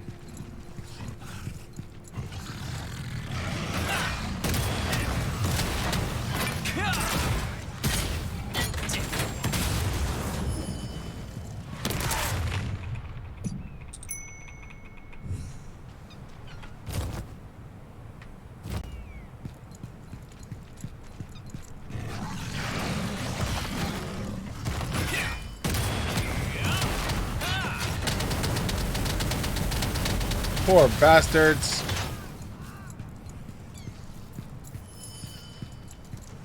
And just lit them all on fire.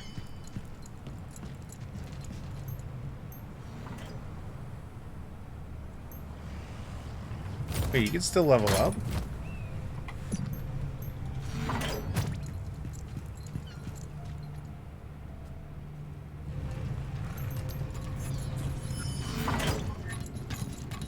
I'm confused.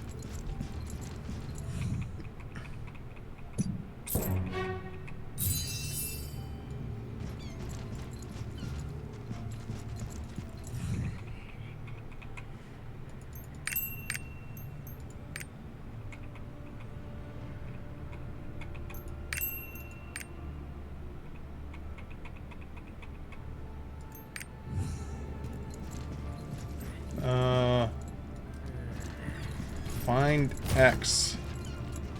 So I guess X is one of those people. You're back. So, what are the results? I blew up a bunch of things. They all died. I succeeded in my mission. Here! Over here! I'm sorry. I tried, but I couldn't stop him. That's what she said.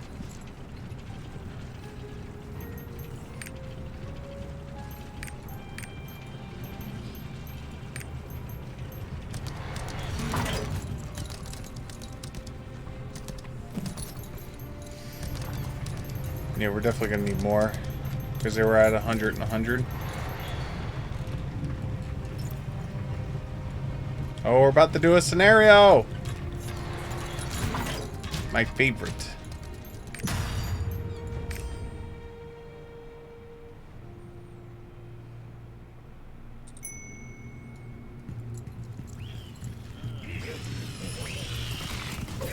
Hey guys, why don't you guys just round up real quickly right there? Right there is a great place for you. Good job.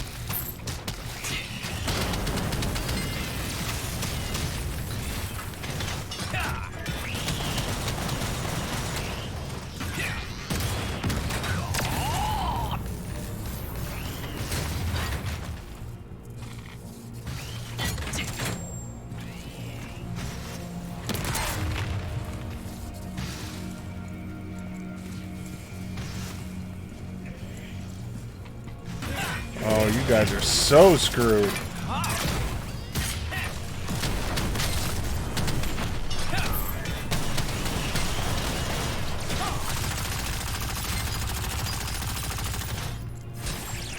Like, honestly, screwed. You don't even know what you're facing. Ow. Making me waste a healing potion.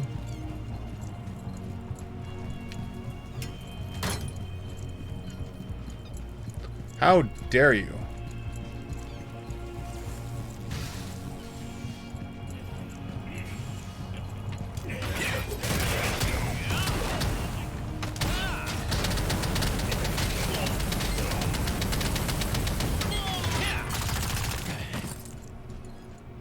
Alright. Oh, I gotta just shoot you? Alright. That's easy enough. You want me to just shoot shit? Say less, fam.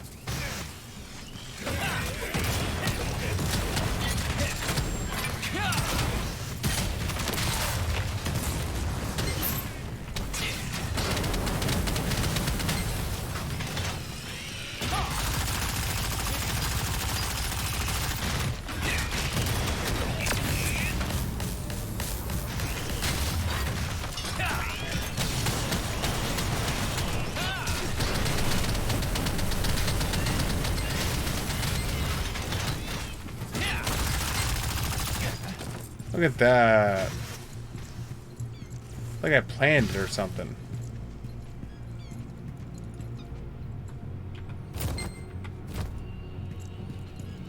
We gonna fight a big guy now?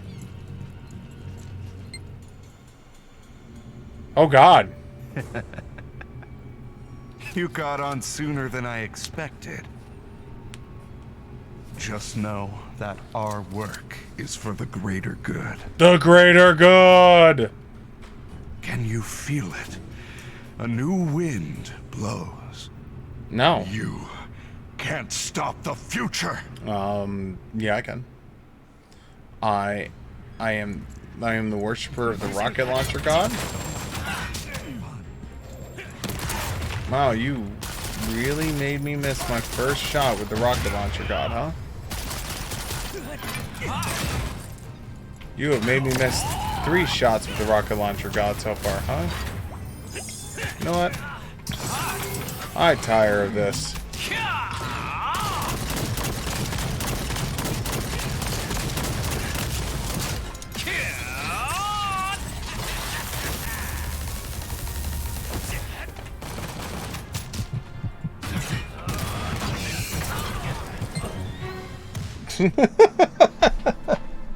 The rocket launcher god has spoken. The gears are already in motion. The rocket launcher god has spoken. The Psychons shall become gods. Glory to the great sun. What the fuck? So your answer was, I'm just gonna shoot the bombs myself. Okay. Alright, I guess that's something you could do. I mean, sure. Sure, yeah.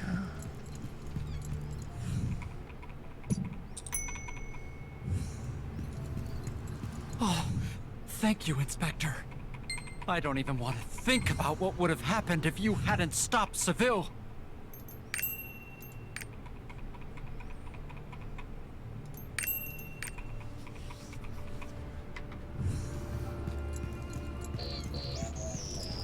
Okay, it's not you.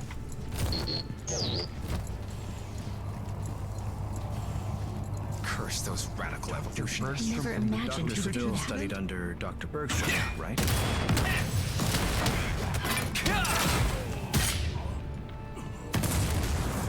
It's not like he had a great Find and eliminate.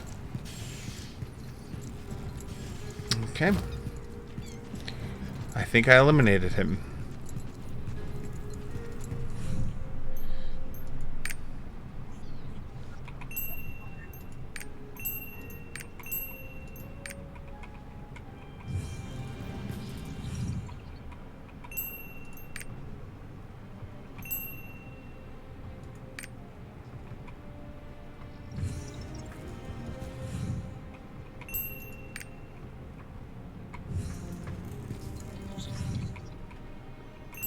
You know, stable.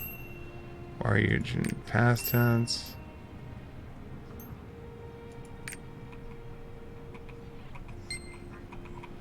I have found X. I've done it. Yes.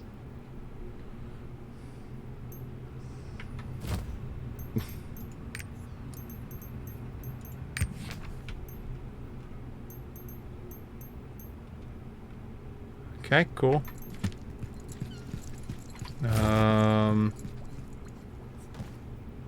Don't know where those quests go, but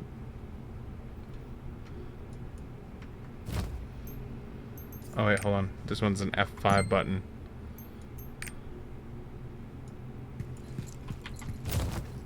Okay, back up here.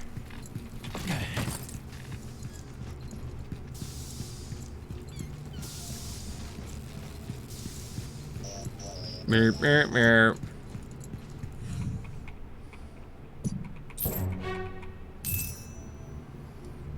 Nice. 10 whole gold. Hans, where you at? Hans is down there. Okay, we have both quests are to talk to Hans. Okay. That's fine. And I should probably just press this so I can recharge my health a hell of a lot faster than 3 a second.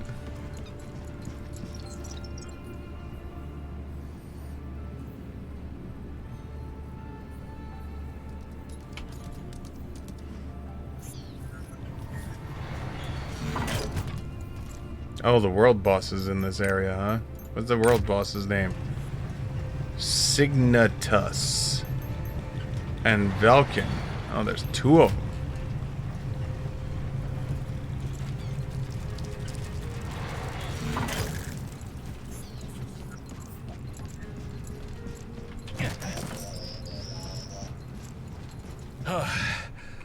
Oh, a million thanks. If it weren't for you, we would have been all blown up along with the dynamo core. Nice. I handled it. Small bottle. Oh, this is the food thing. Wow, that's a slight upgrade. But an upgrade nonetheless.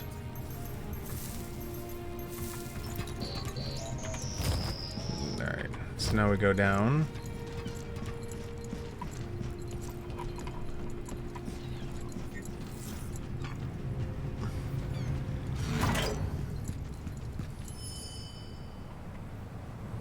I can't shoot her.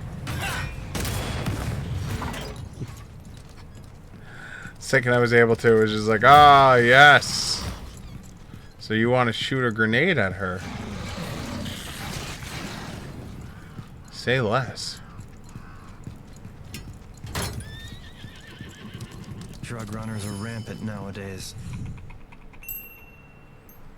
Hey, are you alright? Why, yes, I would love to take on the Crimson Bull. The Crimson Bull sounds like he's a laugh Thanks riot. again for what you did last time. Hey, no problem. That's what I do.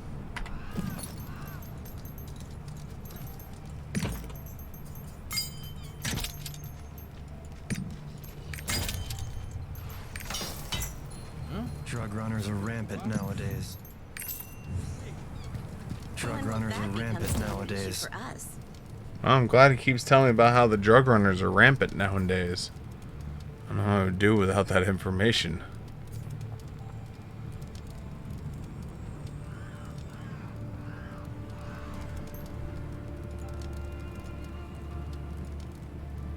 Oh, that's a co-op raid.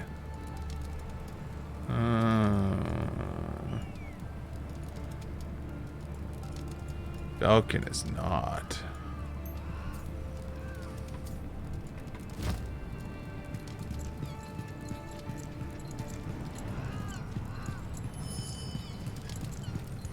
No, that's just talking to her. Do. Hi, buddy. You should not fart like that. It's unhealthy. Maybe you need a little bean up.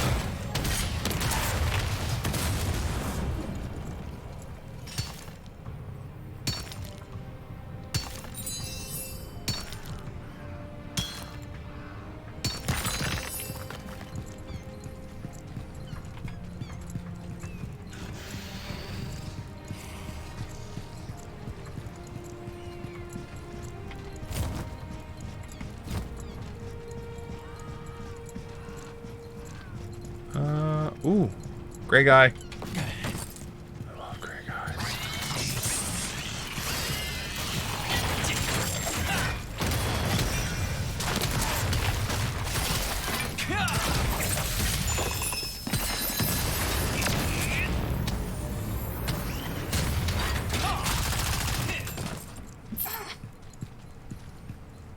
Well.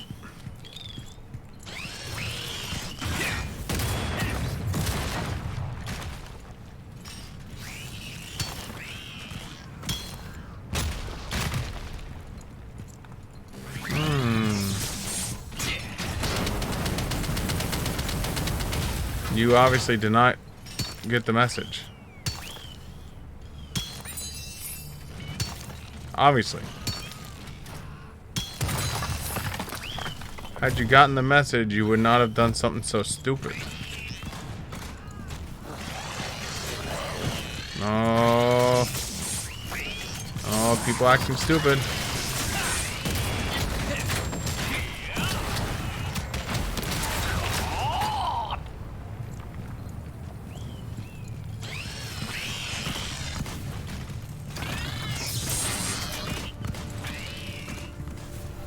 Alright, maybe that's unfair. Maybe they're not acting stupid. Maybe they just are stupid. I mean, I'd hate to assume that they are normal people when they might actually just be stupid.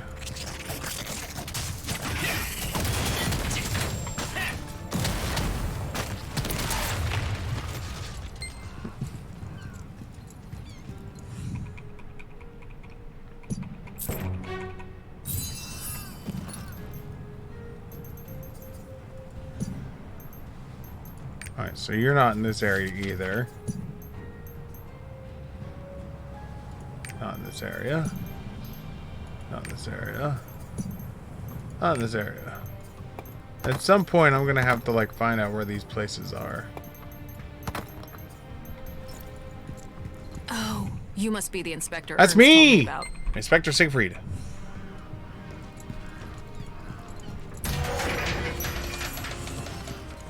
Worshipper of the rocket launcher god.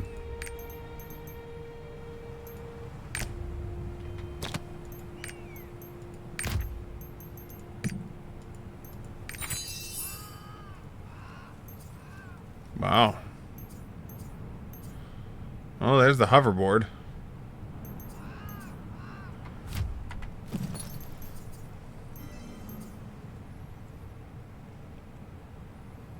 Crit endurance, specialization, domination. No, I'm good.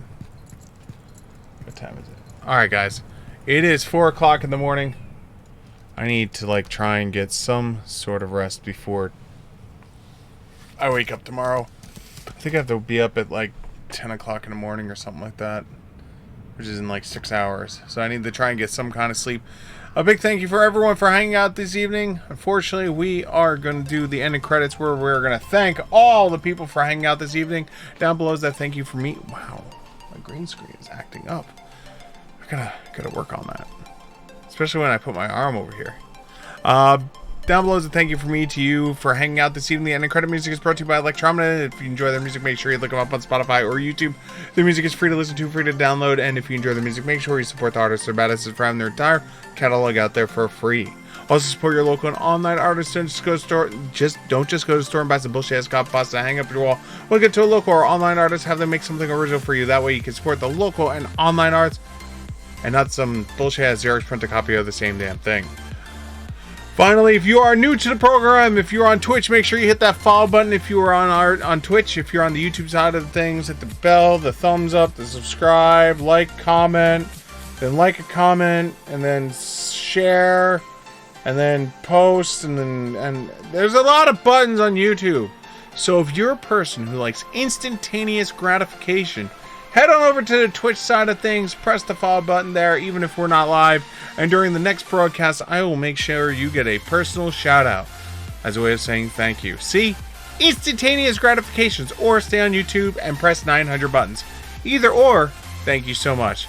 Other than that, guys, whether you've been here for 5 minutes, 5 hours, 5 days, or soon to be 5 years, it is truly appreciated to have each and every single one of you here. And hopefully I will see you here tomorrow night when we go live for episode 1641, where we continue Lost Ark. Until then, guys, have a great rest of your evening. Button! Button.